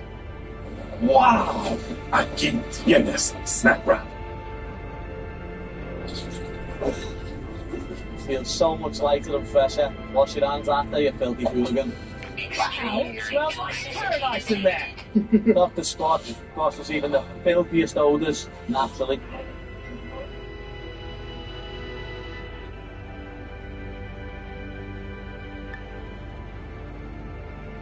Today, I have the very special opportunity of playing the single most confusing, complicated, and yet greatest strategy game I have ever played. This is Europa Universalis 5. This is the sequel to my most played game on Steam, EU4. A game that asks such daring questions as, can humanity be improved by letting Poland conquer the world? I have had access to test EU5 for several months now, and in that time my life has spiraled out of control because of the sheer addictiveness that is this game. Paradox Interactive have sponsored this video with no restrictions at all, meaning I can show off bugs, glitches, exploits, any issues I have with the game doesn't matter. And most importantly, it allows me to say this: if you have any form of commitments or loved ones who you genuinely care about, you should stop watching this video right now, and don't even think about buying this game. Just forget it, pretend you never heard about it. You can save yourself right now from having nightmares about the 100 Years' War, or dreams and visions of trade logistics and spreadsheets. It's okay to stop. But if you are brave enough, then join me on the descent into madness, as today I will show you how to conquer the world of EU5 without ever controlling any land. Be warned that this video does contain biased opinions, because I am an absolute map gaming addict, and this game was purposefully crafted with the intent of making my strategy brain happy. Now, if at any point whilst watching this video you feel the urge to buy this game, then you can do that via my referral link that I have in the description and comments. I get a percentage of the sales as a kickback, which is very cool. And if you're in a country that doesn't use an incredibly popular currency, there's a good chance you're getting it for a cheaper price than on Steam. But before we properly begin, I should explain what this game actually is. This is a grand strategy game where you play as a nation and can do whatever you want to mess around with hundreds of years of history. You can conquer, colonize, construct, and convert your part of the world map. There is no main quest or goal beyond what you, the player, come up with. If you want to unify Ireland and fight off the British, then yes, you can do that. If you want to convert even more of Ireland into a potato-producing hellscape, then of course you can do that too. From pirate republics to Japanese shoguns, the world is a living, breathing mess that we, the player, get to influence with our actions. It's surprisingly easy to understand and play, but would require 2,000 hours to master. So, let's begin. So, welcome ladies and gentlemen to the world map of the game. As you can tell, it's quite detailed.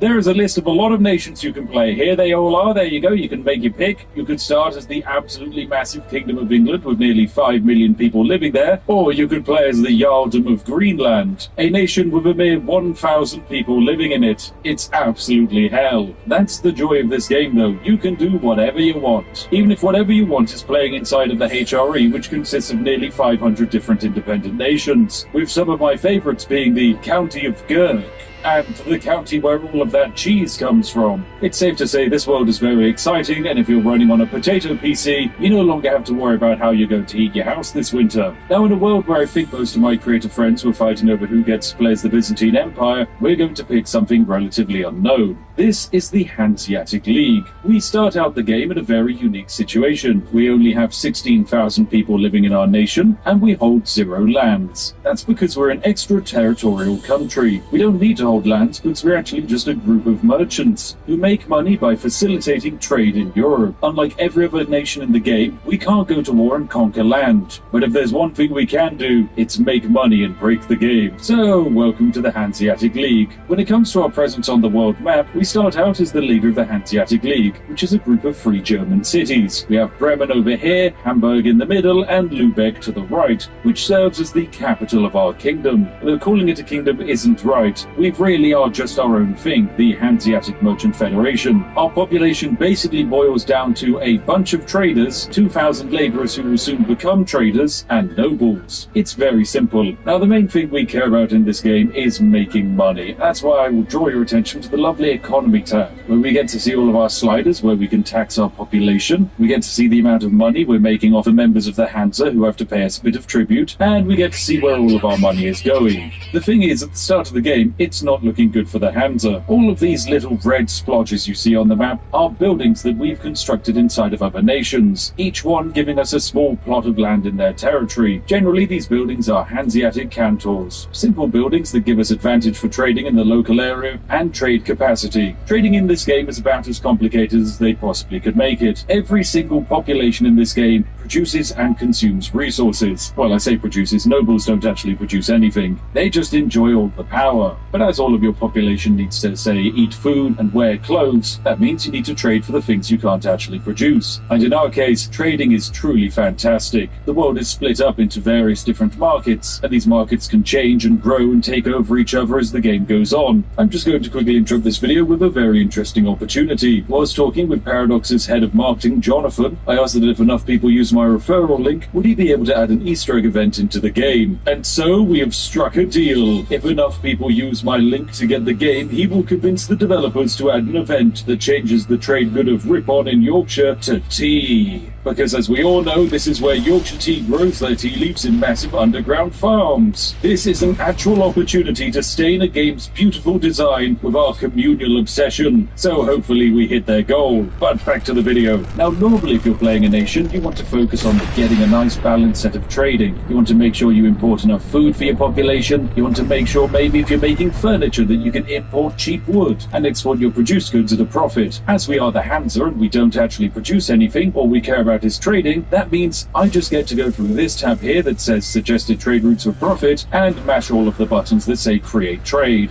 Perfect stuff. So now we have ourselves 13 trade routes set up, and ideally, provided all of these trades go ahead, we'll be making ourselves 123 gold next month. But the game isn't just economy, it's also about research, and the tech tree is pretty big. This is all of the first stage, and there's another one, and another one, and another one, and another one, and another one. Just don't even worry about it. The game is too big. If you start thinking about the game, it gets into your brain, it takes control of you, and then you can't stop thinking about the game. And look, I'm here to save you. I'm here to show you the game without you hopefully getting too addicted, so that if you need to, you can escape, you can find help. Now, luckily for us, at the start of the game, our research is relatively simple. We can research organized religion and then go down into researching guilds, with the plan to eventually get to this lovely research here, Hanseatic Traders, a bonus that gives us an extra 25% trade capacity. Now, the reason why we want to research guilds is because it improves the literacy of all of our burghers. If you don't know what a burgher is, some of you might refer to them as, say, the middle class of this game. I'd refer to them as poor, because they're not the nobility. But in our empire, they're going to make up 99% of the population. So if we have any chance to improve their literacy, we should do it, as that will make our technology progress much faster than any of our neighbors. Right, next up, it's government reform time. This is where we can give various privileges and modifiers to the people of our realm, and the most important thing we want to pick up right at the start is the trade office network. This makes it cheaper for us to build foreign buildings, and considering that my nation only exists from building foreign buildings, you can probably imagine it's quite useful. Right, now next up, when it comes to opening moves, we have a few things we really want to grab. Basically, the one thing we care about is trading and making money, and the way in which we can expand our trade network entirely comes down to making friends with people. And so that means I've immediately sent out 5 of my diplomats to make make friends with the Kingdom of Denmark to my north, the Pope, the Kingdom of Naples, and then two very interesting choices, the Bank of Peruzzi and the Bank of Bardi. Historically, like us, these guys are extraterritorial countries, except unlike us, they're technically banks, meaning that the one thing they care about is handing out loans to other nations, because yes, this game is so complicated, it has a customized loan system, whereby I can go to literally any other country in the game and offer to potentially give them a loan if they want one. They will then have to pay me interest. I know, it's a map game with loan shark mechanics. It's everything I wanted and more. So as we move to the end of our first month, we get the Duchy of Stettin declaring us as a rival, and lazy bastards. But that's okay, because as soon as we move into the first month, we're going to make some money off of trade. Now, these trades aren't going to last forever, so in the first month, we make nearly 90 gold from our trades, but the reason why we didn't make the full 100 that was expected is because we're not the only people trading.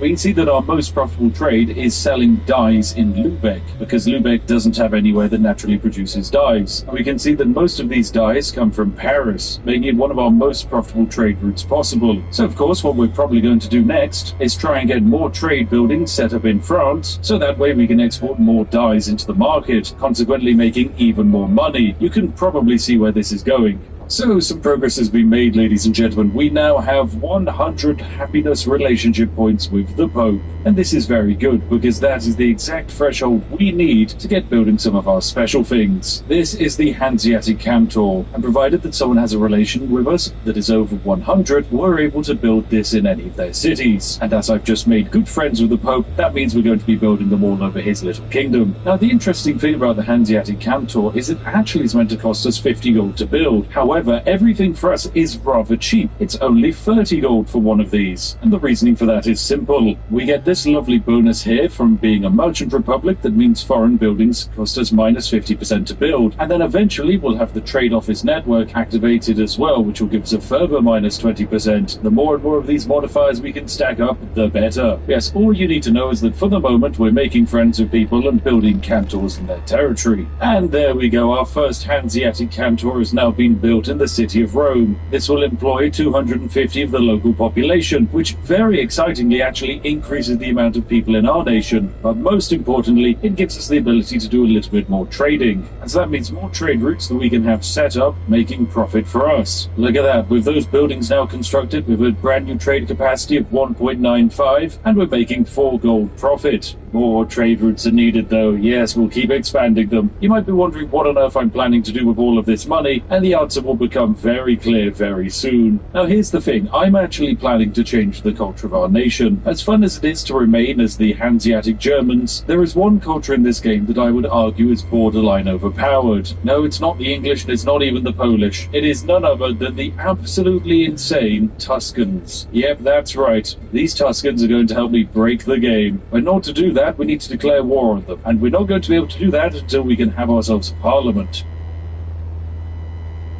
Docs, tabs, and files align. Put marketing's campaign into one design.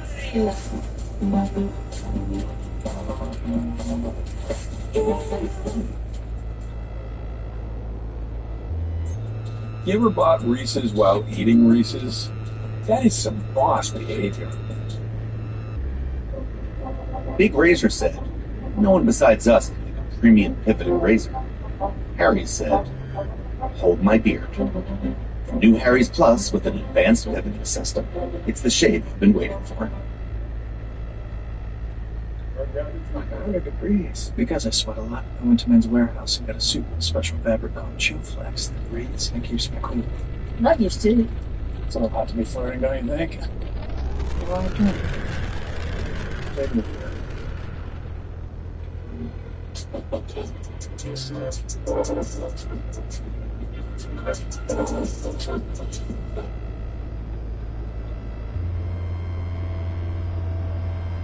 which will be happening in the next 6 months. Now, the other reason I've decided to try and sink as much focus into making friends with the Pope as possible, we have a slight chance of being able to turn him into an ally, which if we can, will make this entire game so much easier. And there we go, he's willing to accept it. So as soon as we get to the end of January, we're going to send off for an alliance with the Pope. But it's 1340, and that means we can have our first parliament, or Stadtrat as it's called, because we're, North German. In the parliament, we basically invite the various representatives of our nation to have a little bit of a conversation about what they want to see happen. If the faction likes you a lot, they're going to really support anything that benefits them. In our case, the merchants really love us, and so it's really easy for us to encourage them to do something that they already want to do. So with a 73% chance of this succeeding, we're saying, hey, we'd like some more market regulations. This would really make all of the merchants really, really happy. But it gets even better, because on top of this, we're able to burn 50% of our support to fabricate a claim on anything. I know, it's absolutely incredible. So what I'm going to do very quickly is form an alliance with the Pope,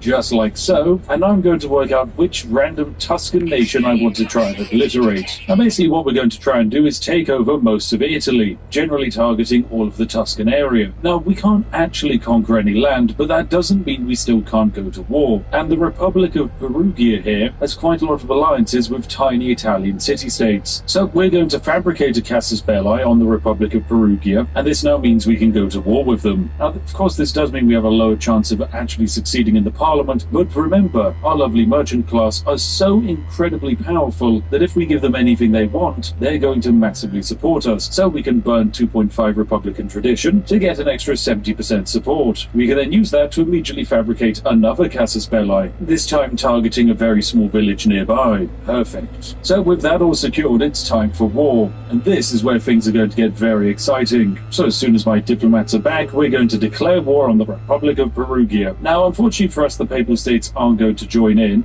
This is because the Pope loves all of the Catholics around him, but that's okay. I don't need the Pope to do my fighting, I just need him to dissuade anyone from attacking me in return. So with our diplomat ready, we simply declare war, targeting our claims on their province. These are claims that we technically can never get, but that's okay. Now in this war we can see that our enemies have raised a grand total of 4,500 men, which is pretty intimidating. However, it's not about the quantity of men you have, it's about the quality. So there we go, I've got my army nice and close by, and my goal is relatively simple. March into the territories of our enemies and siege their cities. Luckily for us, most of the people in this war are just tiny Italian cities. They don't even know what a fort is. So that means occupying their lands is actually a really, really fast process. And you'll notice coming down from the north, oh, it's my lovely allies. Yes, that's right. Bremen, Lübeck and Hamburg are all marching over with various forces to do their best to support the war effort. Unlike me, they're not using incredibly expensive trained mercenaries. They're using whatever random peasants they found that can hold a pitchfork steady. So with these first two nations occupied, we were able to do something pretty sneaky. We're able to separately piece them out. So I'm going to go to this town here and I'm going to say, hey, how would you like to become a member of the Hansa? And I'll also be taking all of your money. They're of course going to 100% accept, and we've got ourselves a brand new member of the Hansa, who we can immediately go into the territory of and build ourselves a Hanseatic canton. Then we have the little town of Prato, which once again we can go to, say, how do you like to join the Hansa? Give me all your money and thank you very much. And just like that, we have a second nation added to our lands, who we can immediately build another canton inside of. And entertainingly, that means the army of 1,000 men who was about to start sieging down Hamburg is now immediately joined our side of the fight. Such is the way war often goes. And I finally hit a 100 relationship with Florence, which means I can also build cantons in their territory. Perfect. I am going to spend a lot of money basically building as many cantons in the capital Florence as possible, because we're not planning to stay German. In order for us to flip Tuscan, we need over half our population to actually be Tuscan. Hence why I'm building so many of these trading offices over here. Anyway, our first few Hanseatic cantons have now been built in the Tuscan region, and that means 21% of our population technically are now Tuscan. And so what I'm going to do is say that they're now a tolerated culture. Yes, very good. Ah, and fantastic, the siege is finally over. We did it. Perugia has been destroyed. And by destroyed, I mean it is now our subject. And with the additional prestige we've made, we're going to accept the culture of the Tuscan people. Yes, perfect. And then the next step we need in order to make this the dominant culture is to have it outnumber the amount of Hanseatic people we have. Anyway, with Perugia now conquered, we can build another Hanseatic canton. And why stop our conquest there? But we can immediately declare war on the next set of city-states. That's right, we're going to go straight to war with Cortana. Yeah!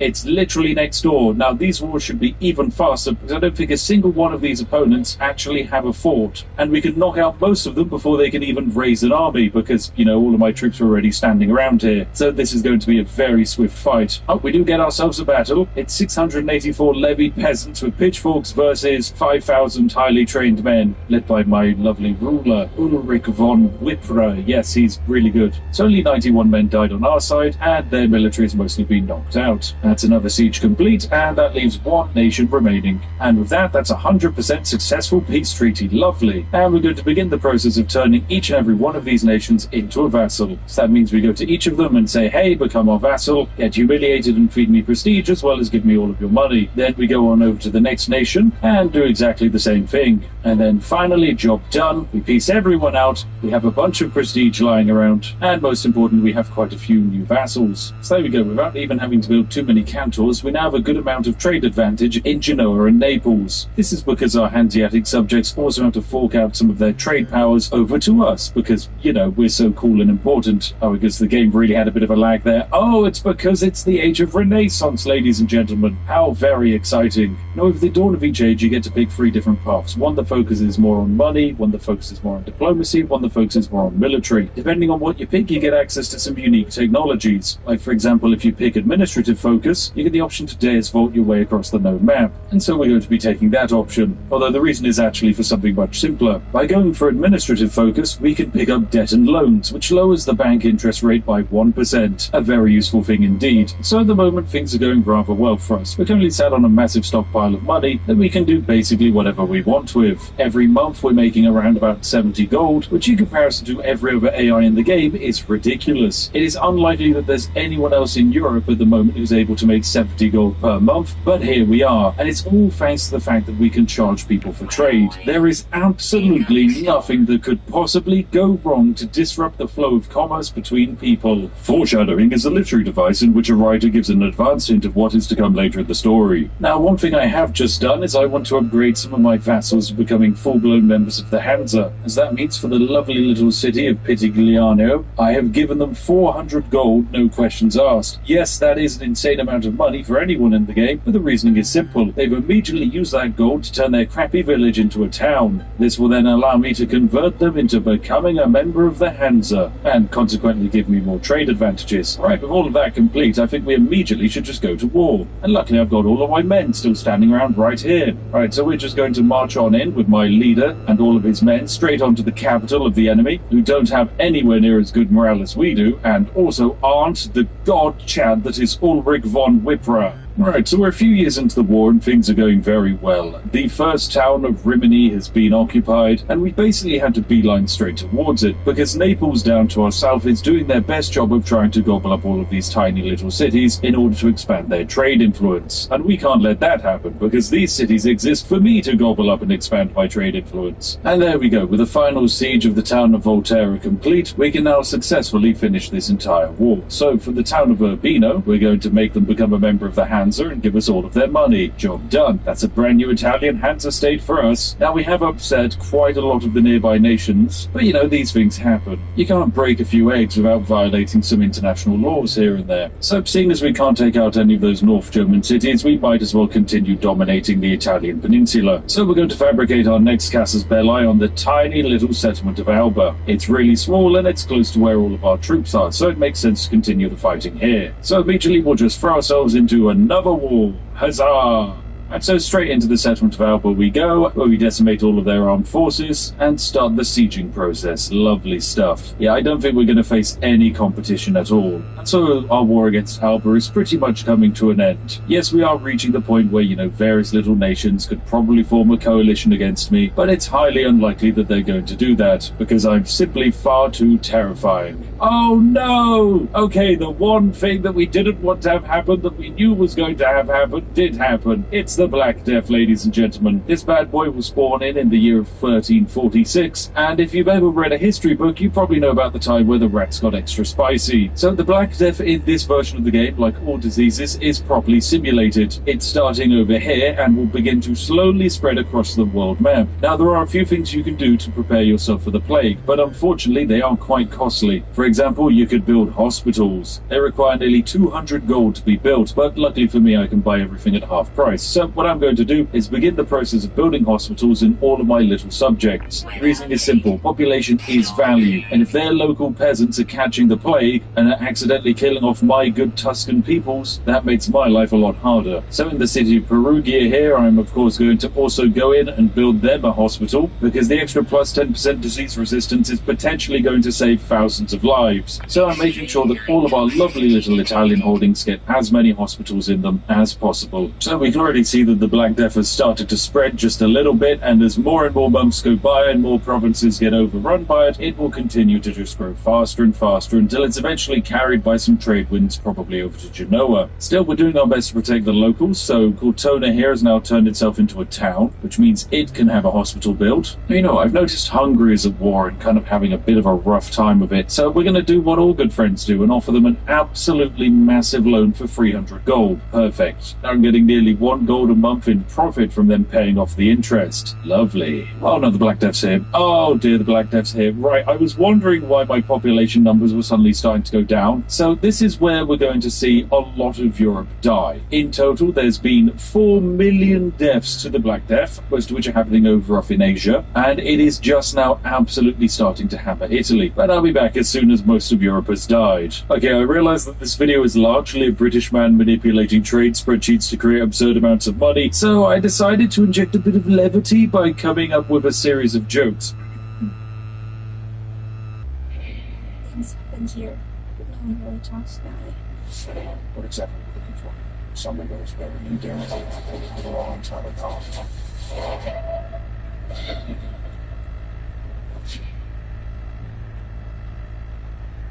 Boring gum.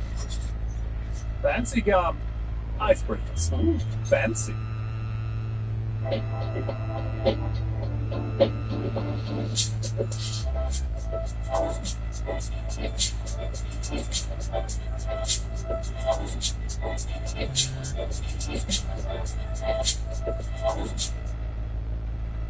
Your car's headlight bulbs can lose up to 50 feet of visibility before burnout. Switch to Sylvania today. See better tonight. Join ICE with bonuses up to $50,000 and generous benefits. Join.nice.gov.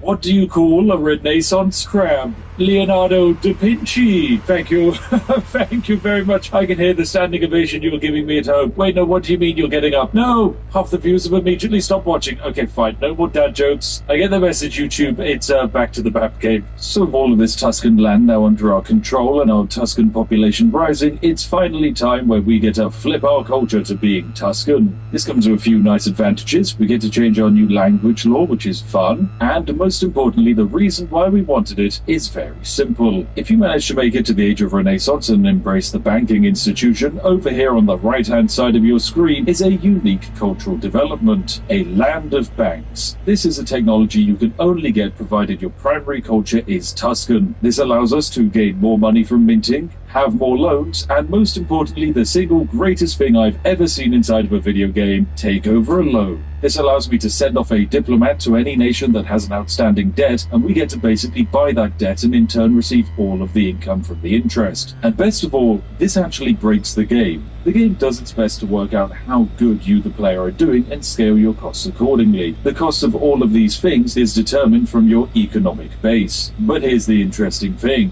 The economic base is all of the money we make from trading and tax income. So provided our money is coming from interest, it won't increase any of our expenditure. In the eyes of game mechanics, this is effectively a tax-free way of making money. So next up in the chain of peace treaties is to encourage Bologna to join the Hansa, and fantastic stuff. That's another glorious addition to our society. And then for the final bit of our peace deal, this is where things get a little more complicated. I'm going to be taking some of Ancona's land and handing it off to my various little vassals and members of the Hansa. Perfect stuff. There we go. More lovely, glorious antagonism for the antagonism pile. And so with the Black Death coming to an end after 82 million deaths, and our foothold in central Italy now all secured, it's time for us to move on to the next stage of my plan, controlling all of the money in Europe. Let the fun begin.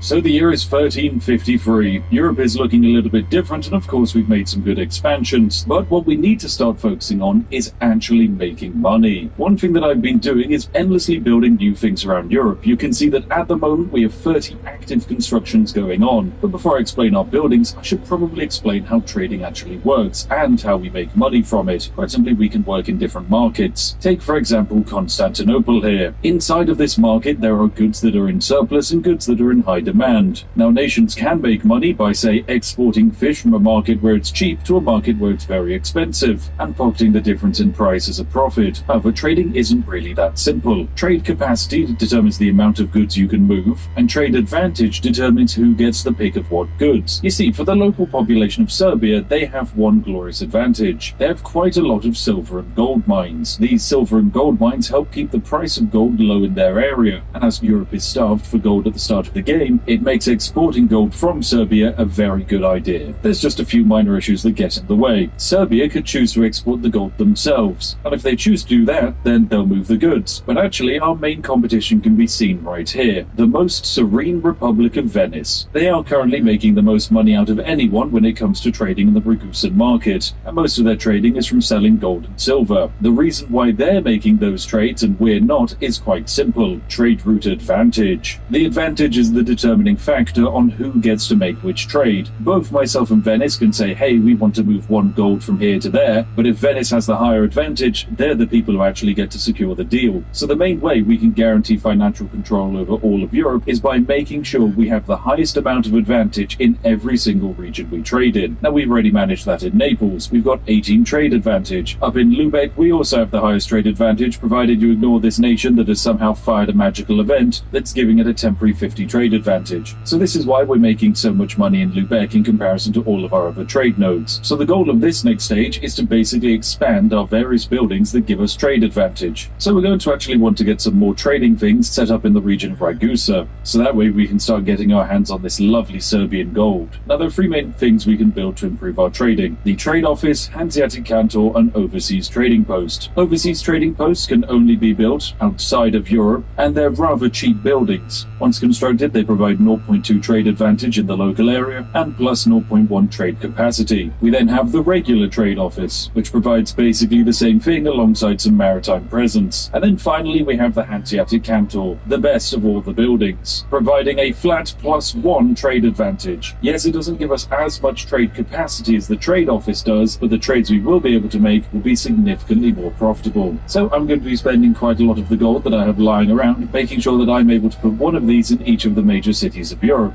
and also spread them evenly out enough to cover lots of different markets. You can already see the advantage of some of my early buildings, as we're now generating 200 gold a month off of our lovely trades. It's safe to say, though, that underneath Ulrico von Wipperer here, the money-making potential of our empire is getting better and better. Right, so it's 1358, and the game has been running for a nice period of time, and outside of Naples making some hilarious expansions into Turkey, we are basically sitting atop of a massive pile of money. No one else in Europe is able to rival our income. The entire tax base of France is £200. That doesn't mean France is making £200 per month in profit, whereas we are making a fantastic income of 382. A lot of this is thanks to our glorious trade deals that are going on. Trade deals that are backed up by the fact that our nation is doing just so well. You also might notice that our country's rank has apparently gone up to number 13. And oh my goodness, we've actually done it. In the Genoan region, we've actually managed to overtake Genoa itself as having the highest trade advantage. This basically means if Genoa wants to go, oh, we'd like to export some of our wine, we can say, oh no, Genoa will be the people exporting all of that wine. Thank you very much. Not only has this made all of our trades significantly more profitable, it also harms the profitability of the AI's trades, making the supreme merchant maritime Republic of Genoa significantly less likely to spend more money on trading, which is fantastic, as that means there's just more lying around for us. Right, and on the 1st of October, 1359, greatness has struck our nation because we are now classed as a great power. This is because we are now ranked number 10 in the world. A lot of this comes down to the fact that our total trade capacity is factored into our great power score, and as we are doing a lot of trading, that means we must be very, very powerful. Being a great power is rather cool, because it means we can hire more mercenaries, gain more diplomats, and threaten war and enforce peace with our neighbors. It also, most importantly, increases our power projection, which is a rather challenging thing to get. But with power projection, this allows us to do something pretty sneaky. It lets us build overseas trading outposts. And because of that most recent increase, we're now able to build a large quantity of trading outposts all over the lovely kingdom of Tunis. So there we go, that's more economic dominance for us, and the cycle continues. We're now making 363 gold per month off of trading, and it's safe to say things are looking very good for us. But with the advent of us becoming a new great power, I think now's the perfect time to say that we've completed the second chapter of this video. We haven't conquered as much territory as in our first half, but what we have managed to get is influence, power, and most importantly, respect. And we're on the advent of a brand new parliamentary debate that I think is going to shake up this world. So let's find out if that's all true. Right, fine, I'm back again to try another hand at my stand-up career for, when YouTube is inevitably destroyed by AI slop. And seeing as we are the Hansa, it only makes sense for a themed joke. Why does it take 20 Germans to change a light bulb? Because many hands make light work. Oh dear. Okay, please don't leave. Please, I promise, no more jokes.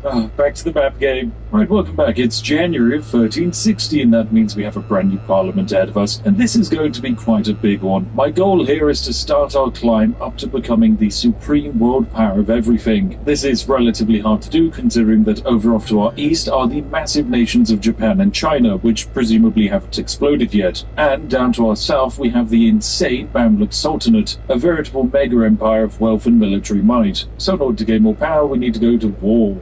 And that means I found myself some targets. So we're going to start a new debate for market regulations and use it to fabricate a casus belli on Grobenhagen. I know it's an incredible name, isn't it? I then also have another target in that I want to fight Osnabrück, so I'll once again boost up my lovely success rate and fabricate another casus belli over here. And then we have one final conquest I want to make, which is to claim Theodoro, an absolutely tiny nation that is down to just one province over here. The reasoning is pretty simple. It will give us good market access to this side of the world and improve our overall profitability. So there we go, with our first claims now sorted. I think we go to war with Grobenhagen. Anyway, we managed to conquer our first little province of Nienburg here. It's got 20,000 peasants living here, and of course we're going to turn them into a vassal. Splendid stuff indeed. Thank you for all of the money. Job done. Then we just siege down the next province of Minden, and then it's on to Buckberg. There is genuinely no way that I can be stopped. Every single little nation that pops up we more than easily defeat, thanks to my massive vassal swarms. And if a few of my vassals do lose troops in the fights, it's okay, because there's 6,000 of them coming up from the south.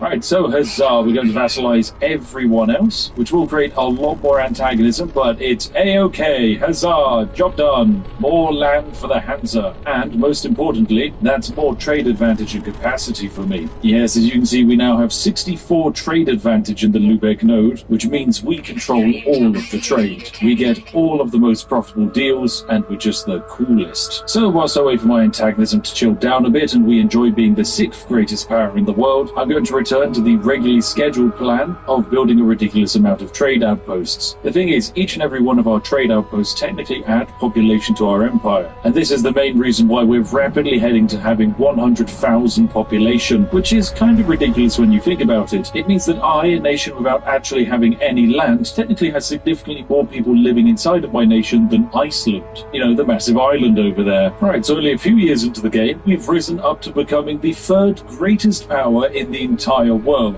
There is only one other nation in Europe that is above me, and that is the Duchy of Austria. The main reason they're so high is because they get a fantastic plus 250 bonus from being the Emperor of the Holy Roman Empire, which in this current version of the game that I'm playing on is largely a broken semi-buggy mess, so not exactly something we have to worry about. So we need a great power score of 360 367 in order to overtake them, and we're currently sat at a rather comfortable 316. So with a little bit of improvement, I think we should be able to be on top of the world. And this is going to be rather easy as well, because we've just improved relations enough with Austria and France to allow us to build in their territories. This means the brand new Hanseatic cantons can be absolutely spammed out all over the world map. So I've initiated a major build-up in Austria, a comfortable expansion in Italy, and now we will start dominating the French markets as well. We will control all of the trade. That is my guarantee. Alright, so there we go. That's basically the entire war gloriously completed, but I don't think I'm able to piece everyone out all in one go, otherwise we're going to have a bit of a major problem. Oh, and we've finally overtaken Austria. Huzzah! There we go. Austria is now rank 3 in the world, whereas we are rank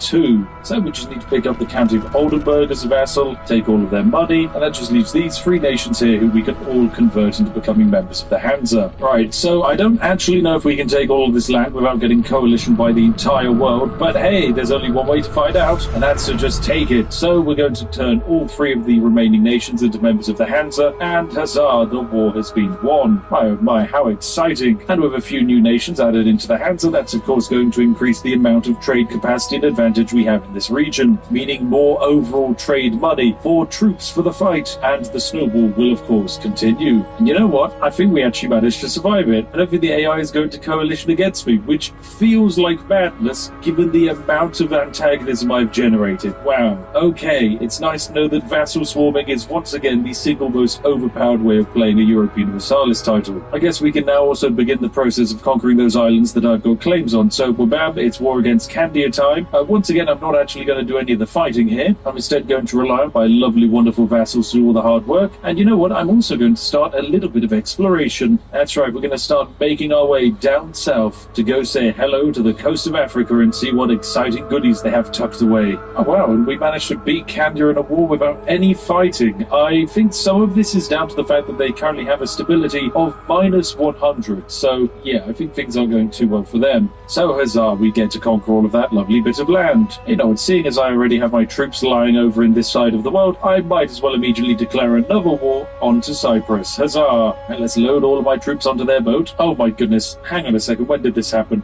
In the top left, I'm noticing that we are currently the #1 great power in the entire world. What the heck happened there? How?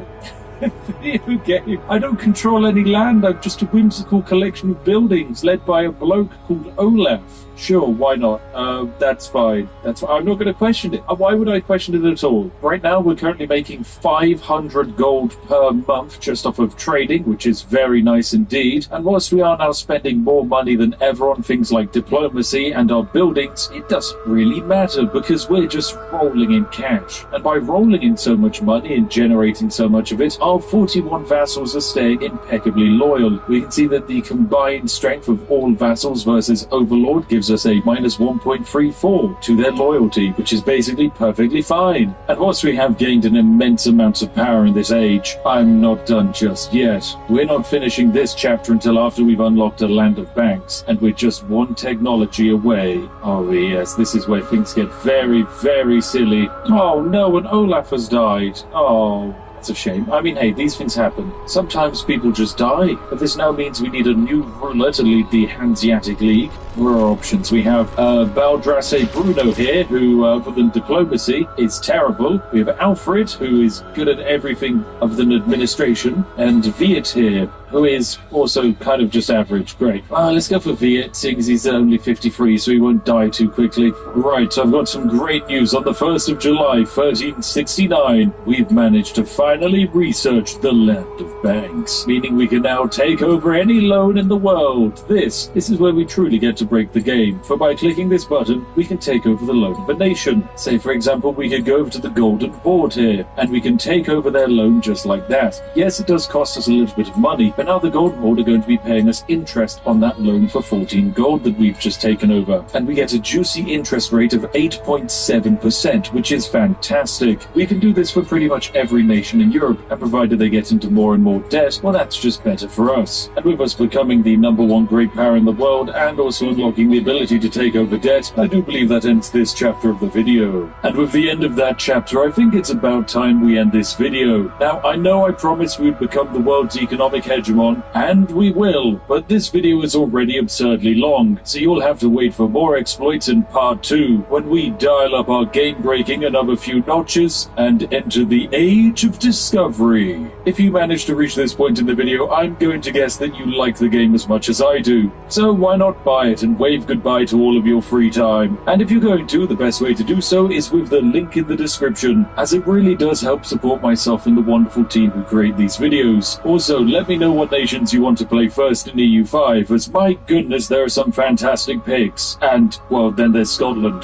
Oh dear, poor Scotland. Anyway, I'll see each and every one of you in the next one. Thank you very much for watching the video. Thank you for subscribing. Thank you for being a Patreon or just a part of the community. It's wonderful to have you all here. And I'll see all of you in the next one. So have a lovely day and goodbye for now. You ever bought Reese's while eating Reese's? That is some boss behavior. On brand! On brand! Whoa! Done! Off brand! On brand!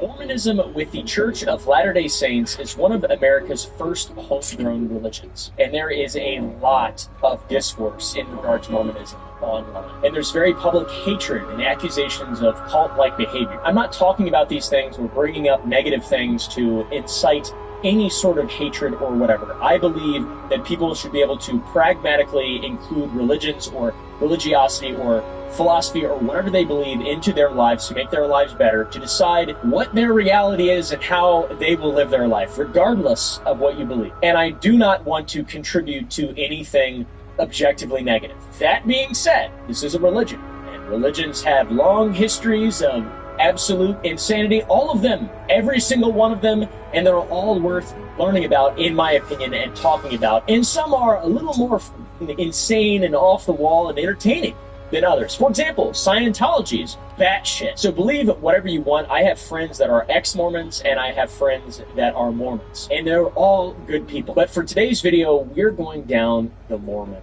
rabbit hole, and it is absolutely mind-boggling. Most of you are familiar with rabbit holes, conspiracy rabbit holes, icebergs, things like that. We've talked about Scientology before in the past, and I plan on doing all the Abrahamic religions. Just kidding.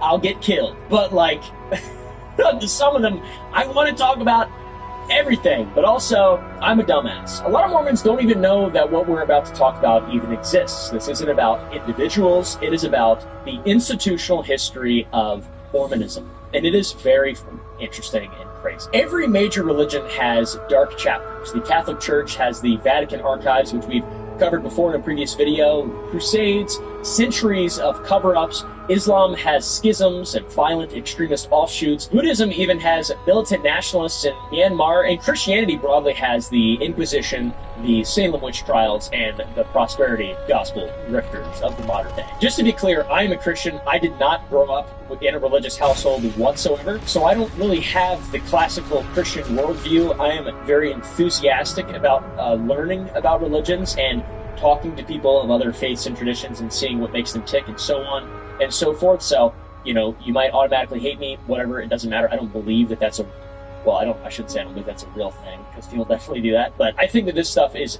very fun to talk about, and it is extremely applicable to your real life in a pragmatic way. That is believing in something far larger than yourself.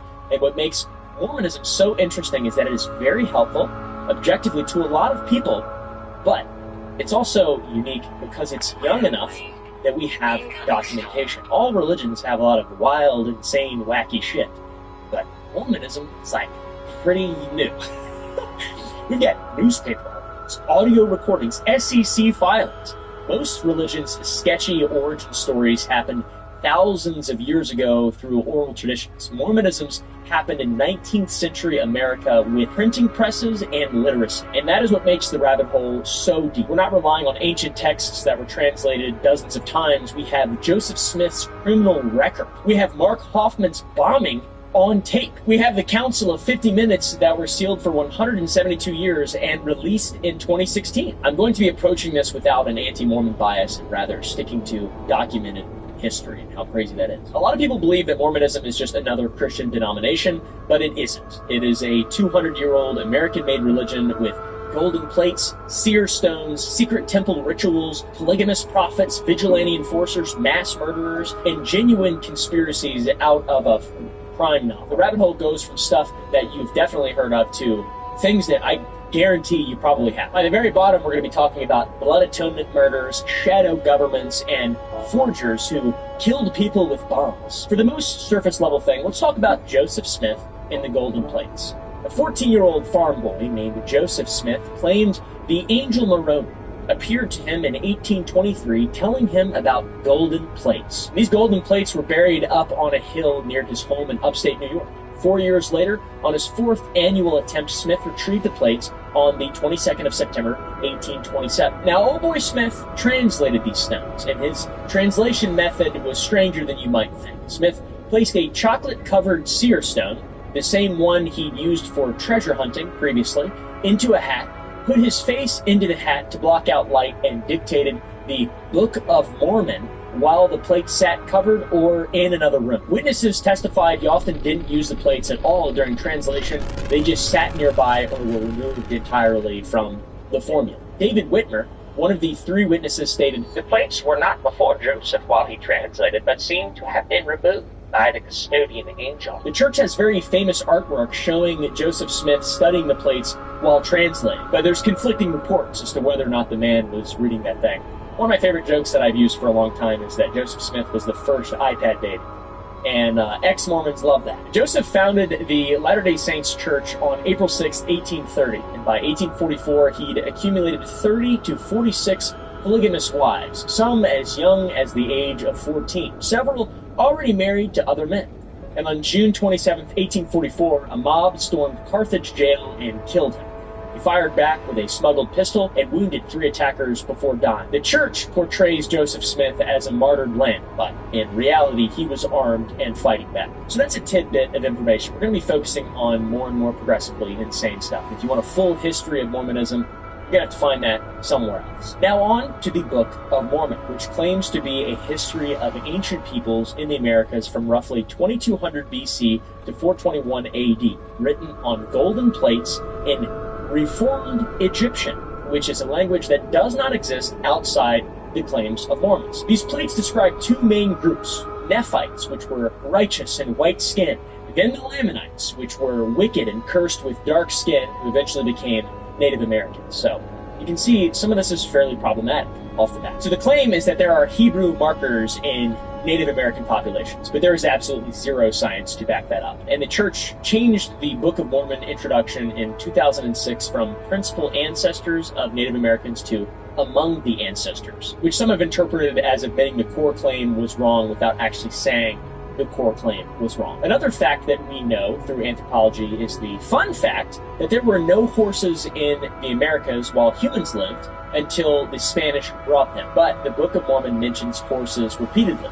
No steel, no wheeled vehicles, no wheat, barley, or silk. None of the cities have been found from the Book of Mormon, and archaeologists have spent 200 years looking only to find nothing. There were horses here, by the way, long time ago. And then they left, and then they came back.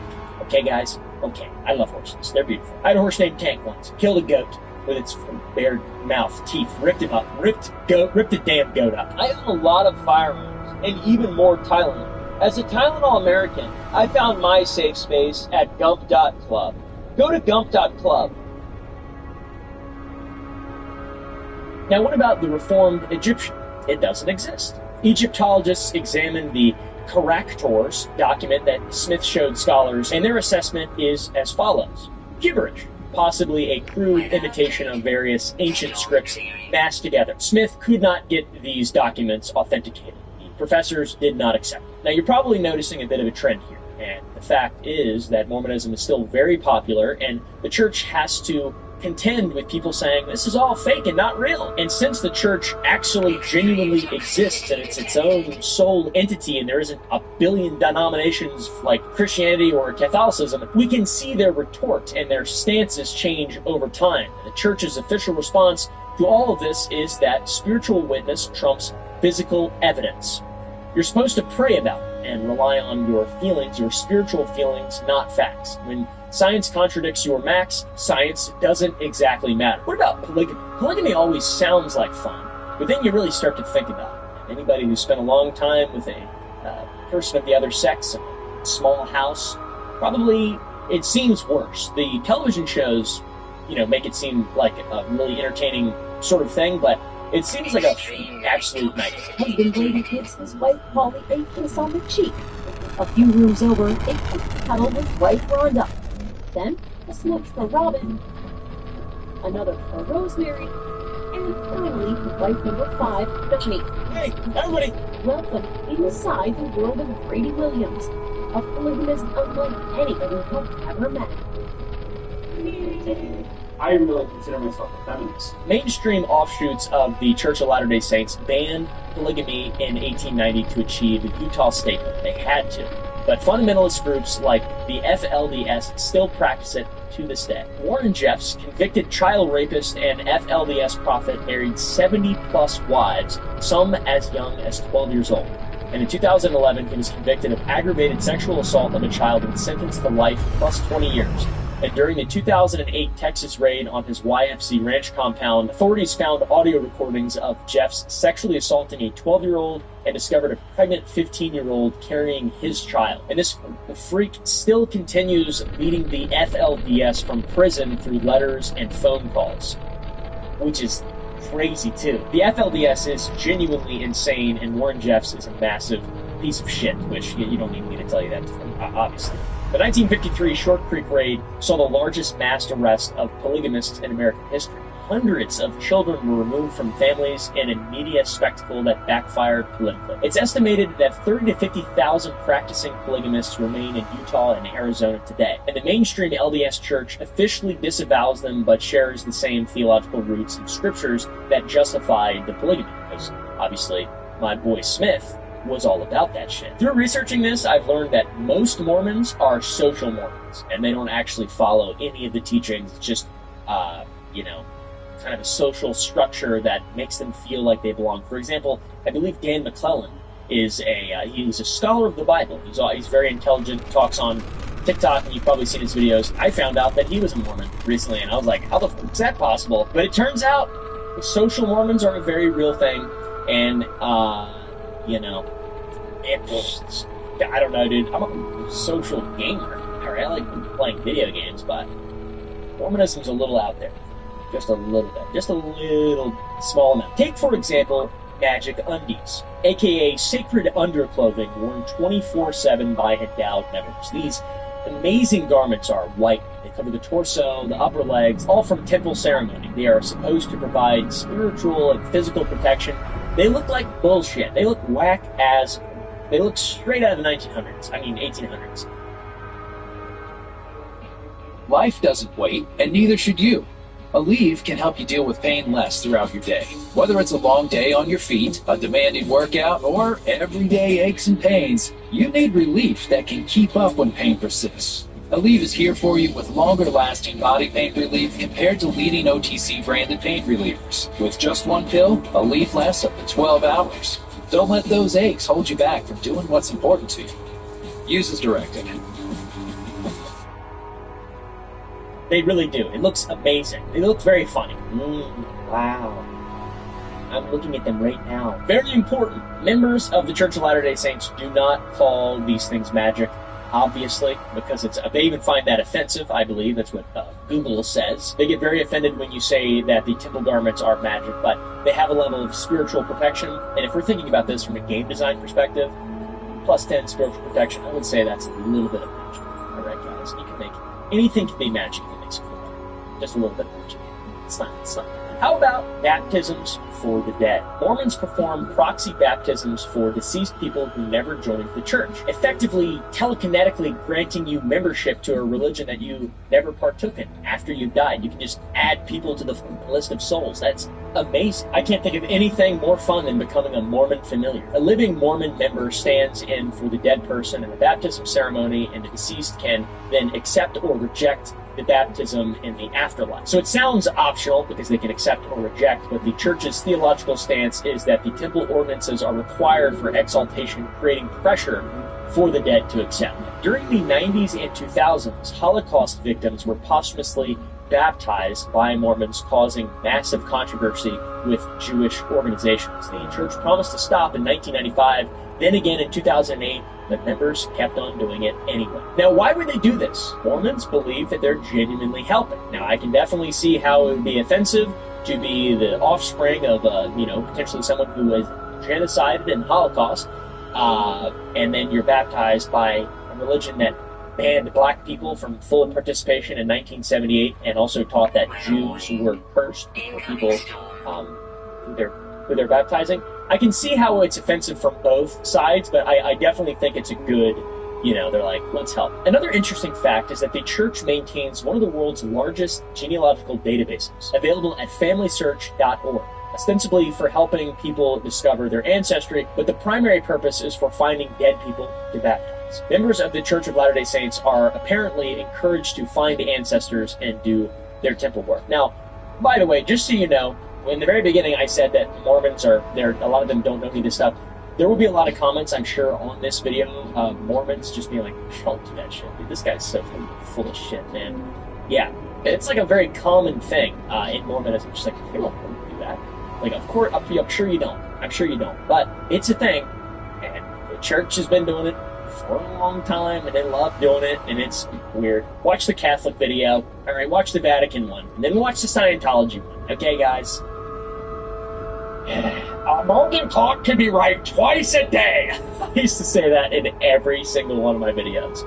Anyways, you might be Mormon in the afterlife and not even know it. Someone you've never met might decide to baptize you posthumously. It's very strange. Your consent is not asked for.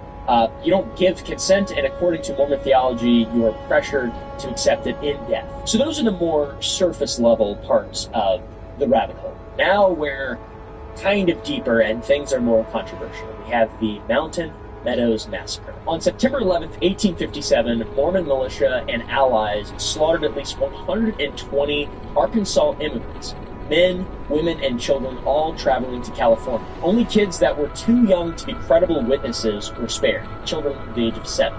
Attackers dressed as Native Americans to disguise Mormon involvement, and the militia tricked survivors into surrendering under white flag, promising safe passage. Then they systematically executed them. Isaac Haight sent writer James Haslam on September 7th to seek Brigham Young's counsel, and Haslam rode 300 miles in under 3 days, which is up to 18 hours daily, swapping horses at Mormon settlements as they dropped dead from exhaustion. And Young received him on September 10th and immediately sent the reply, "Do not meddle with them, and let them go in peace." The massacre happened the next day. Young's letter arrived 2 days too late on September 13th.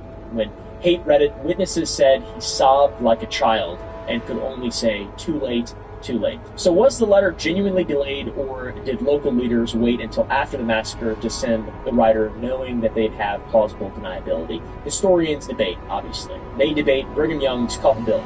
His rhetoric about blood atonement and defending Zion created the climate, but whether or not he ordered the massacre directly remains unclear. John D. Lee was executed 20 years later as a scapegoat, while other perpetrators lived freely. And the LDS Church calls it perhaps the most tragic episode in church history, but still resists full accountability. Classic church style. Now more about Brigham Young. Brigham taught that some sins were so heinous, Christ's atonement wasn't even. The only way to salvation was to spill the sinner's blood upon the ground. And Young said, if your neighbor wishes salvation, it is necessary to spill his blood. Spill it. Historical scholars link this doctrine to a climate of violence that led to over 100 extrajudicial killings in the Utah Territory, including Mountain Meadows. The church later disavowed it, but the damage was obviously already done. Next, we have another Brigham Young classic, and one of the most viral things about Mormons on the internet. This is the biggest hate piece you see. Brigham Young publicly announced in 1852 that black men could no longer be ordained to priesthood. Black people also were banned from temple ceremonies, endowments, and eternal marriage. So in essence, a total institutional ban from full participation in the religion of Mormonism. What exactly was Young's justification? Well, Cain killed Abel to gain advantage, so God cursed Cain's descendants, aka black people, to not receive priesthood until all the rest of Adam's descendants received it first. He taught that black people were less valiant in the premortal life and were being punished with dark skin and restrictions in mortality. Young even had some choice words on the penalty for a white-black interracial marriage. If they mingle their seed with Cain's seed, the law is that the capital punishment of death shall be inflicted. He advocated for killing people engaged in interracial relationships. Now, I know that America has a very, very long violent history in regard to race and interracial relationships and all this stuff. It's pretty wild. It's pretty wild. It's more American shit. The ban lasted 126 years, from 1852 to 1978, and it was not ended due to social pressure or revelation, but rather according to internal church documents, the church was facing protests, BYU sports boycotts, and public relations nightmares. And on June 8th, 1978, President Spencer W. Kimball announced that black men could receive priesthood.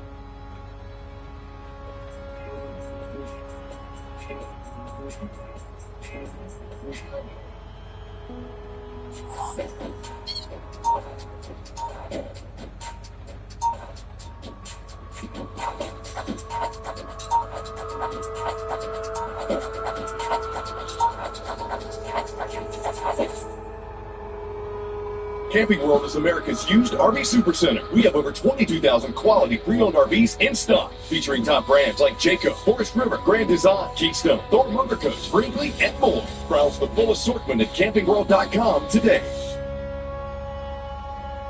Join Planet Fitness today and save. Just $1 down, $15 a month. Squashy, smushy, breathy, breathy.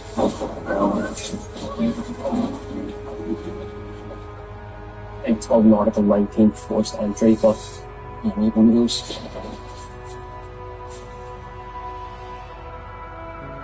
With now in modern times, 1 to 3% of Mormons are black. A 2013 church essay admitted the ban had its roots more in racism than revelation and disavowed all previous explanations, but there was no official apology. There was no accountability. It's just, we disavow the theories while continuing to venerate Brigham Young with statues, temples, and a university named after him, and blah, blah, blah, blah, blah. The current, classic type awesome stuff. They literally said a broken clock still is right twice a day. They didn't say that. That's not true. Current members are seemingly taught the ban was a policy, not doctrine, and that past prophets were speaking as men and not prophets always when they were taught it. But unfortunately, to a lot of people, this creates a massive theological problem. If prophets can be completely and fundamentally wrong about doctrines for 126 years, how can they possibly be right about anything? But it's, they're speaking as people. They don't like black people, but everything else they say is funny, I guess. I don't really know. I don't know a lot about it. All I know is I think we read different Bibles. All right. Have you ever heard of Mark Hoffman, aka the Mormon forager / bomber? He was a master forger that created fake historical documents in the early 1980s that fooled everybody. The FBI, the Library of Congress, the Church of Latter-day Saints, church historians, and even polygraph experts. His forgeries were that good.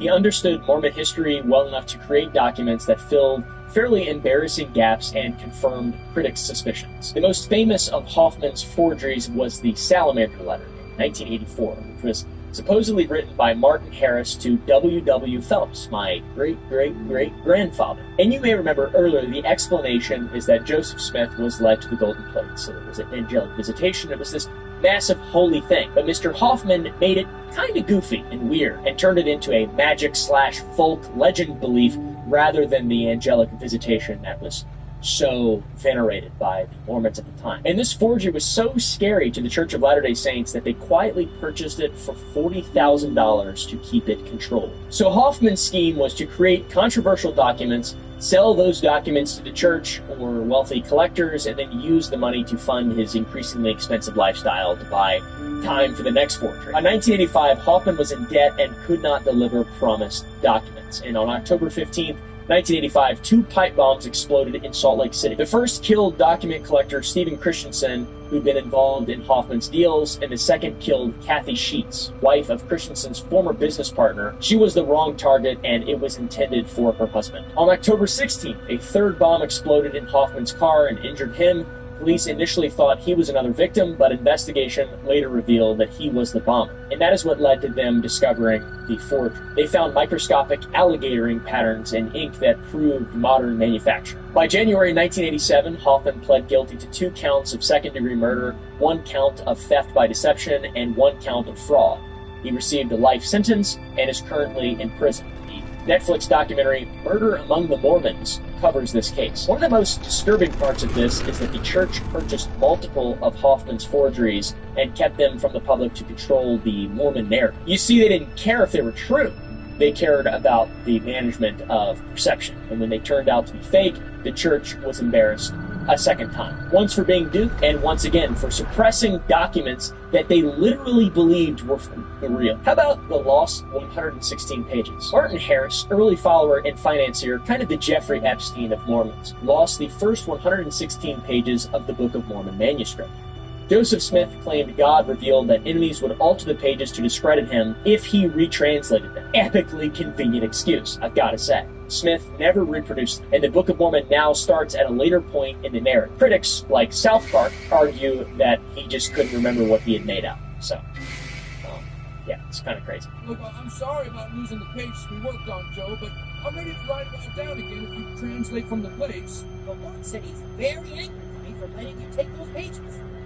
Yes? Dum dum dum dum dum. He said he must now translate from the plate of Nephi. So it will be the same piece of story, but written a little different. Wow. God got angry with you, and you must be telling the truth. Dum dum dum dum dum dum dum. Wait, Mormons actually know the story, and they still believe Joseph Smith was a prophet? Well, sure. The story proves it, doesn't it? No, it proves he did make it all up. Are you blind? This advertisement is brought to you by Adena Nuki.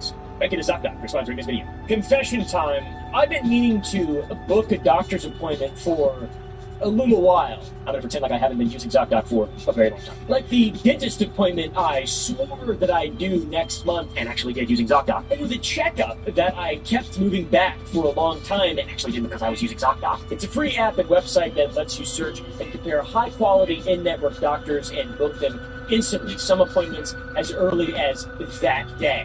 No awkward phone calls, no please hold, no waiting months to get seen. They have over 100,000 doctors across every specialty, from mental health, dental health, primary care, urgent care. You can filter them by who takes your insurance, who's nearby, and if they actually have good reviews. I ZocDoc myself, gotten everybody that I know to use it. Stop putting off those doctor's appointments. Go to ZocDoc.com/Oopaville and find instantly to book a top-rated doctor today. That's ZocDoc.com/Oopaville. We're getting a bit deeper.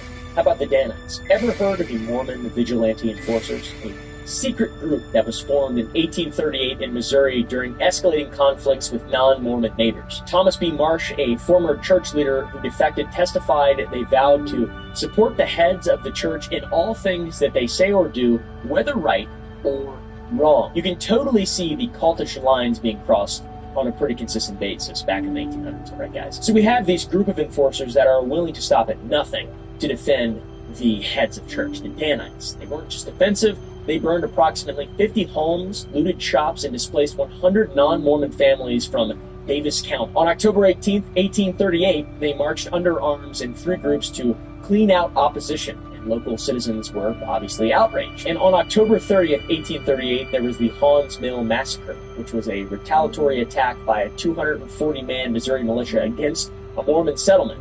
They killed 17 people, including 10-year-old Sardius Smith. And his killer said, "Mitts will make lice," and if he had lived, he would have become a Mormon. Bodies were mutilated, women were assaulted, and property was stolen, and no Missourians were prosecuted. So why did this happen? Well, 3 days earlier, Governor Wilbur Boggs issued Executive Order 44, the extermination orders, Star Wars shit. The order said that Mormons must be treated as enemies and must be exterminated or driven from the state if necessary for the public peace. This order remained law in Missouri until 1976. So it was in retaliation to the Danites.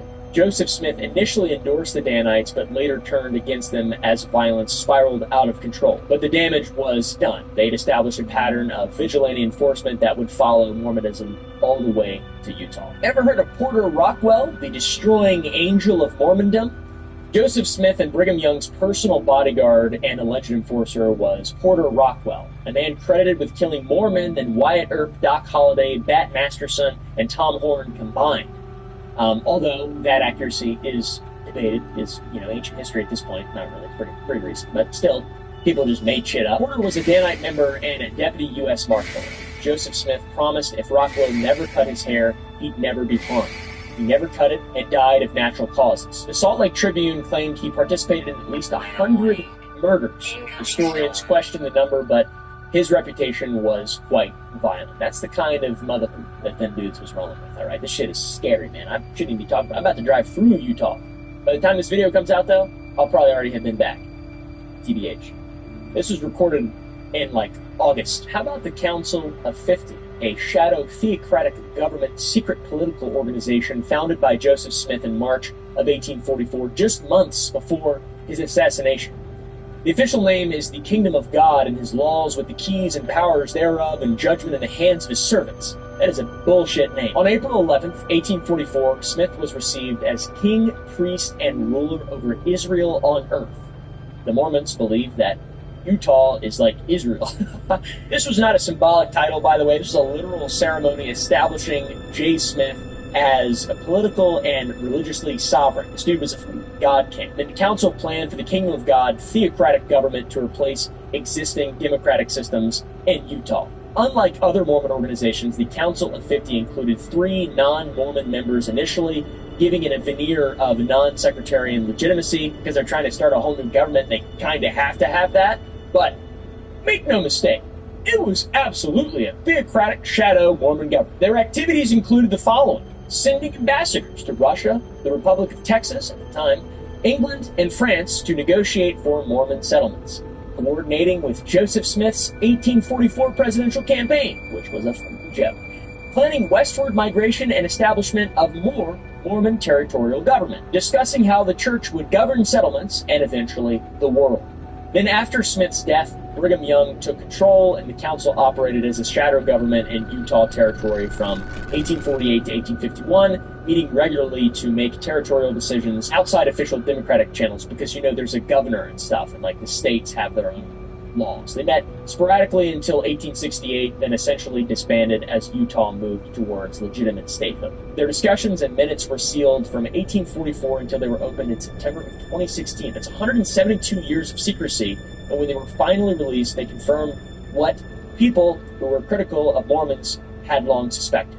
Early Mormon leadership planned for a theocratic government. They believed in divine right to rule and expected to eventually govern the entire world under Mormon law, the Mormon Caliphate. Smith's vision called it a theo-democracy, supposedly blending theocratic rule with democratic principles, but in practice it just means absolute power concentrated in the hands of the prophet king with a council of loyalists, rubber-stamping decisions framed as divine will of the God king.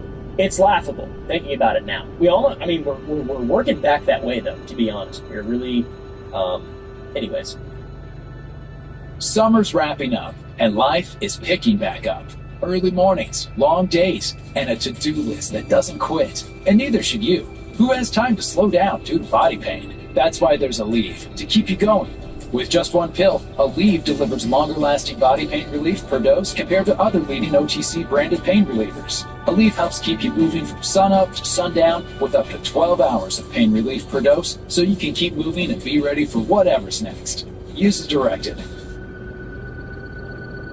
Now, on to the Lafferty brother murders in 1984.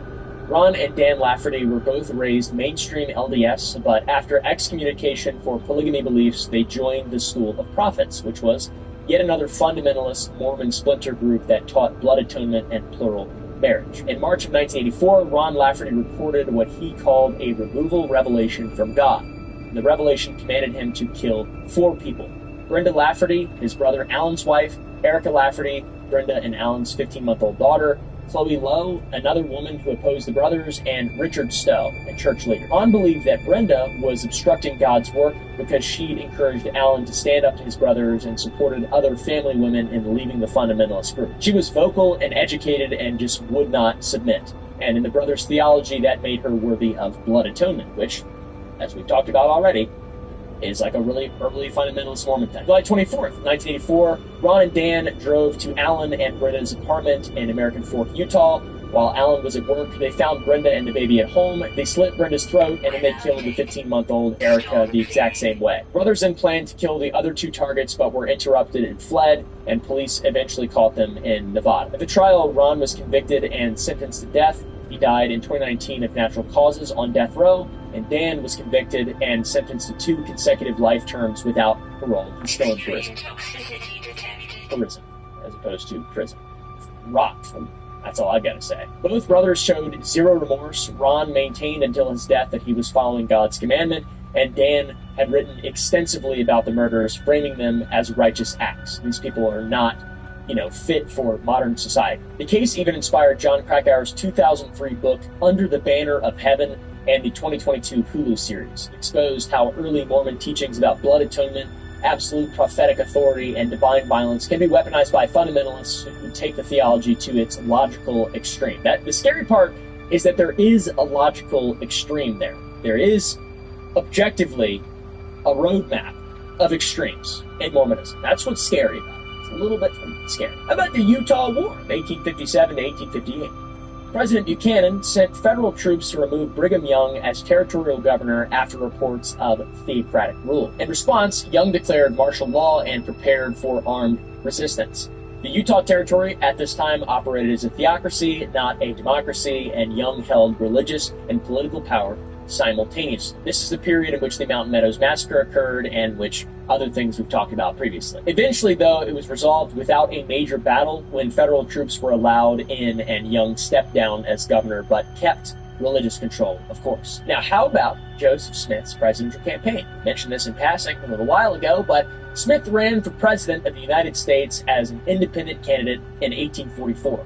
He advocated for overthrowing the U.S. government in favor of a Mormon-ruled theocracy if Congress didn't meet his demands. He prophesied that Congress would be broken up as a government and God shall damn them. The Council of 50 coordinated his campaign, and he was assassinated by a mob in June of 1844 before election. The theocratic ambitions were, once again, objectively real and totally true.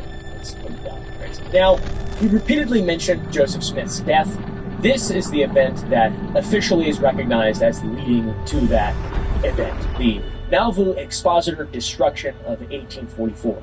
June 7th, 1844, the Nauvoo Expositor published its first and only issue. It was run by former Mormon insiders and dissenters. The paper detailed Joseph Smith's practice of polygamy, criticized his theocratic rule over Nauvoo, and accused him of other various crimes. This led to Smith and the Nauvoo City Council meeting for 14 hours over 2 days, June 8th and 10th, to discuss the paper. At 6:30 p.m. on June 10th, they declared the Expositor a public nuisance and ordered its destruction. That evening, the marshal led approximately 100 men, including members of the Nauvoo Legion, Smith's personal militia, to the print shop. They dismantled the press, scattered the type, and burned remaining copies of the newspaper in the street. And destroying a printing press in 1840s America was not taken lightly. Freedom of the press was sacrosanct, and local non-Mormon authorities issued warrants for Smith's arrest on charges of riot. And when Smith and his brother Hiram surrendered to authorities in Carthage on June 25th, they were additionally charged with treason against the state of Illinois for declaring martial law in Nauvoo in response to the warrants. 2 days later, on June 27th, 1844, a mob stormed Carthage jail and killed both of the brothers. The Nauvoo Expositor incident is what directly led to Joseph Smith's death. He ordered the destruction of a newspaper that exposed his Mormon shit, his polygamy and theocratic ambitions, and that act of censorship resulted in charges that put him in jail, where he was then vulnerable to the mob. And the church frames his death as martyrdom, but critics frame it as consequences for silencing the press and accumulating unchecked power. in the land of America. And also, he fought back. He was not a lamb. He fought back, for sure. The fundamentalists were not a pacifist people. That is for sure. Very, very, very objectively. This is where things get a little more crazy. Okay, we're talking about legends and myths and potentially hoaxes and all kinds of stuff. And if you're a Mormon and you're watching, you're probably going to very much disagree with everything from here in, to be honest. But take, for example, the Kinderhook plates hoax, which is the claim that Joseph Smith fell for a fucking prank, and that's how Mormonism was started. A group of Illinois men created 6 fake brass plates with bogus engravings, buried them in a mound, and then discovered them. It was a test. Can the prophet actually translate ancient languages, or is he just making it up? Because we made it up. Cain got me. Smith took the bait. He examined the plates and claimed to translate part of them. He said that they contained the genealogy of descendants of Ham, one of the most delicious of cured meats, and also one of Noah's sons. He was confident and he was very specific. Fast forward to the 1980s, scientists tested the plates and found 19th century brass with modern tool marks. The engravings were nonsense, scratched by blacksmiths having a laugh, and the prophet, it made him look like a fool. Now, obviously, the church has to respond to everything, so they said that maybe he was just speculating. Maybe he didn't really claim to translate them. But the historical record says otherwise. Multiple witnesses reported Smith presenting his translation of these completely fake brass plates. This matters because if Smith couldn't tell the difference between ancient plates and a hoax made by frontier goobers back in the olden times, why would anybody ever trust his translation of the original golden plates when nobody ever saw it, and then he couldn't, it's bad. How about the Book of Abraham, the Egyptian papyrus fraud? In 1835, Joseph Smith purchased Egyptian mummies and papyrus from a traveling exhibition. He then claimed to translate the papyri as writings of Abraham. But every Egyptologist who's ever examined them, starting in the 1860s, says it's a common Egyptian funerary text, the Book of Breathings, with zero connection to Abraham or anything else that the Mormons were familiar with. But the church still maintains the Book of Abraham as scripture, despite it being proven as total fraud. Then they introduced the catalyst theory. Maybe God used fake papyri to inspire real revelation. I don't know, guys. What do you think? Have you ever heard of Zelph and the White Lamanite? Well, Smith's group was traveling through Illinois with the Zion's Camp militia when they found bones in a burial mound. Smith had a vision. He identified a skeleton as Zelph, or a white Lamanite warrior who fought under a prophet general and died in the last great struggle between the Nephites and the Lamanites. 7 members wrote it down. They were very impressed. The prophet could identify ancient warriors from bones through visions. But one problem is that the Book of Mormon explicitly describes the Lamanites as cursed with dark skin. It's like the whole point. God marked them so the Nephites wouldn't mix with them. So what exactly is a white Lamanite? A Lamanite who was righteous enough to potentially lose the curse. Then why did he die fighting for the Lamanites against the Nephites? I don't know. Do you know? Nobody knows. It doesn't make a lot of sense. It's theology, and it doesn't make a lot of, just from a fundamental perspective. It also places Book of Mormon geography in Illinois, which contradicts modern claims about Central and South America. So, Zelph is a pretty embarrassing plot hole in the whole thing. And every religion has such embarrassing plot holes. All of them, dude. I'm so grateful that my parents raised me my mom grew up Catholic, and my father grew up speaking to the trees and the bugs and stuff. He loves nature a lot, and he's just don't talk so much. That's the kind of guy that he is. Takes his shoes off, walks in the woods, bow hunts, blood on the face, spirit of the wild. That's my dad. And my mom grew up Catholic, and she's awesome. And I read the Bible, and I liked it a lot. I read Soren Kierkegaard, and I liked it a lot. If you read much more beyond that, there's a lot of plot holes. If you start following the institutions of man, oh my God, what the these people, you want me to believe that shit? You crazy son of a bitch. It's all about personal faith, brother. It's all about pragmatism. How do I feel good? How do I live my best life in accordance to morals, ethics? Anyways, talk about living the best life. How about the Adam God doctrine? Brigham Young taught for years that Adam is literally God the Father in flesh. And Adam came to the Garden of Eden with one of his celestial wives, aka Eve, and created humanity. This is the same God that Mormons worship. They worship Adam. But later church presidents completely rejected this teaching, calling it false doctrine, because it creates an obvious, unresolvable theological contradiction. Was Young a prophet? Nationwide is so much more than a great insurance company. They're one of America's largest financial services companies. Like how I'm more than just big bank. I'm also motivated. When I say insurance, you say financial services. Insurance. Financial services. Insurance. Financial services. Now when I say Nationwide, you say it's both. Nationwide. It's both. Nationwide. It's both. For your insurance and financial needs, Nationwide is on your side. Nationwide Investment Services Corporation, member FINRA, Columbus, Ohio. The modern church, as far as I could find, has yet to address it directly. Joseph Smith also liked digging holes and had some folk magic early on in his life. Before claiming to find gold plates, Smith was hired as a scryer, using seer stones to locate buried treasure, which is hilarious. And convicted in an 1826 court case for glass looking, aka fraud, Smith drew magic circles for treasure hunting rituals, which was a practice associated with necromancy and occultism, and used the same chocolate-colored seer stone from his treasure digging days to translate the Book of Mormon. The church released photos of the stone in 2015, finally admitting the rock and hat method, and critics see this as proof that Smith was a con artist who stumbled into a religious movement, and believers see it as God using the imperfect vessel. Which is so convenient. Once again, man, it's awesome. I love the convenience. Pragmatism, convenience. Wait a second. You're full of shit. Well, hold on there. Not everybody's perfect. We own a lot of land. We'll get into that, too. That shit's crazy. How about Freemasonry? Little Mormon tie-in here with Freemasons. My nose itches a lot. Sorry, guys. It's a little spider web came out of my nose. The endowment ceremony includes secret handshakes, tokens, keywords, and oaths. Critics note striking similarities to Masonic rituals, which I've witnessed, by the way. I didn't even realize. Some Boy Scout shit one time. I wasn't a Boy Scout. I always thought they were getting molested and stuff. But I went to a Boy Scout thing, and I saw all these people, and they were standing around wearing shit. And I was like, back there in front row, come on now, bud, come on now. Boy and cat just outside of damn Skyline High School out there. Come on, the damn Masonic temple down there, road down there. Come on. People critical of Mormonism note striking similarities to Masonic rituals from the rituals of Mormonism, which is not surprising, since Joseph Smith became a Freemason in March of 1842, and then introduced the endowment ceremony just 2 months later in May 1842. The original ceremony included blood oath penalties. Participants pantomimed their own execution in 3 ways. They drew the right thumb across the throat in a slitting motion, which is a penalty for revealing the first token. Then they made clawing motions on chest to represent heart being ripped out, which is a penalty for the second token. And they mimed disembowelment by drawing hand across the stomach, which is the penalty for the third token, if you hadn't caught on by now.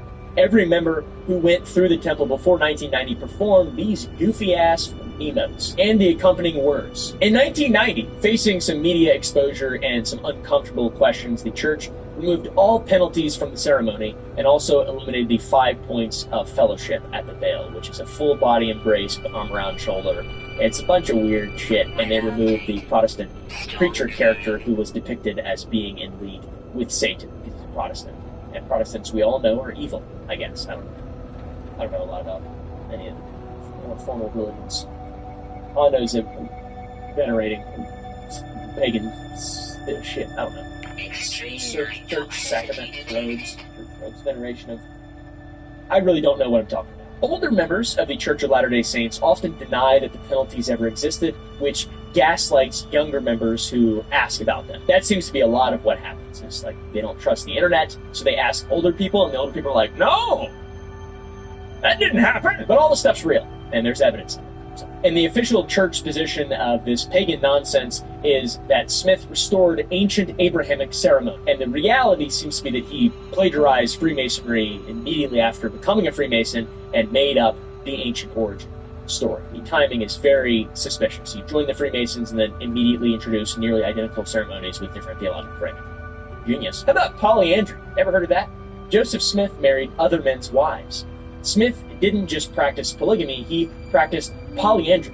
He married at least 11 women who were already married to other men. And these sealings happened while women remained married to and living with their first husbands.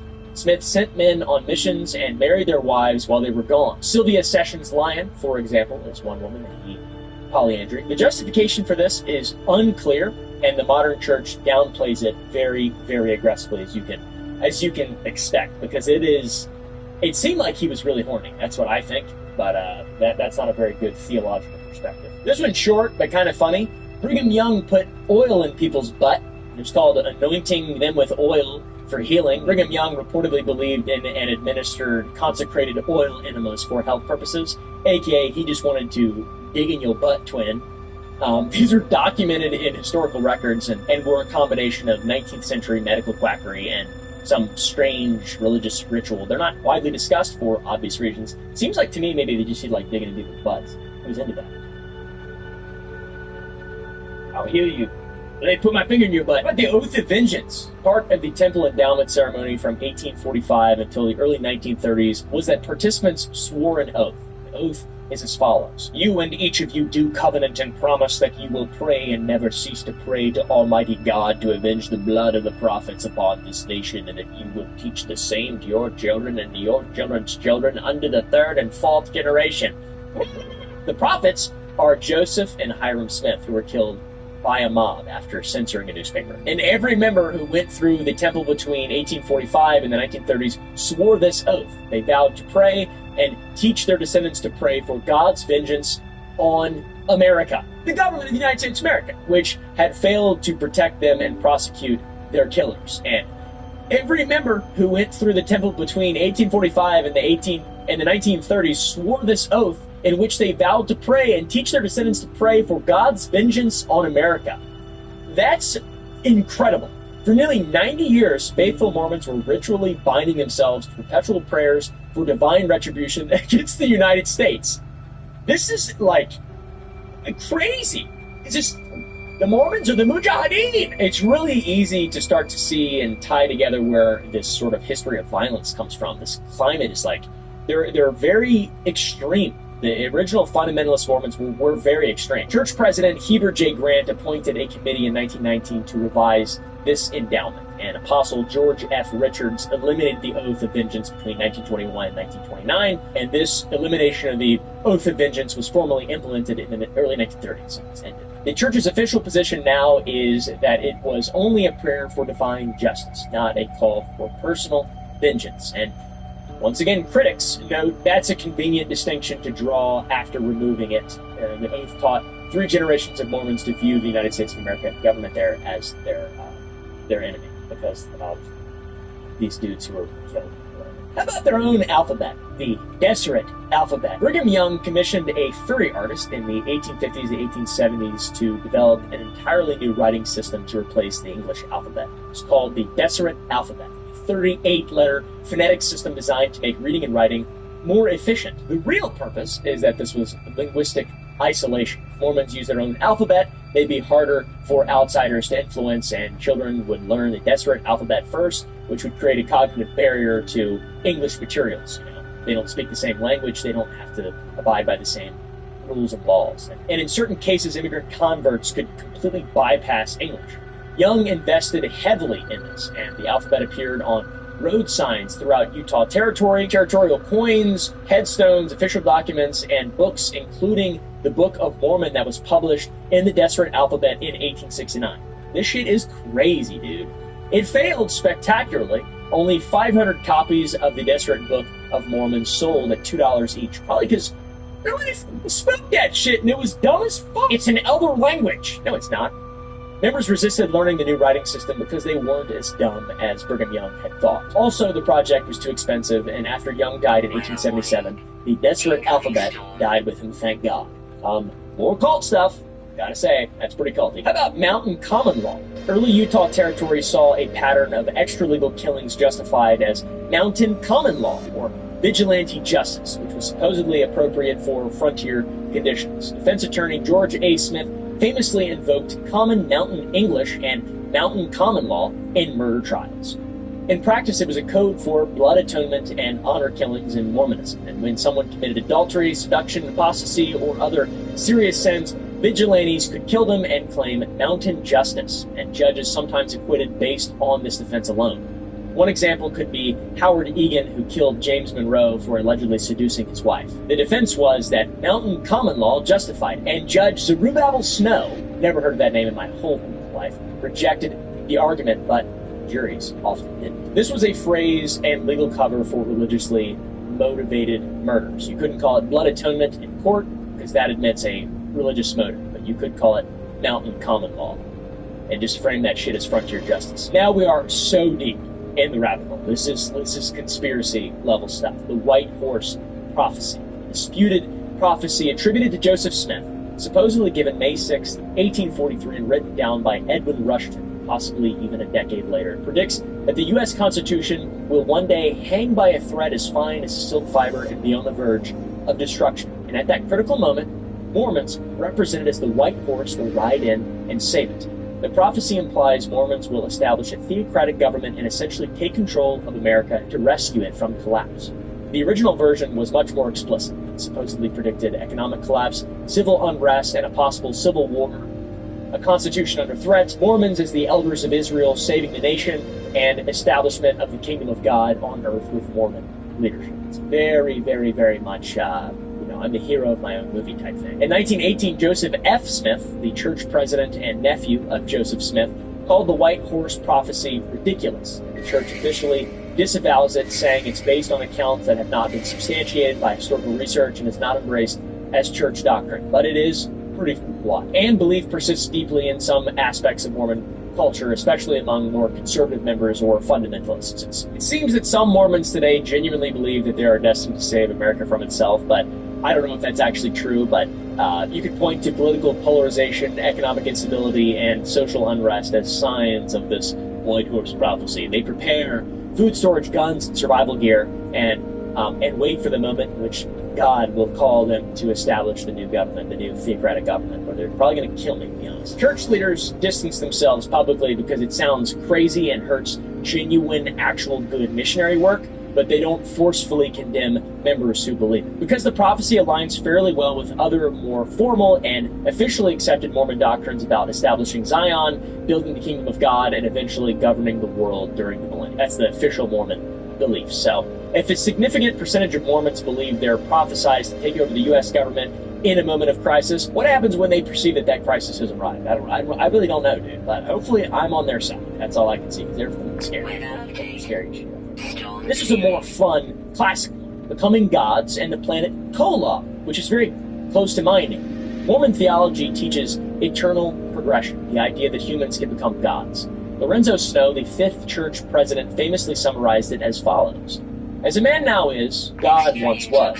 As God now is, man may be. So God the Father was once a mortal man like you. He lived on another planet, died, was resurrected, achieved exaltation, and became God of this universe. He has a physical body. He lives near a star or planet called Kolob with his goddess wives, plural, because God practices polygamy. And if you are a faithful Mormon who receives temple endowment, maintains worthiness, and achieves exaltation to the highest degree of the celestial kingdom, you can also get your own shit. You can become a god, get your own planet or universe. Your wife becomes a goddess, though she is still subordinate to you. And together, you and your goddess subordinate wife can create spirit children for eternity. Billions upon billions of souls will populate your world and worship you as their god.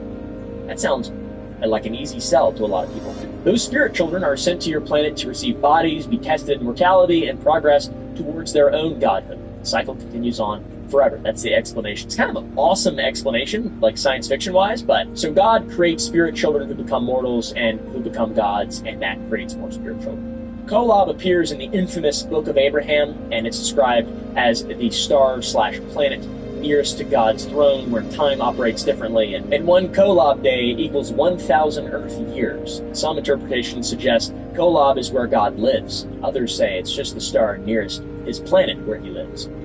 The current church position is to downplay this doctrine publicly, which is their position for a lot of things. When Mitt Romney ran for president, church representatives told media that this isn't emphasized, but it's still in their scripture. Doctrine and Covenants 132 in the Book of Abraham. It's still taught in temples and still core Mormon theology. Now, if you read comments on any kind of Mormon video on YouTube or Reels or TikTok, you'll see that Mormons are like, this is bullshit. But it's not. I mean, it is. But it's not, though. So there's an infinite regress of gods. God is a god who has a god going back forever and forever forward, and you become a god, and your children become gods, and their children become gods, all creating and populating infinite universes of spirit children and gods and goddesses and subordinate women. Now this is polytheism. This is nothing like traditional Christian theology. Mormons say they only worship one God, the God of this universe, and the fact that he's not the ultimate supreme being doesn't change their worship. But South Park has an episode, the Mormon episode, where they pretty much pinned the tail on the donkey for this one, guys. It was pretty epic. How about the three Nephites and Immortal John, a Mormon superhero? Epic Mormon folklore. Book of Mormon describes three Nephite disciples granted immortality by Christ around 34 AD. They're still wandering the earth, doing good deeds, waiting for the second coming, and they're basically Mormon superheroes. They appear in moments of crisis and then vanish. Mormons love telling stories about these facts. A guy runs out of gas on a desert highway. A mysterious old man appears with a gas can, then disappears before being thanked. Woman about to be robbed, strange figure intervenes, attacker runs away, figure vanishes. Car breaks down in a blizzard, family rescued by three men who fix it, then refuse payment and walk into the storm. Their tracks left in the snow. Mormon superhero. It's Mormon urban legend culture. The stories always follow the same pattern. A crisis, mysterious helper, disappearance, and then realization it must have been one of the three Nephites. That's what the mysterious stranger in Fallout is. It's actually Mormon folklore. They also believe that the Apostle John from the Bible never died, that Jesus granted him immortality. So there are at least 4 immortal guys wandering around helping Mormons change tires and jumpstart their dead batteries. Now, the church doesn't officially encourage these stories, but also doesn't discourage them because they're a good bit of Mormon fun. How about a little mini LDS NSA stuff? Internal church surveillance departments monitor members' writings, speeches, teachings, and social media. And they create files on apostates, members, intellectuals, feminists, and LGBTQ plus advocates. This surveillance and gathering of data has led to disciplinary councils and excommunications of historians, scholars, and feminist leaders from Mormonism. This operates in secrecy and is completely 100% Orwellian. People are always so afraid of the CIA and the NSA and all that shit, but like, there hasn't been any council shit from the NSA. Mormons are doing that to their own people, like actively. And this office is called the Strengthening Church Members Committee, and it's officially referred to as a research department. And critics, they just say it is exactly what it is, which is a surveillance group that spies on church members, and the church doesn't really say much about it. We've talked about Mormon fundamentalism and the dark sides of it, and there's another example of this with the story of Elizabeth Smart. On June 5th, 2002, 14-year-old Elizabeth Smart was kidnapped from her bedroom in Salt Lake City by Brian David Mitchell, a homeless street preacher and self-proclaimed prophet. Mitchell had previously been hired by the Smart family to do handyman work at their home, and he knew the layout. And Mitchell was born into a mainstream LDS family and later developed extreme religious views influenced by fundamentalist Mormon groups that embraced plural marriage. He'd been excommunicated from the LDS Church, and in November of 2000, he claimed to receive a revelation that he was the prophet Emmanuel and that God commanded him to restore polygamy. He also wrote his own scripture, the book of Emmanuel, David, Isaiah, claiming that God commanded him to take 7 wives between ages 10 and 14. The document explicitly referenced Mormon scriptures and Joseph Smith's teachings about plural marriage. Mitchell broke into the Smart home with a knife, held it to Elizabeth's throat, and forced her to leave with him, and he took her to a camp in the mountains where he married her in a bizarre fundamentalist ceremony. Elizabeth had to endure 9 months of captivity where she was countless times. And Mitchell controlled her through religious manipulation, telling her that God wanted this and that she was fulfilling a prophecy, that she was now impure and her family wouldn't want her back. And he and his wife, Wanda Barzee, took Elizabeth in public, sometimes even in disguise, in plain sight. People saw her but didn't recognize her, or they chose not to intervene. Then March 12, 2003, Elizabeth was rescued in Sandy, Utah after being recognized on the street. Mitchell's defense claimed that he was mentally ill and incompetent to stand trial, and after years of delays and evaluations, he was deemed competent in 2010 and convicted in 2011 of kidnapping and sexual assault. He was sentenced to life in prison without parole, and he did all of this through the justification of Mormon fundamentalism. Speaking more about fundamentalism, is there is plenty of fundamentalist groups in the United States and other countries where blood atonement is still something that's practiced. We have no idea how many murders have been, or honor killings have been unreported or committed under the blood atonement belief. Just, we have no idea about it. Fundamentalism of all kinds when it comes to an ancient religion, even one as new as Mormonism, is scary. This is an event that I did not know about at all and is a result of most man-made institutions where people have control over children. This is not specific just to Mormonism. The Catholic Church has had, the Boy Scouts have had their own problems, the United States government, rich people, that island and shit. This is a real problem with humanity in general. This is obviously not a Mormon-specific thing, but in August of 22, the Associated Press published an explosive investigation revealing the Mormon Church's helpline system that enabled cover-ups of child sexual exploitation and abuse for decades. The system was when bishops, which were lay leaders, learn of abuse, they're instructed to call a church helpline, which is staffed by church attorneys. The attorneys often invoke clergy and penitent privilege and advise bishops not to report abuse to law enforcement, even in states with mandatory reporting laws. This is very similar to what happened to Catholicism in the 20th century. Then an Arizona case broke it open. A father in Bisbee, Arizona confessed to his bishop in 2011 that he'd been sexually abusing his young daughter, and the bishop called the helpline. Church attorneys told him he didn't have to report it, and the abuse continued for 7 more years, eventually including a second daughter born during this period. When the abuse finally came to light in 2017, the father was arrested and the daughter's mother sued the church. Sealed court documents were obtained by the Associated Press that showed the church had destroyed records of helpline calls to ensure confidentiality and claimed attorney-client privilege for all abuse reports,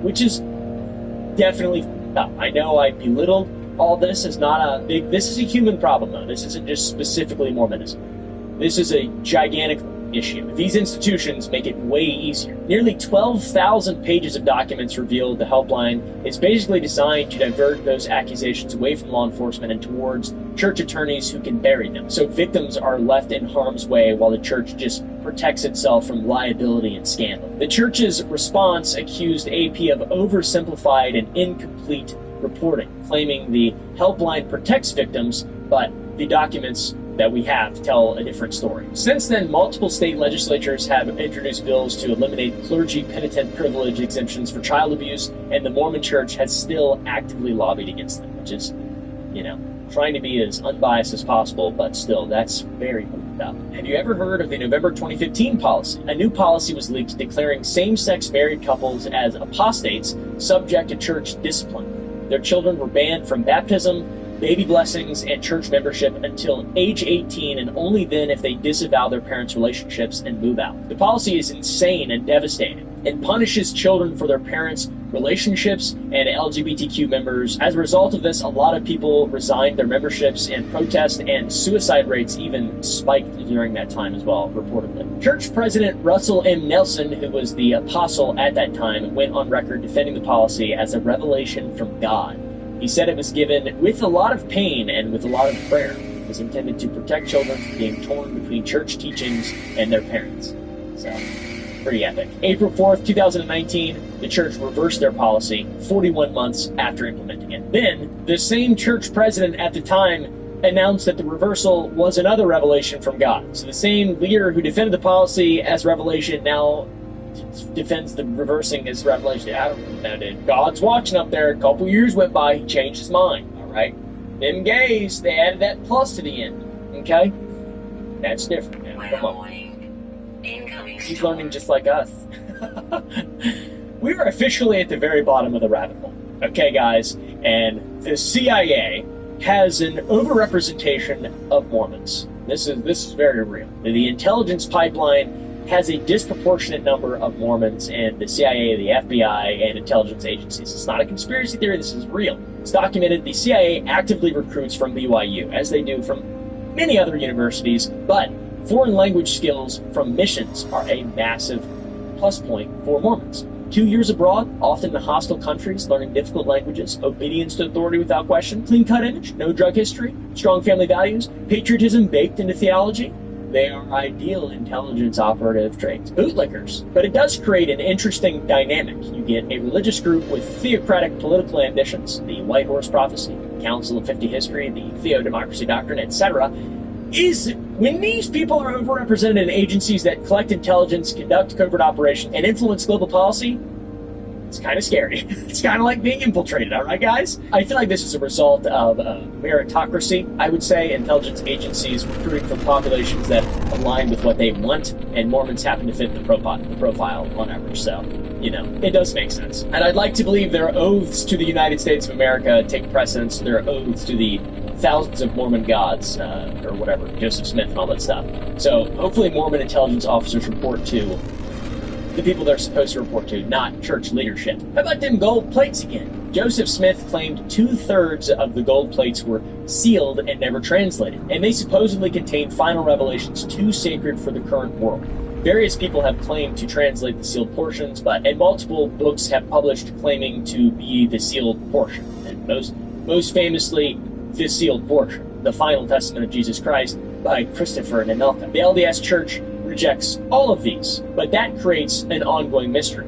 What was supposedly sealed in the other portion of the plates, and why weren't they translated, Joseph Smith? We could ask him, but he was killed by a mob. How about the lost 10 tribes of space? Some Mormons believe that the lost 10 tribes of Israel are in space. Not metaphorically, but actually in space. Mormons love space.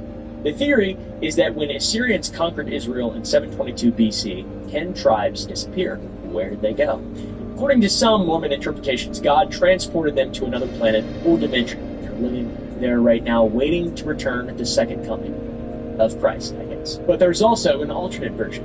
They're beneath the North Pole in the hollow earth. It all comes full circle. I'm serious. There's a whole subset of Mormon folklore about the earth being hollow with the lost tribes living inside, access to an opening at the North Pole. This is Admiral Richard Byrd. This is like straight up Nazi shit, dude. They're hyperbole out there. Are you kidding me? This theory stems from Doctrine and Covenants 133:26-34, which describes the lost tribes returning from the North Countries and causing mountains to flow down and valleys to be exalted. Some members interpret North Countries literally as the North Pole.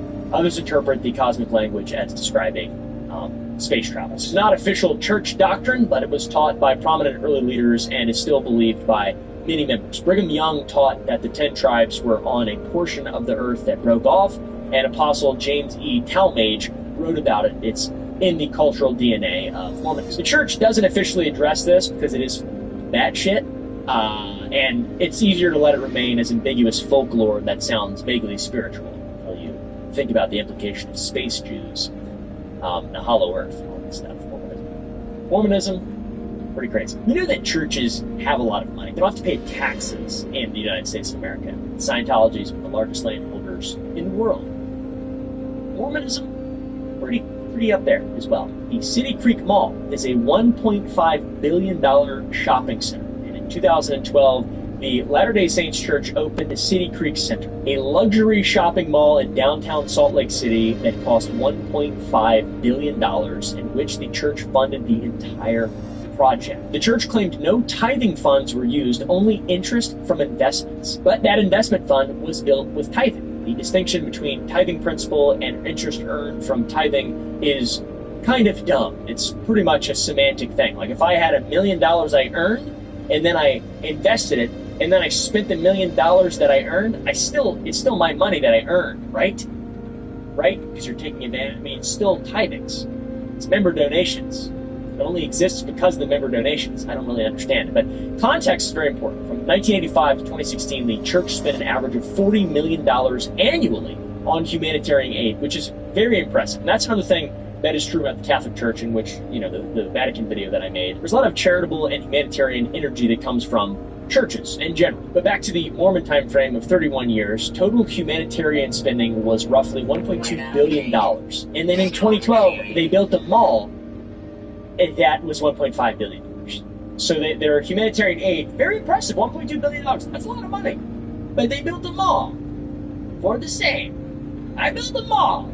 Do I help the sick in this place? No, I built a mall. This was also on the heels of the 2008 housing crisis and recession that persisted during that time. Members were losing homes and jobs, and the church was spending $1.5 billion on a mall. And the church owns the land, the building, and collects rent from these epic luxury retailers tax-free.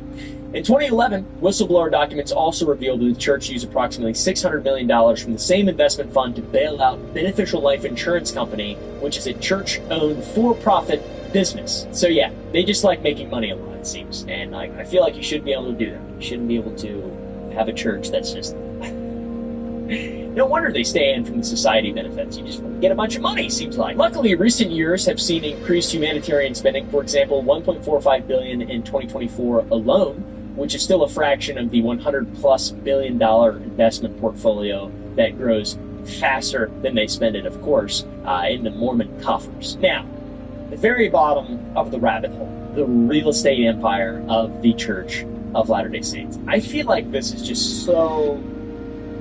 I just can't understand how you can contend with this. You're so... The church shouldn't... I don't know. Why does the IRS allow this stuff? We get... And you just join a church, you start a church, and you're just cool, and you can become you can have a real estate empire. The Latter-day Saints Church is one of the largest private landowners in America. They hold 2% of Florida. Okay? That's fucking crazy. They have another 1 million acres across the western United States, and commercial real estate in nearly every major city, along with agricultural operations generating hundreds of millions of dollars annually. Much of this is held through shell companies and subsidiaries like Ag Reserves Incorporated, Tesseract Ranches, Property Reserve Inc. The average member of the Church of Latter-day Saints has no idea that their church operates a multi-billion-dollar real estate empire. And all of this is tax exempt as religious holdings. The agricultural and commercial operations generate massive revenue and are also tax exempt because they're church owned. And it comes down to the classic argument: is this religion or a real estate corporation with a religious division? All right, guys, comment down below. Let me know what you guys think of this video. Hopefully I wasn't too harsh. It's very difficult for me to tread the line and try not to be funny, and try to be funny and entertaining, but also be truthful and not biased and objective as I can, and also treat serious things with, you know, a level of actual seriousness that they deserve. So I'm not sure. This video probably made people mad, but I don't really care that much. I just hope that it was in some way insightful, entertaining, and you learned something. I have no idea. Anyways, go to the Gump Club, gump.club, to watch behind-the-scenes footage, some epic behind-the-scenes stuff that you will not see on the main channel. Subscribe to one of my other channels where we're filming a little mockumentary about making a video game, in which we are actually making a video game. The mockumentary is for fun, but the video game is real. And also go to sour.gg to buy some candy. We have a candy company that is not tax exempt because we are not a religious organization, but we're thinking about it. So anyways, guys, thank you all so much for watching. I really appreciate everybody who watches these videos and enjoys. See you in the next one. Don't I look healthy?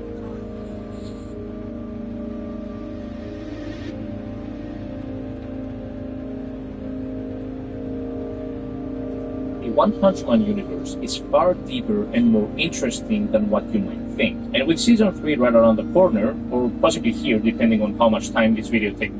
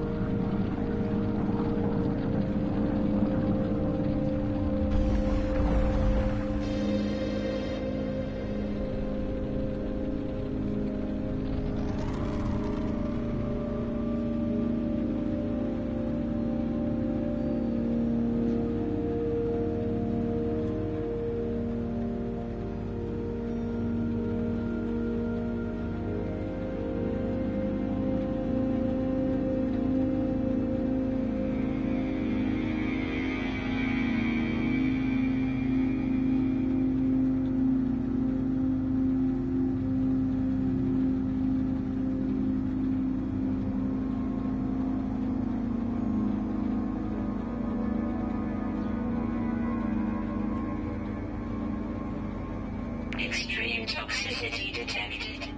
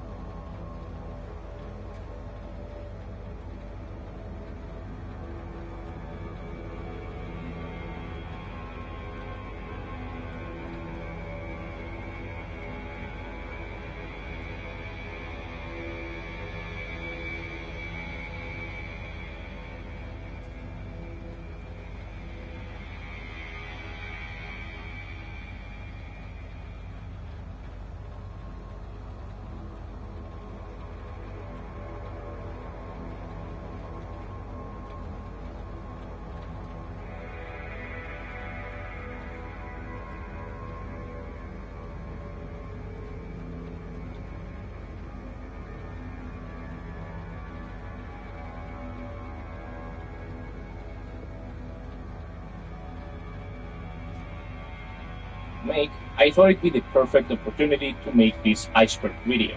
Now, this iceberg is mostly going to be covering stuff from the in-world lore of One Punch Man, especially in the deeper parts of the iceberg. But there are also some real-world or meta entries here.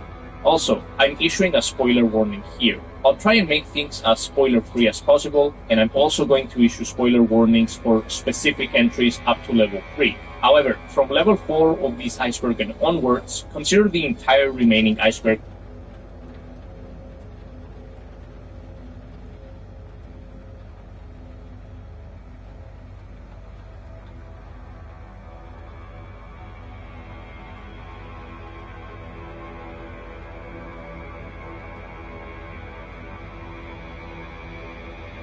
What's up? Well, hello, my fellow crime crew. Dre here, and welcome back to the Dirty Ware. Manda was Orochimaru's main summon, and the largest.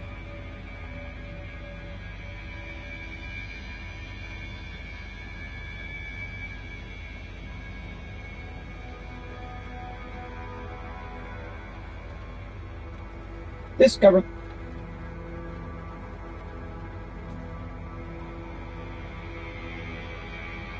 In this chapter,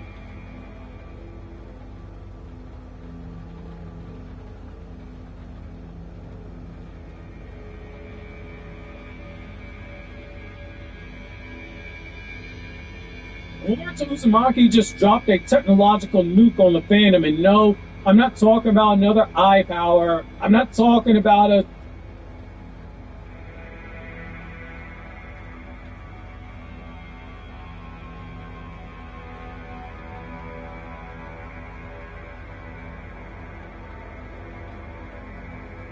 If you were to look up into a clear...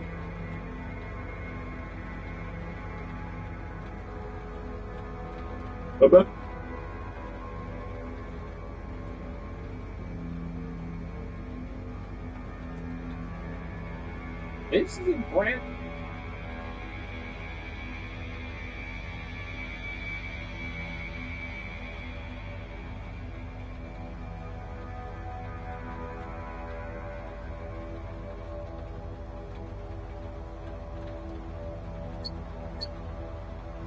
This computer belongs to a man named...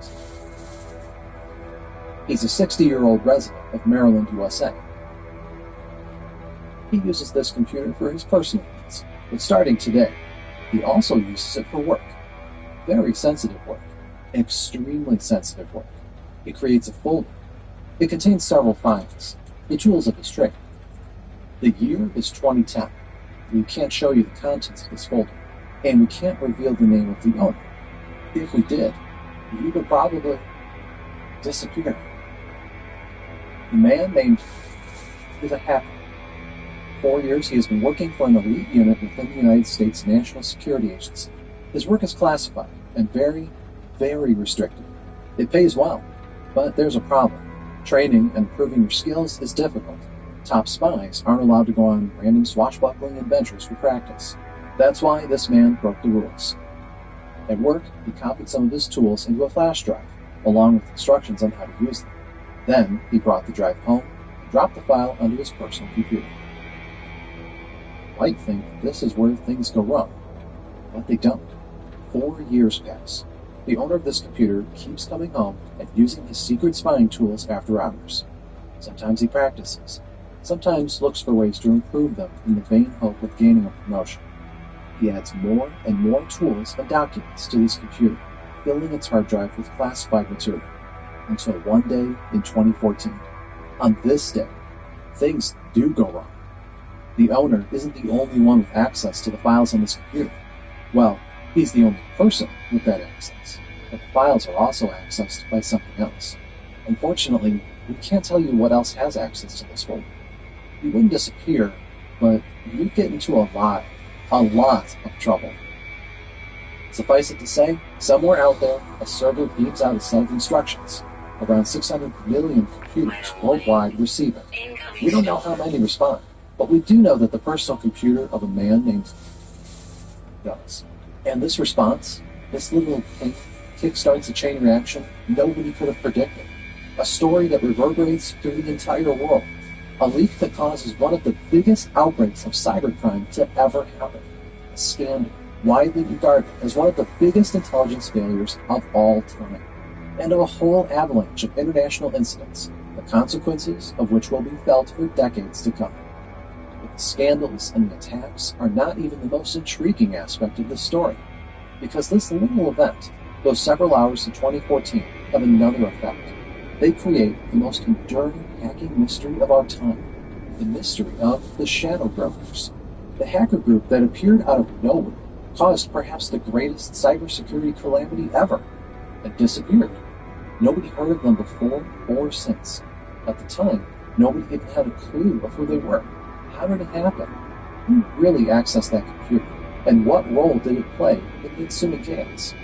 This is the story of the Shadow Broker leaks, a pivotal turn in history, after which there was no rollback.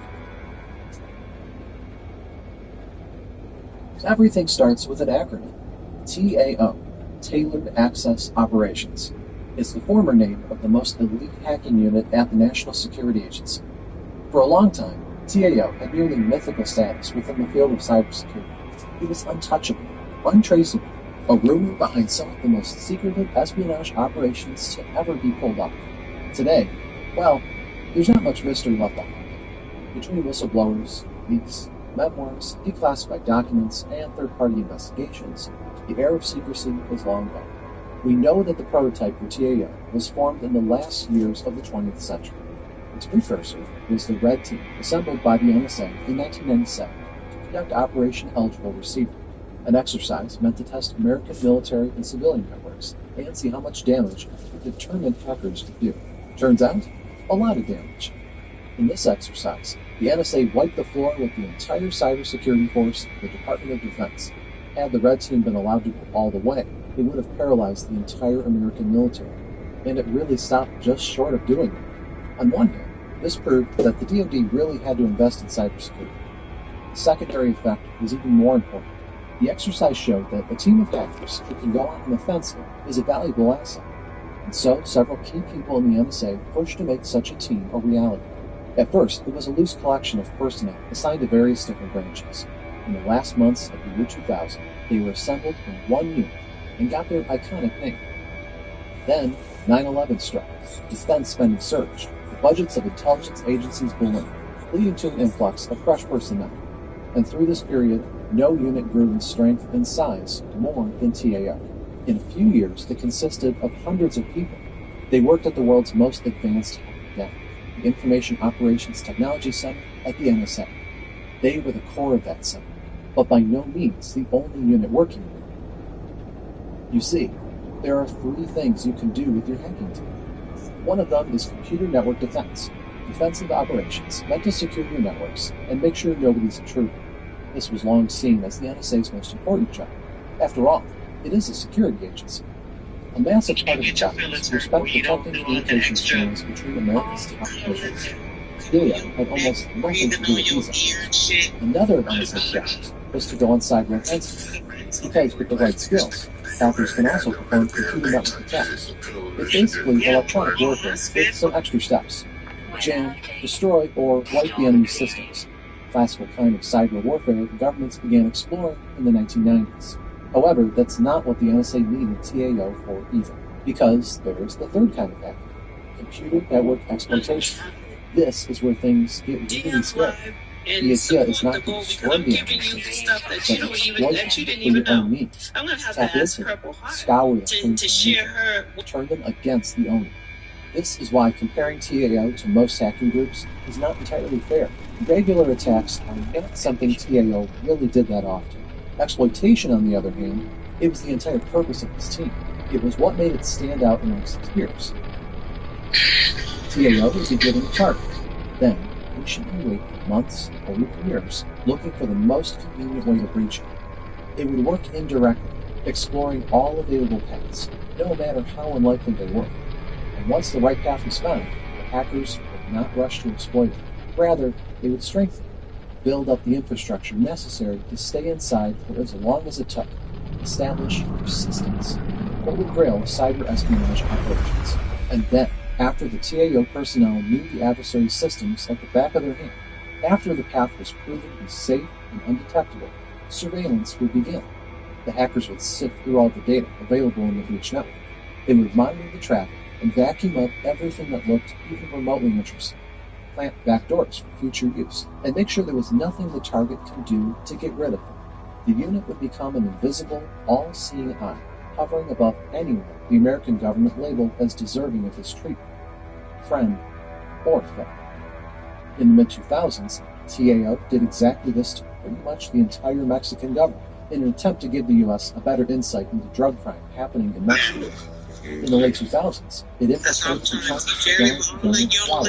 What began as an attempt to find out whether the company had ties with the government ended in TAO using backdoors from the Huawei's equipment for espionage beyond Chinese borders. In the mid-2010s, the group launched perhaps the most ambitious of its known projects, Operation Treasure Map. It was an attempt to accurately map out the internet, so that surveillance could be launched any target in the world at a moment's notice. Just for a second, consider the scale of this operation. The NSA tried to map everything connected to the World Wide Web. Everything. Millions of local networks around the world, hundreds of millions of servers, billions of connections, with billions upon billions of people who could be traced through their devices. Every internet user, every device, every connection, every bit of flowing data. TAO's ambition was to detect it, catalog it, and update it in real time, giving the NSA a bird's eye view of the entire world. As you can see, TAO was not a regular operation. It was a step above the other nation-state threat actors. It was the NSA's attempt to put down. And here's the scariest part. Very, very few TAO operations were ever detected. Stux networks. It terrified the world in 2010 after things got out of control, and many still call it the most advanced cyber weapon to ever exist. But the others, the vast majority of operations launched by TAO, went on for years and decades without anybody noticing. The reason we can talk about them now is not because somebody caught the NSA doing this thing. It's because its own employees decided that the agency went too far. Whistleblowers. But before we talk about them, how about liking and subscribing? We put a lot of work into these hacking mini-documentaries, and some engagement would convince the algorithm to share our work with more people who care about this stuff. Thanks. Before 2013, the Tailored Access Operations Unit was little more than a rumor. People knew it existed. It was even semi-regularly mentioned by the press. but details beyond that are nothing but speculation. The reach, the methods, and even the purpose of this secret organization were largely unknown, and whatever information was out there was often simply wrong. By this point, around 1,000 people worked for TAO. They weren't just regular NSA employees, though.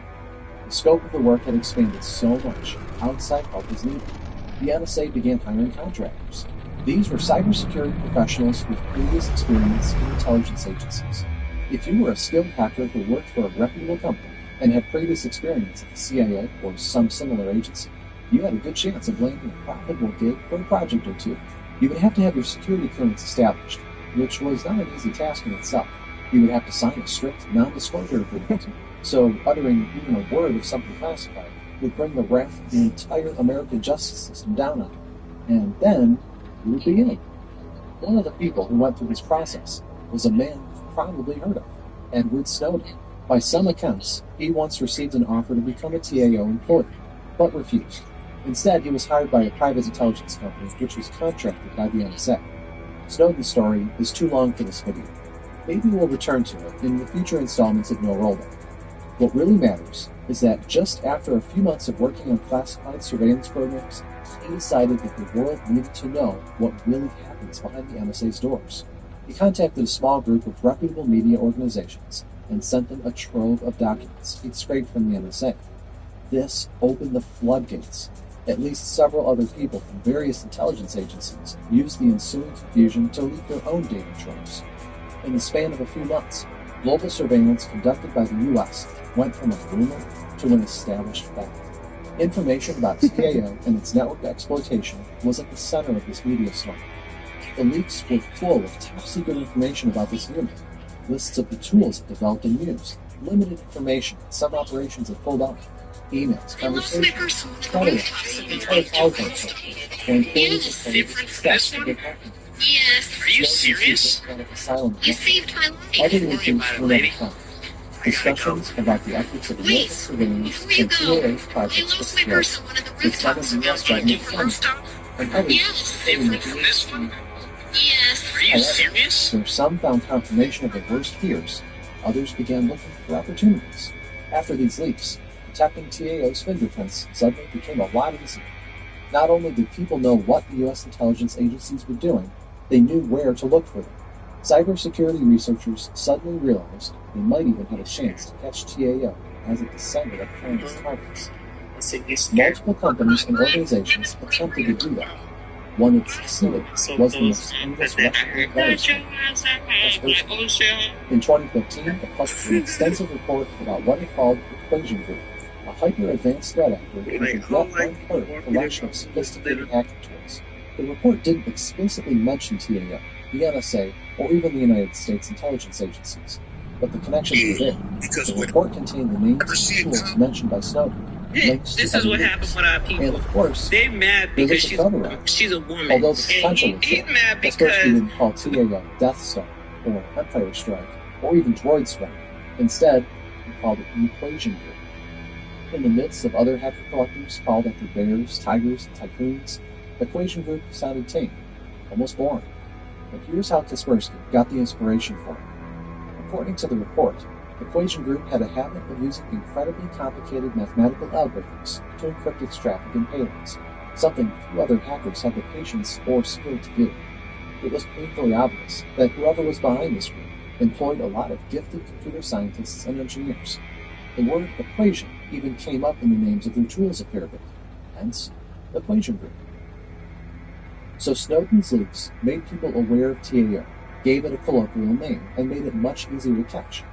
In cybersecurity lingo, it gave the Tailored Access Operations Unit attack surface, and when there is a surface, an incoming attack is just a matter of time.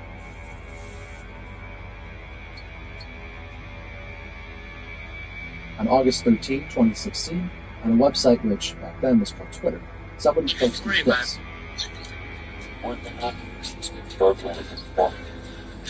Accounts with the same name posted similar messages across Tumblr, GitHub, and Facebook. On some of the platforms, a longer message was attached. Attention government sponsors of cyber warfare and those who profit from it. How much to pay for enemy cyber weapons? Not our way to find that one.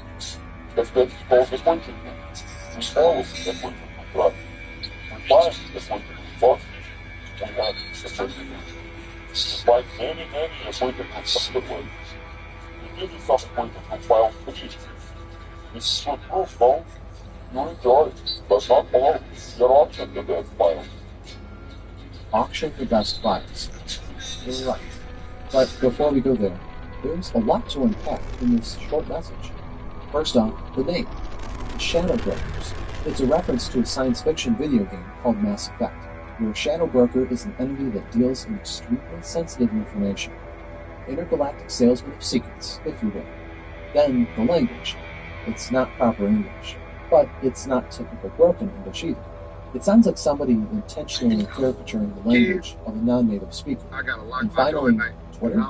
As a platform, it didn't have a reputation for trustworthy and well-sourced posts, even back in the day. From the look of it, this should have been stolen. But it was not. The Pastebin post had a bunch of links. Using them, you could download 2 password-protected zip archives. The password to one of them was provided.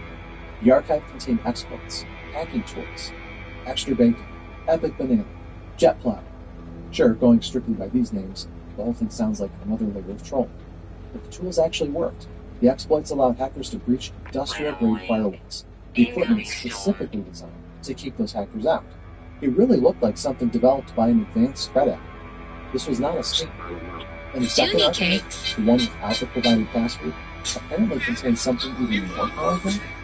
A short explanation considered as better than Stuxnet, and promised to auction the password off to the highest bidder. There was an address of a Bitcoin wallet, and answers to a few pressing questions I would be buying right now. The leakers left the end date of the auction open, did not declare any monetary goal, and vowed to keep all the money sent for themselves, instead of returning it if it was there.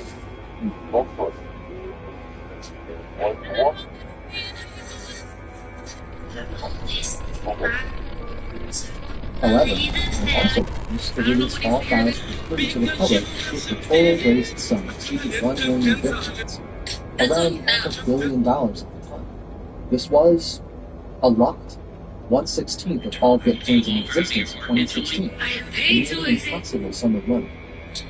Could it be that somebody there was never known to struggle his entire fucking life? The question caught the world by surprise.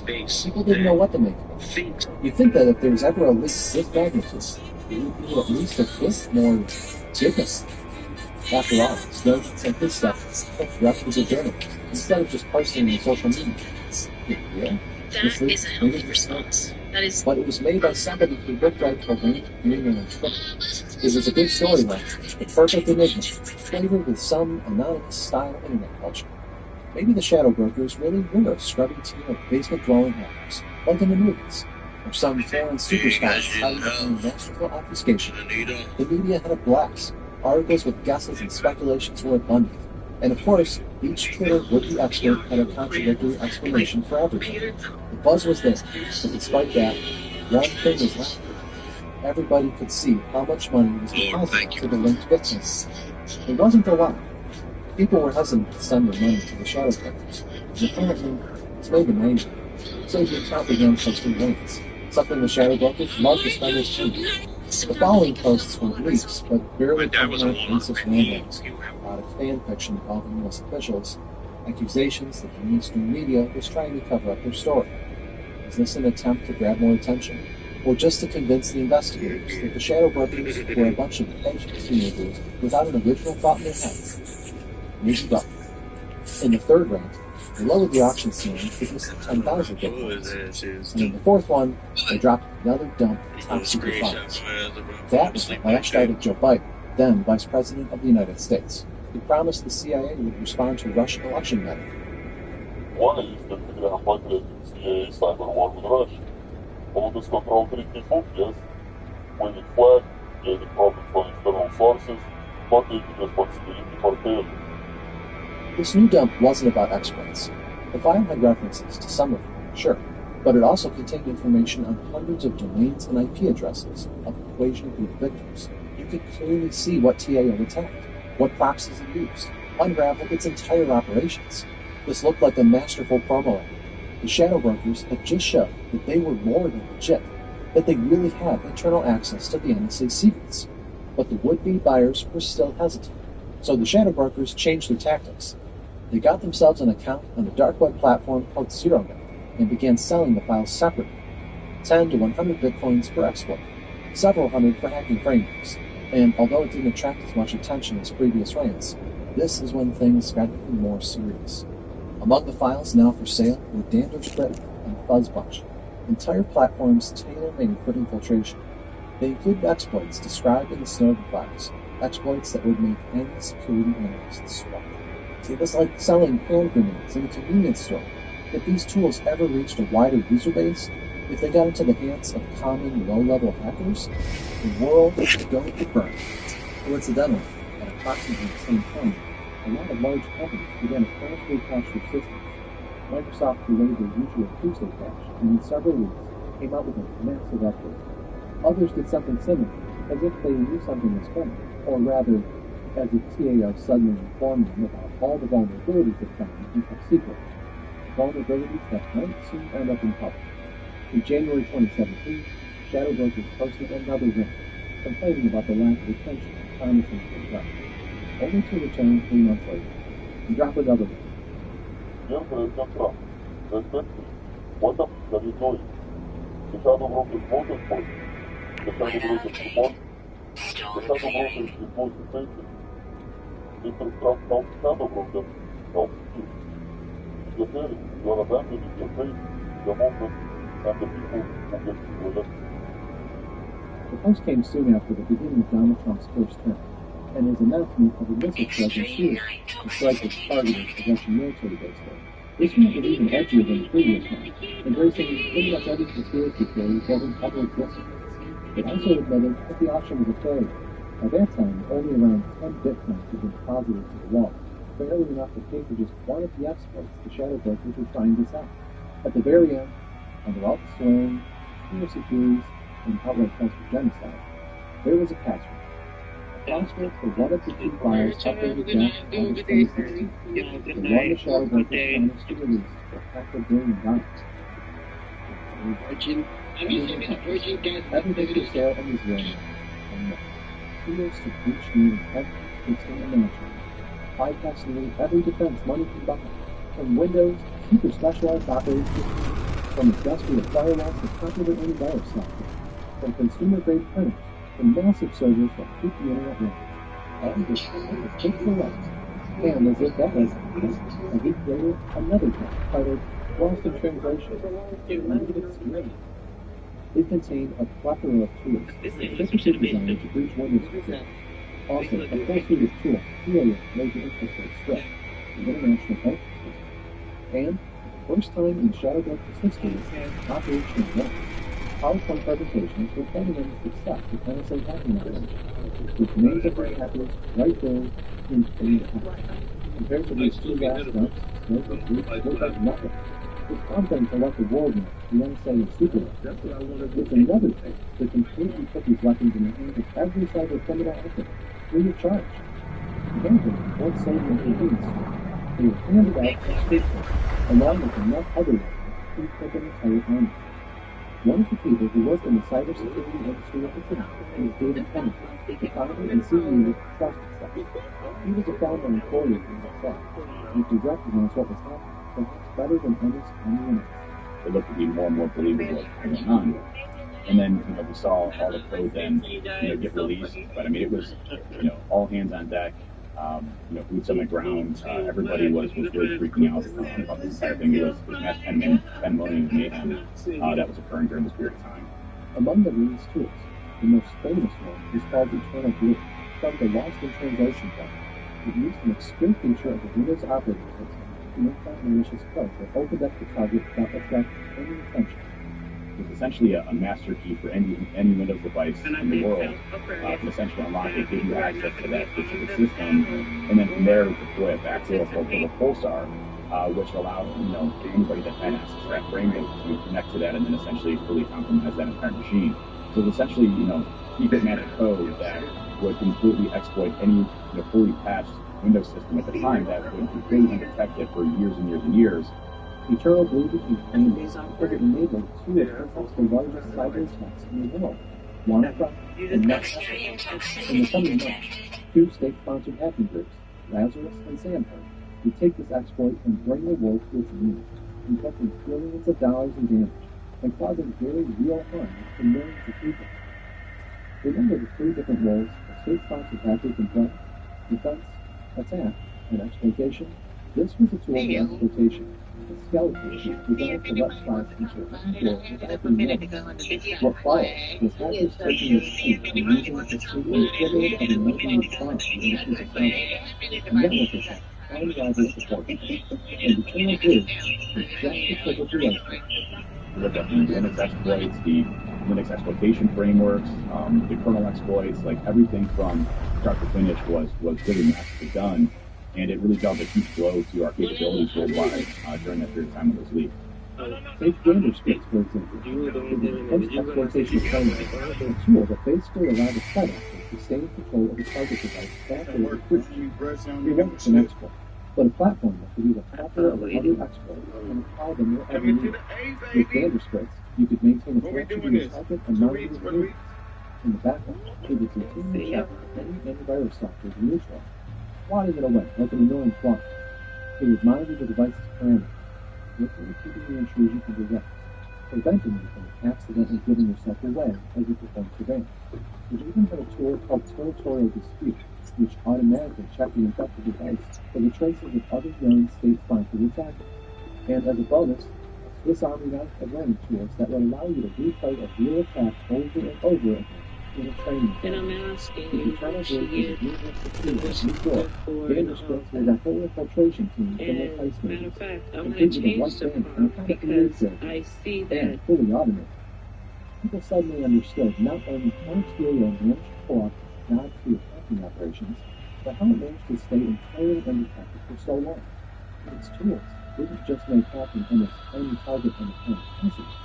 They made it convenient and foolproof. In the private sector, in the civilian space, we don't typically see everything that happens from a cyber warfare perspective. The United States is hacking to China and Russia and North Korea and Iran, and vice versa. China, Russia, North Korea, Iran are hacking into us. And so there's this kind of secret underground cyber war that's going on at all times for different purposes and capabilities, whether it's intelligence gathering, intellectual property theft. North Korea specifically goes after targets so that they can get things like ransomware to produce money for the regime itself. And so this is one of the biggest glimpses that we've ever had into how these actual groups operate and how they conduct their operations. And more specifically, aside from the code, it gave a lot around how they did the infrastructure, they set the infrastructure up at, key personnel that were actually involved in conducting these types of operations, things that are heavily classified and very specific to our mission to be able to conduct those worldwide. There's another twist with the shadow drifters there, which is information block. So we can find unique operation with the names of serial support. Sometimes, days reach because of failures right there. But there's one American. That's probably smarter than the president is desperate for SNAP benefits to go to the American citizens who desperately rely upon it. He Mallory is a Jake, big-hearted real name Jake Williams, designed by cybersecurity lead, who regularly analyzed the shadow drifters death. And this tweet was directed right at him. I was actually teaching for SANS. Teaching exploit development. That's how I learned. The exploit development class. And honestly, I was down there to learn the biggest SANS project in years. I actually remember, there's one of the people, I'd actually asked SANS to replace me as another instructor because it was exploit development. And that's where, you couldn't have enough people to backfill and shuffle. They're like, go ahead and teach and see if you can make it through. And so I've just gotten done teaching a bad day because it feels somewhat dismissive. I remember going to bed that evening, maybe like midnight, woke up in the day and saw like diarrhea from a plane. Back in the day, the Twitter app used to have like the number of notifications, like the number on it, up to 99. And then it's at 99 plus. And then I'm like, I went to bed for 4 hours in the middle of the night Eastern time, and I woke up to 99 plus. Right? Like many former government employees, Jake had a bit of a hole in his CV. Period of time, and he worked for TAO, vigorously, developing a very excellent shadow growth technique. And now, Jake's involved with the filtration group was leaked too.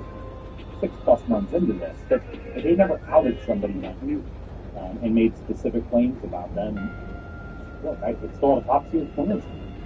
I'm not going to that's right. For all I know, somebody's going to show up here and drag me away or something. So like that whole yesterday when you said there's not a plan, like there's not an easy plan to go and start replacing instructors, you better think careful about that, because like that may be out of our hands. And Jake wasn't the only one.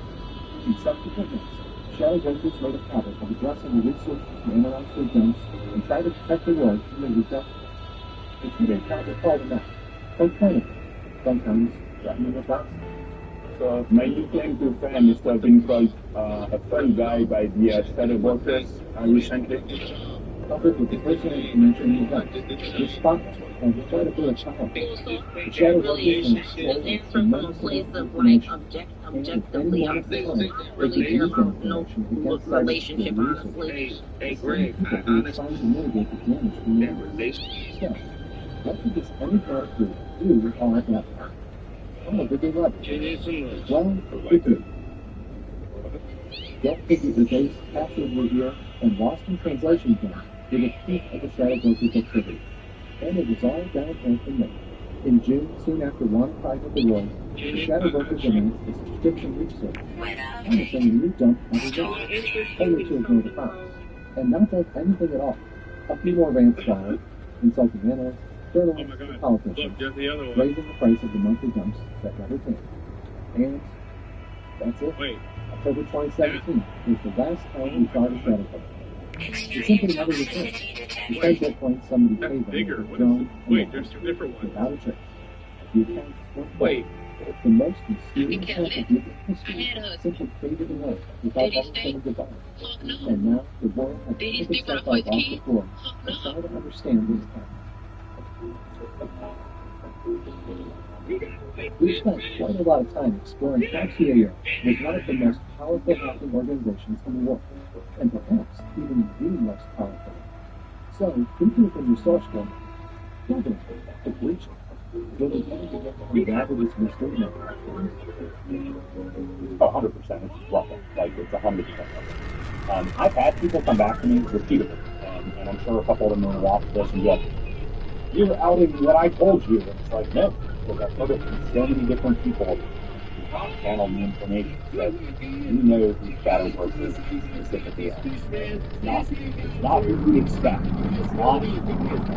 I've heard even detailed down that I'm yet to get a specific name, but information that could very quickly be named.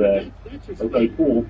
But can we confirm Jake's information in some other way? Can we really find any evidence on who the Shadow Brokers were? Yes, we can. You see, the Shadow Brokers remain a mystery not because we have no idea about the voice. It's a mystery because some people of this story are missing. However, a lot of other people are there who are willing to give you. For example, some of these are still going police that have been... Hang on, what is that? Right there. Gotta be kidding me. There's more. Lace stuffed around this. Where's out of here? Let me get this.